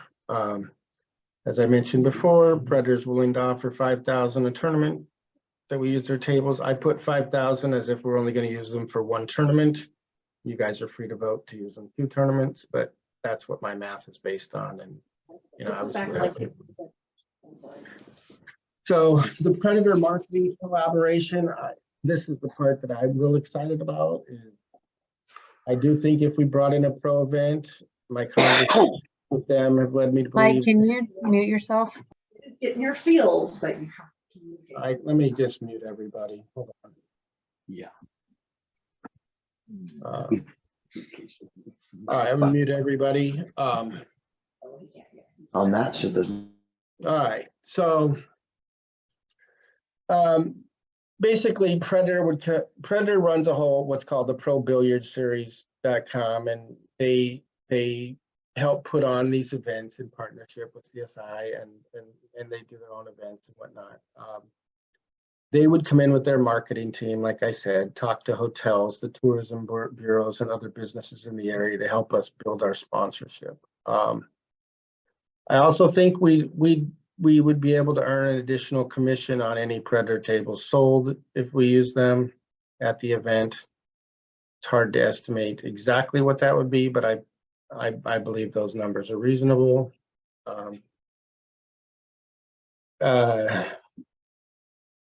As far as our future growth, the casino only told me they would increase their added money. They did not tell me an exact figure, but based on my knowledge of the contract, I estimated roughly, this is the Salem Casino thing, 15,000 a year.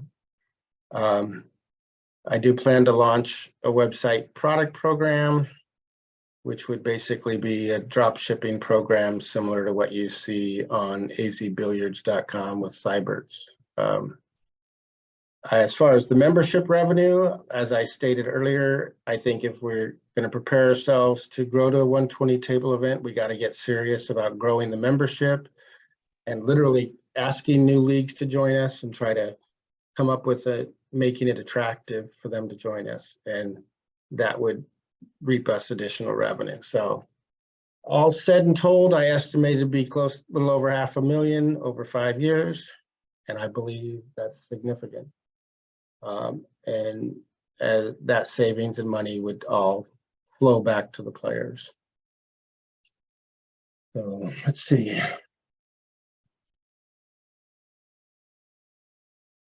That I think is the last slide. Oh no, there's one more slide. All right. But it did not change slides. I had Camitha throw together some numbers. What these are samples of our payout charts from the 2022 event. I didn't have time to get them compared from 2023. But as you can see, just with the $31,000 additional added savings, we could possibly increase the payouts fairly significantly across the board.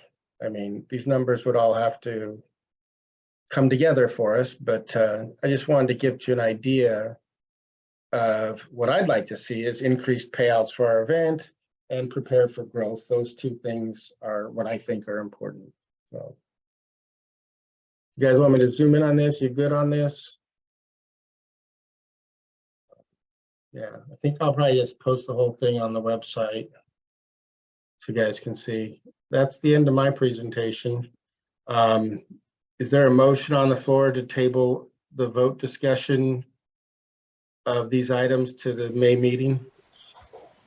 I would like to discuss these a little bit, if this is the last thing of the day, because what we're bringing to our players, there might be some good conversation from all of us before we table it. Okay. I'm fine with discussion and Q&A. What, Sam? Go ahead, Sam. Order. We can't table anything because there's no motion on the floor. Okay. This is purely discussion. If somebody, we would have to have a motion before we can table it. Okay. Gotcha. No, you're right. I know that. Sorry, I'm tired. I was up late. Dude, this took a lot of work.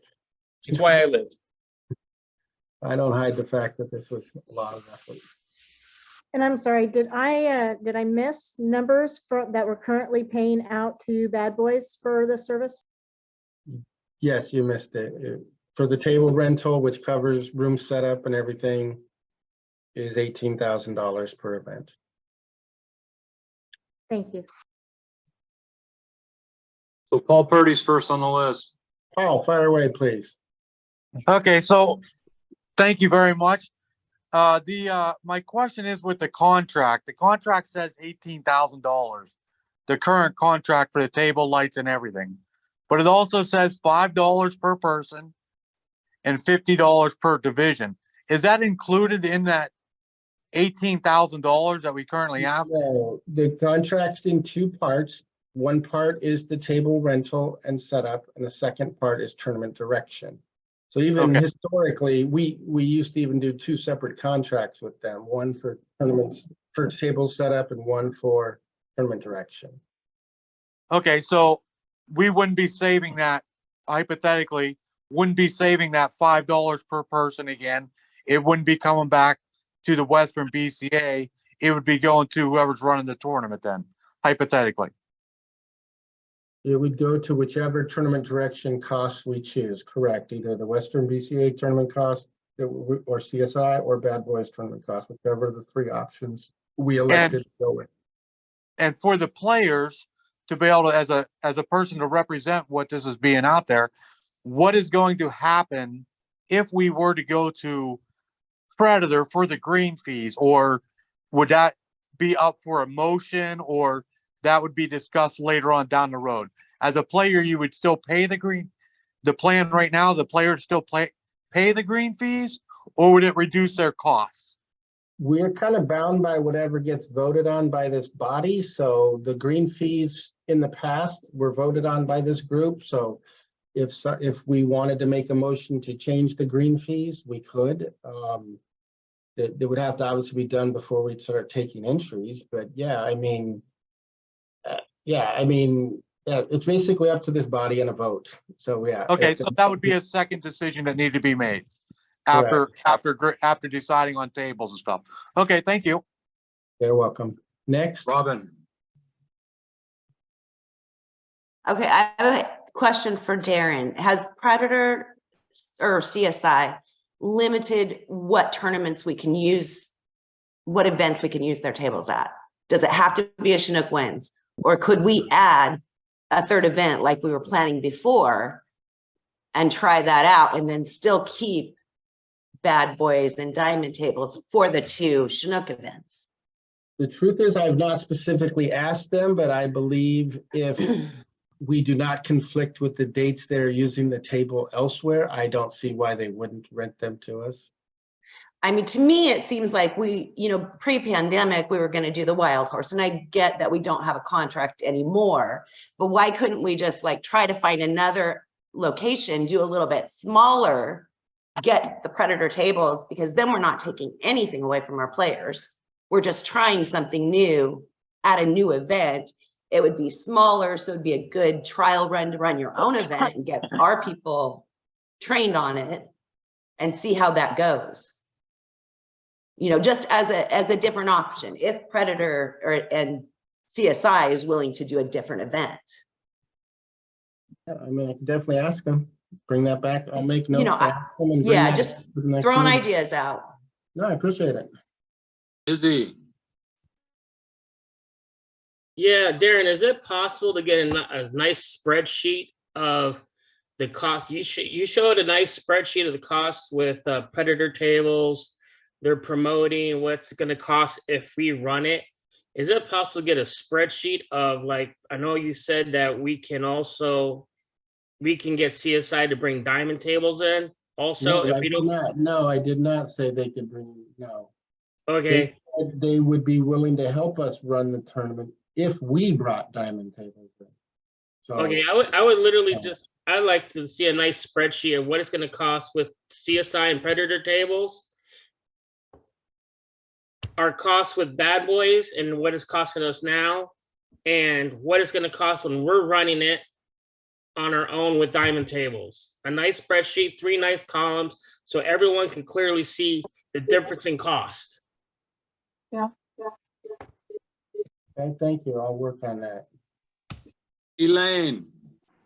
Yeah, I think Izzy covered part of what I was going to ask, but also once Chad gets the numbers to you, Darren, if you could just have a 1-page sheet that we could hand out to our members, that would be really handy for the comparison between the 3. The table really helped me versus reading through the PowerPoint. Thank you. And thanks for doing this. It's what a prez should do, whether people like the thought or not. You're doing what your job is, so I appreciate it. Thanks. Eric.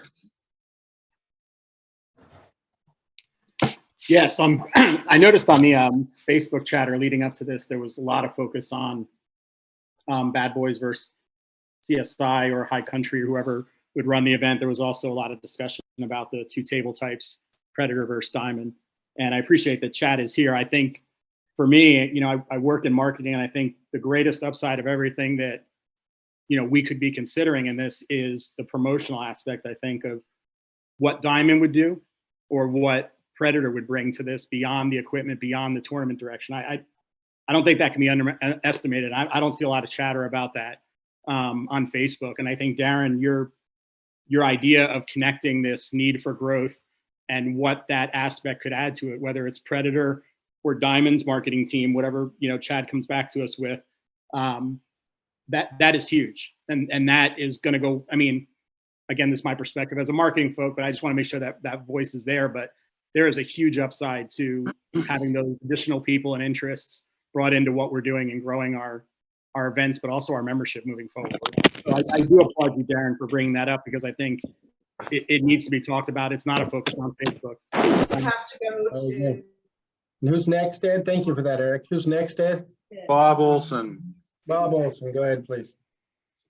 Yeah, I'm real concerned about the numbers. I'd like to see the detailed cost. I mean, do you even know what Predator is going to charge us, assuming we decide to go with them for the October event also that we have to pay for? What are the costs for that? Have they said it?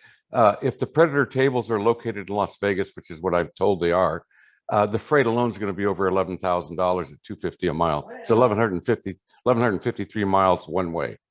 And I know the estimates at 11,000 is fairly accurate, since one of the companies I am the controller of is an interstate truck company, although it's a flatbed, not a van.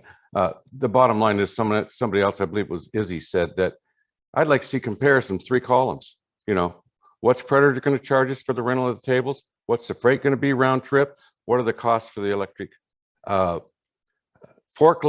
I haven't seen any of that. I don't know if you're assuming that the costs are going to be the same regardless of who we use, and we're saving $18,000 per event, assuming everything else is equal. Well, it's not going to be equal. And I would like to see a direct quote from Predator on the rental of the tables for the October event, because if their charge is 25, we're no longer saving 18,000. If we got to spend money to have people run the tournament, we might only save 5,000 or 6,000. I mean, I would like to see the details and a proposal from Predator and the actual freight. I can get a freight quote in 5 seconds. All right, and so we need to see these hard numbers and not just these rough numbers.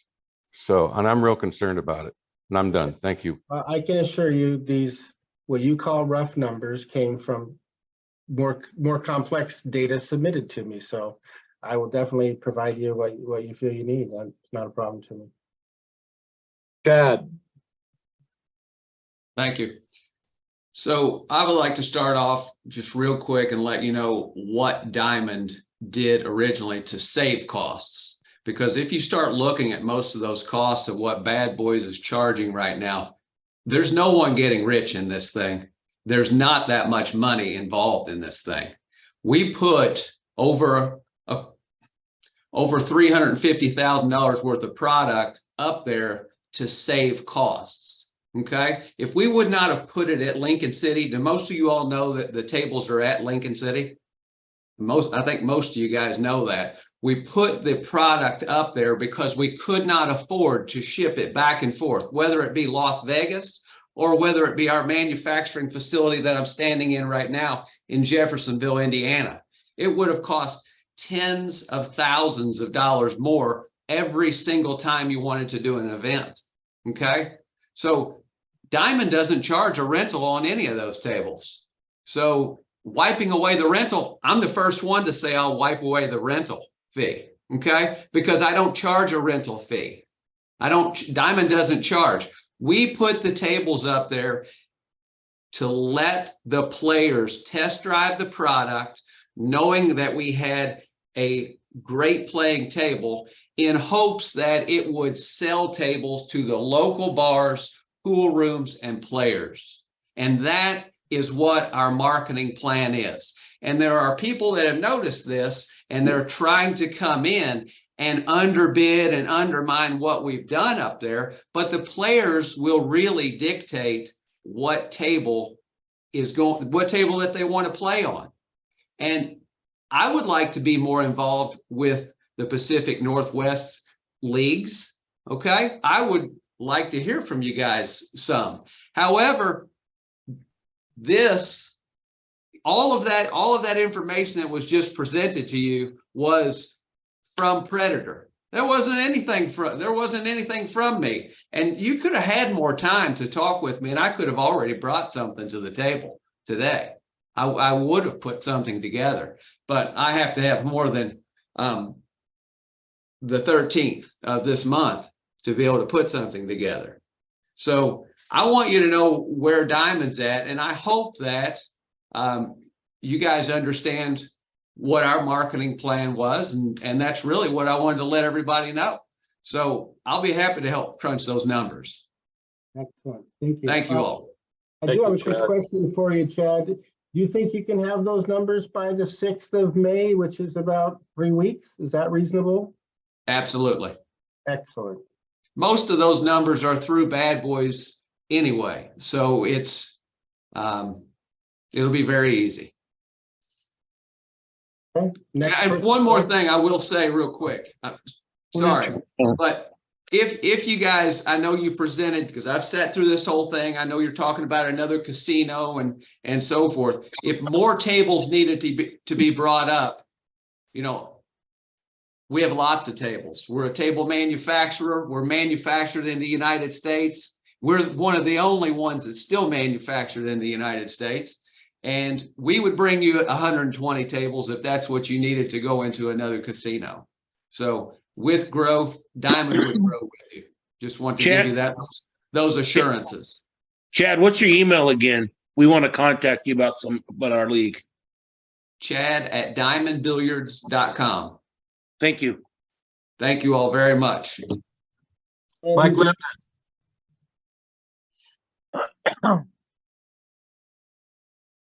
Mike Littman, are you there? Mike, you froze. I'm here. Can you hear me? Yep. Okay. In the February 5th meeting, I asked Ozzy if the Predator tables would have to come from Vegas to Lincoln City, because one of the most important things that we need to do is focus on getting the spring event back into March, into the lower hotel rate time frame, because that is a huge expense to the players. But Ozzy didn't know the answer to that question, and as far as I know, that question has not been answered. I haven't seen an answer. He didn't answer me. He didn't contact me directly. But I think that's probably the most important thing that's getting completely lost in all this discussion. And if Darren is going to put together a spreadsheet showing all the different costs of the different options, I think he also needs to include hotel rates, because if one makes the reasonable assumption that the Predator tables would have to come from Vegas, there probably has to be at least a 2-week time frame to do that. And we all know that CSI wants their event to start in February and end in the beginning of March. It likely will be the case that we won't be able to have our event during the lower rate time period of the hotel rentals at the coast. And just a quick back of the envelope calculation that I made, I think it's like $100,000 expense to our players to have to pay those higher hotel rates every time, during the spring event.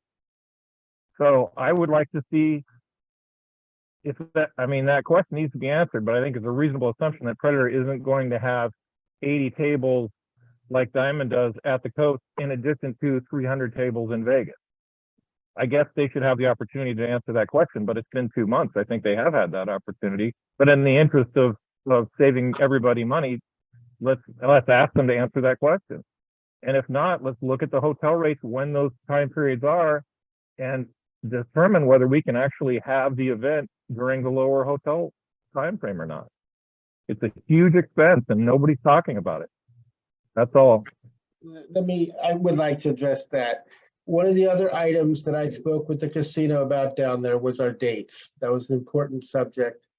I felt that we were going to cover that at the annual meeting in May. We have dates going out 3 more years on top of what's on the website. And it includes moving the dates forward to March to get the better rates. And as far as, in my opinion, if they're not charging us transportation and rental costs, I don't know how or why you think it's important to know where they come from. If they come from Ohio or Las Vegas, if it's at their expense, I can find out the answer. I'm all for getting you the answer. I'm cool with that. But I just don't see why you're asking. It's important to know, because we need to know whether there needs to be 2 weeks from the time the CSI event ends to the time that our event starts, so that we actually can schedule those dates that you talked about with the casino and use Predator tables. Correct. We know that with Diamond tables and with Bad Boys, we can schedule our event when we want to. We don't know that with Predator tables at this point.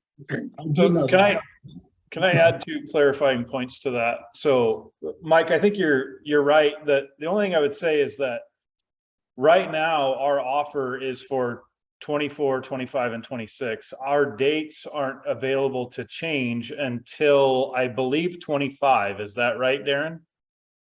I'm just gonna pull up the website and look that up because I don't like guessing. Right. So I guess what I'm saying is that for the travel cost, that's a moot point because it's free. Or whatever you want to call it, they're not charging us. But for the dates, you know, that the increased savings may not be available. But you know, after, you know, whatever point we don't, or we shift the dates back to March. Does that make sense, Mike?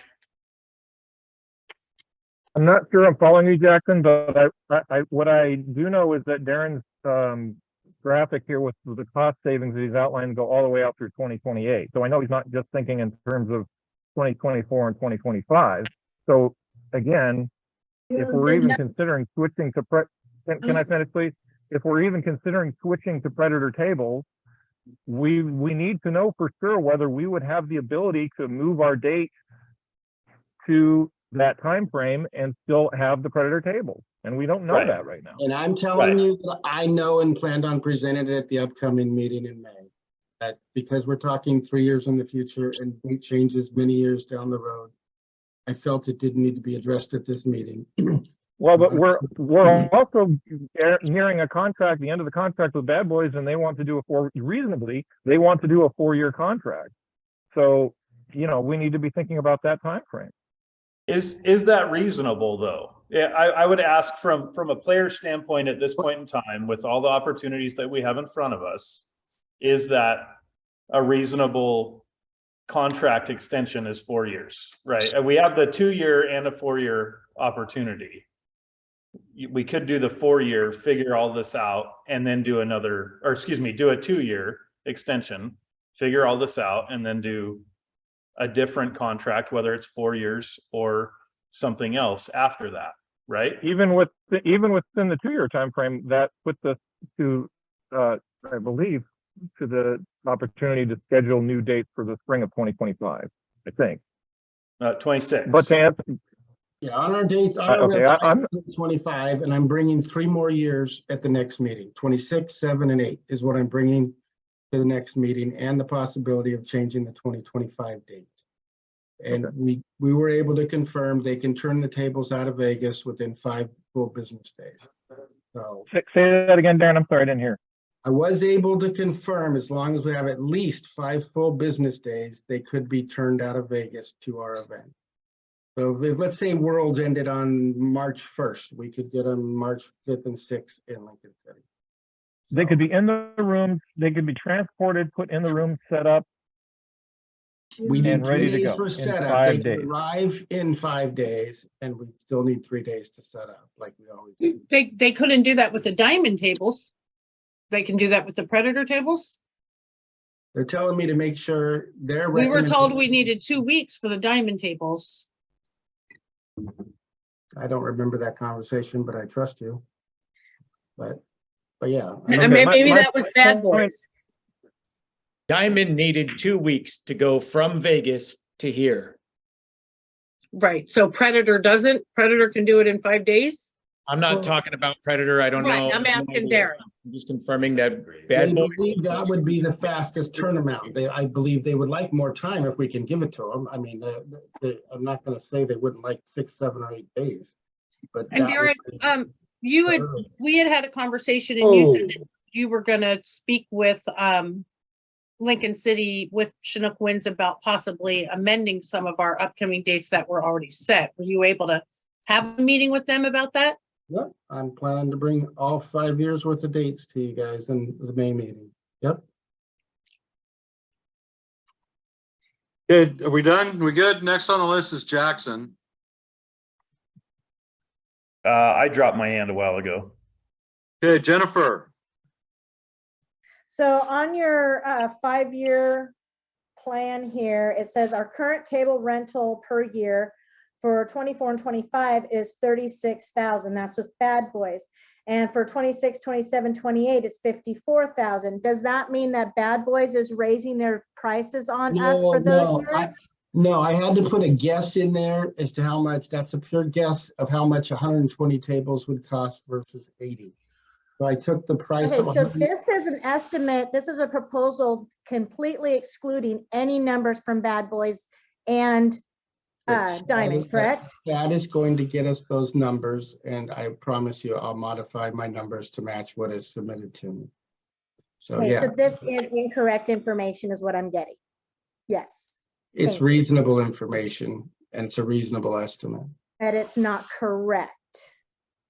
It might be reasonable, but it is not correct. We won't know if it's correct until we see what Chad and them send us. So Okay, thank you very much. Steve Marker. Yeah, after the last meeting, I called Julie Frazier on the phone and I told her, I says, I was at the meeting where Ozzy was requesting that we change the dates. And when I told her that, she says, I wish you would have said something at the meeting. Well, I didn't want to get hung up on dates and all the other kind of crap. But what was said at that meeting was that as soon as Ozzy did not need those dates anymore, those dates were to be relinquished back to the Western BCA, and they would end up being the dates that the casino would go ahead and put in our slot for us. Okay? There was nothing etched in stone that they would keep those dates forever. We would get those dates back as soon as they were done with it. The other question I had is that if we chose not to use the Predator tables, would we still pay a league sanctioning fee to CSI every year of $20?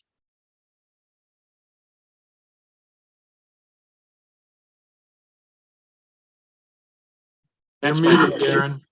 That's my question. yes, we would, because we use their software is what we run our leagues on. It's called LMS.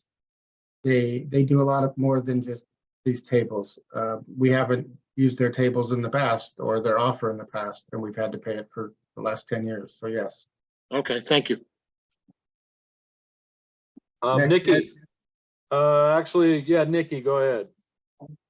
Hi. Okay, so I was looking at the cost when it comes to, I posted it in chat just now too, the cost that it takes for us to do it over spring break or any kind of prime time date that we lost because of the Vegas tournament and they wouldn't let us do it this time.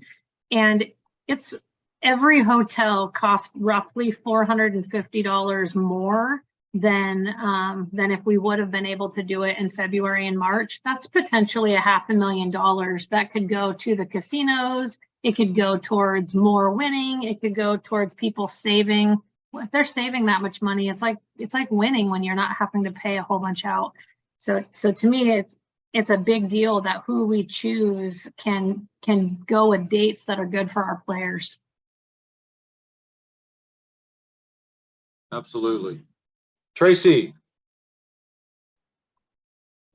Okay, I think that this is all like really good information and it's a very good conversation, but I don't think unless we do like a written like question thing, why this is even going on this long. We don't have the information. What information we do have isn't full. I'm not going to say incorrect, but it's not full. But this is information that we've asked for a little bit. So I think that we should like figure out what we want to, what our next step in this meeting, in this 4.5 hour meeting, what we should do next about this. Since we don't have the information, we can't take it to our players. We can't do anything. So it's nice that everybody's chit chat and everything else. Bottom line is there is no argument for or against this because we don't have an informed decision yet. Just putting that out there. Thank you. Hey, Kamitha, you had your hand up there a bit ago. Are you still wanting to? Oh, yeah, I think I took it down. I'm with everyone else. We need a spreadsheet. I'd like to break down the Bad Boys contract because I'm pretty sure it's more than 18 grand. And then just basically itemize everything it takes to run a tournament and then compare the different scenarios. But that's more of a comment to Darren, because right now we're in fact finding. We don't have anything to react to. So now it's a matter of we need to collect more data to build the different scenarios so we can react to it for voting later. That's it. Exactly. Julie. You're muted. Oh, you're good? Okay, Jackson. All right, thanks. So just a couple comments, if you will. This might take a minute, but one of the things that what Tracy just said, you know, yes, we have some maybe not complete information, correct, incorrect. That's kind of a, you know, tough one to say. But what I'd like to do, you know, I got involved in the chat over the last week and a half or so, and I think there's been a lot of questions. We've heard it on here. You know, what does this cost? What does that cost? Not getting answers. You know, it's always a very difficult thing. I think what we all have to do as people that are interested and at this point, if you're on here, I would say involved, is really keep in mind that this is not an easy thing to work through and figure out. It is Darren's job, the board's job, really everybody's job that wants to be involved, to gather information, process it, put it all together. It takes a lot of time from everybody. You know, so, I mean, right off the bat, I'd like to say thank you, Darren, for doing that.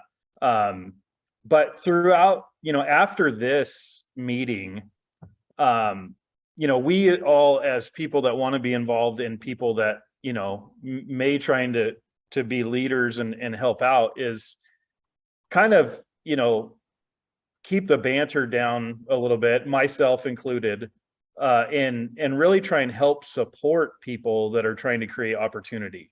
You know, there's a lot of big decisions, a lot of fear. This has to do with a lot of growth. It's a lot of unknowns. Growth is always unknown.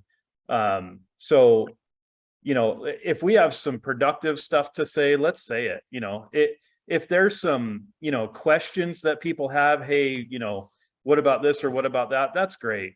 But all the bashing and all the stuff that's going on, nobody needs that. You know, I mean, you know, Ed's at the, you know, right in my screen right now, and Ed's got a lot of gray hair. And you know, he's taken a lot over the last I would say few weeks. Ed, I think you would agree. And honestly, you know, I've questioned a couple things too.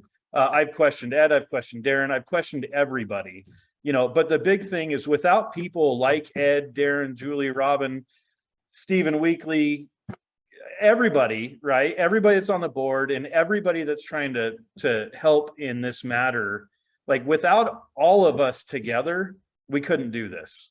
And we got to stop fighting. We got to stop bickering. Yes, people have opinions, people have, you know, ideas, all that stuff. Listen to the opinions, listen to the ideas. Don't bash anybody. You know, I mean, it's pretty ridiculous how much has been going on. And quite honestly, it's pretty embarrassing. We have, you know, Chad from Diamond on here. We could have had Karim. We could have had Ozzy. We literally can have anybody in the pool industry, you know, join our calls because they want us to be, you know, a customer to them, you know, and like, that's why we're all here, is because people want us, right? We're doing great things. We've been doing great things for many, many, many, many years. And that's the most important thing. Steve Marker's been here forever. Ed's been here forever. Like, so many people on here have been here, you know, 20 plus years. And we're all like, not everybody's fighting, but, you know, we all are passionate. And I can see that, but we might be passionate in the wrong way. And to have industry leaders that want to be a part of us, want us to be a customer to them, and they see what's going on with us, it's kind of embarrassing.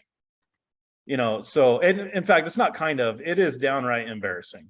Absolutely embarrassing. You know, so I just encourage, I want to be able to answer questions for anybody that, you know, on how I feel.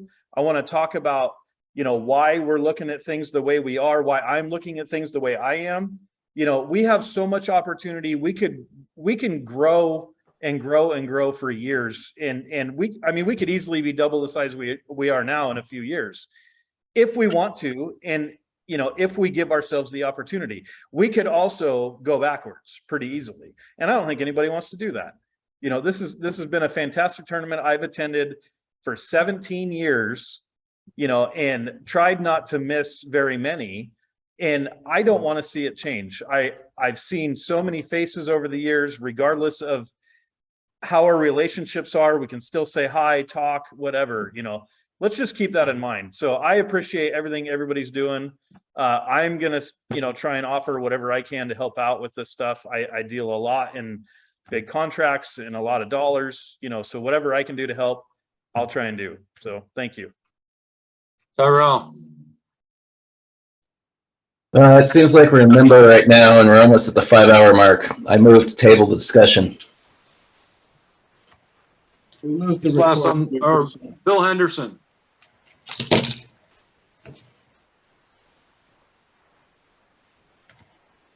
You're muted, Bill.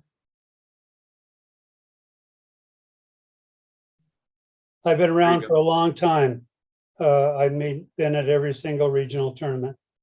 I've never been to a membership meeting that is this large and have such important discussions. And it's fantastic the way so many people have come to this meeting, and especially the people like Chad who came in, and Steve Littman gives his ideas also. I really like the idea that we get a lot of ideas here. And it's probably the best thing that came out of this. We had a vote on something. I was involved in that. We had a vote on it, and we decided how hard it was to figure out how to do a vote properly.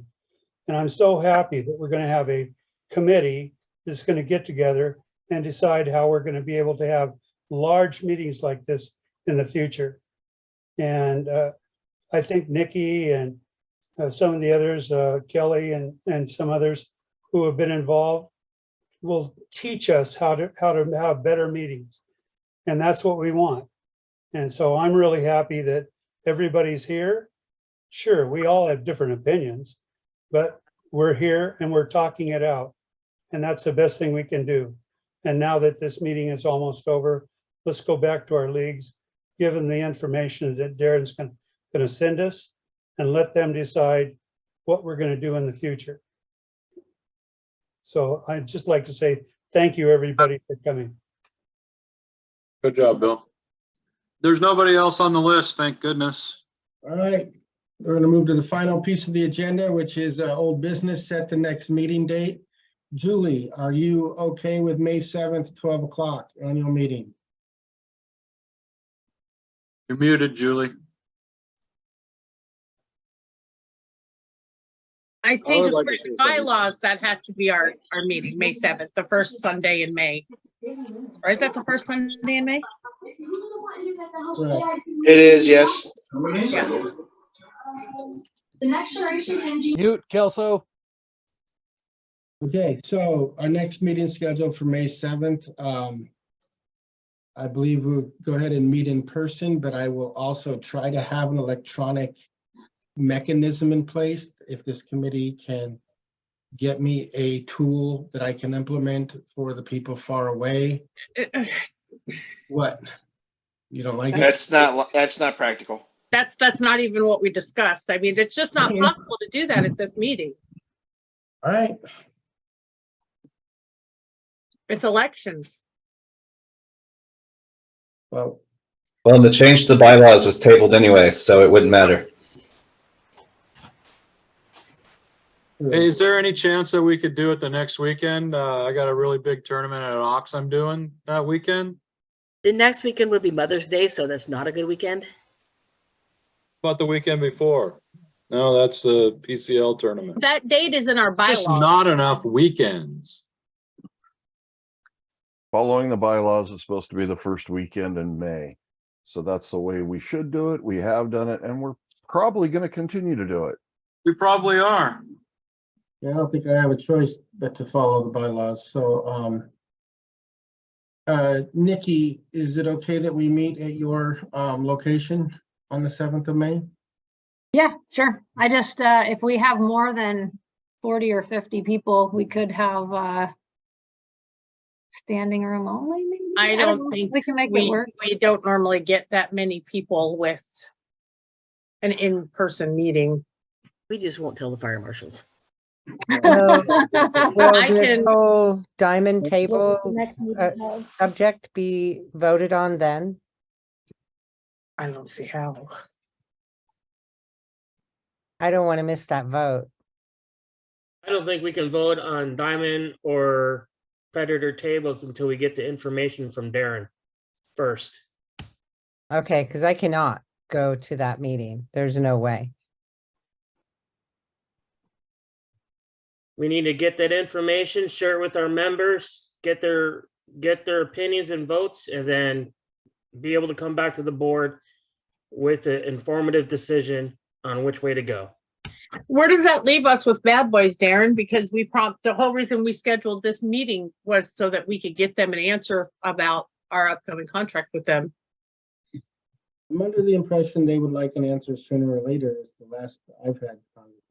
So at this point, I've Robin had the idea. I know Jackson had the idea at a different time.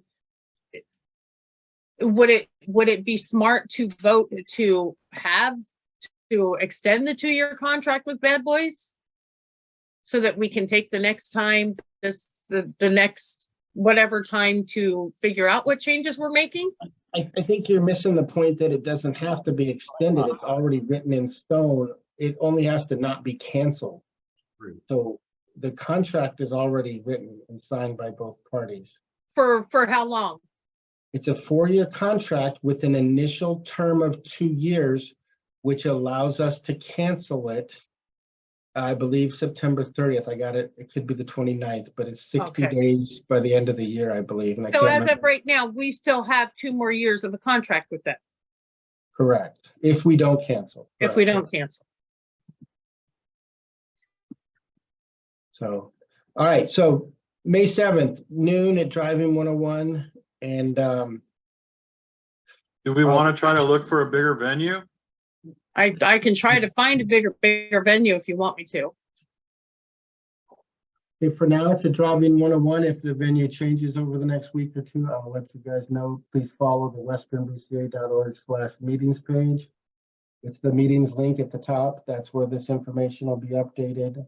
Agenda there, everything. So I can send out an email as well. Julie, Yes. Would be appreciated. Legends Billiard Room, they have a big, for lack of better words, a concert room in the back We've had a meeting there before. that would hold hundreds of people. Okay, I can talk to Michelle Bean and see if we can use that. Food would be available there too, so. Yes. right, the last item on the agenda mentioned an executive session, but at this point, I don't think we need one unless the other people on the leadership team feel we do. I'm tired is all, but we can do one if you'd like. Ed's shaking his head no. Tammy. Okay, I'm not getting a lot of Much for feedback. your efforts. I appreciate your work. All right, thank you, guys. This meeting's adjourned. I appreciate everyone's time here today. Thank you. Thank you, Darren. Yeah. Thank you, Chad from Diamond Billiards. Wow.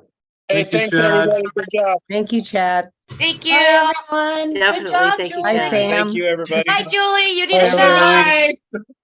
Good job, Thank you, Darren. Darren.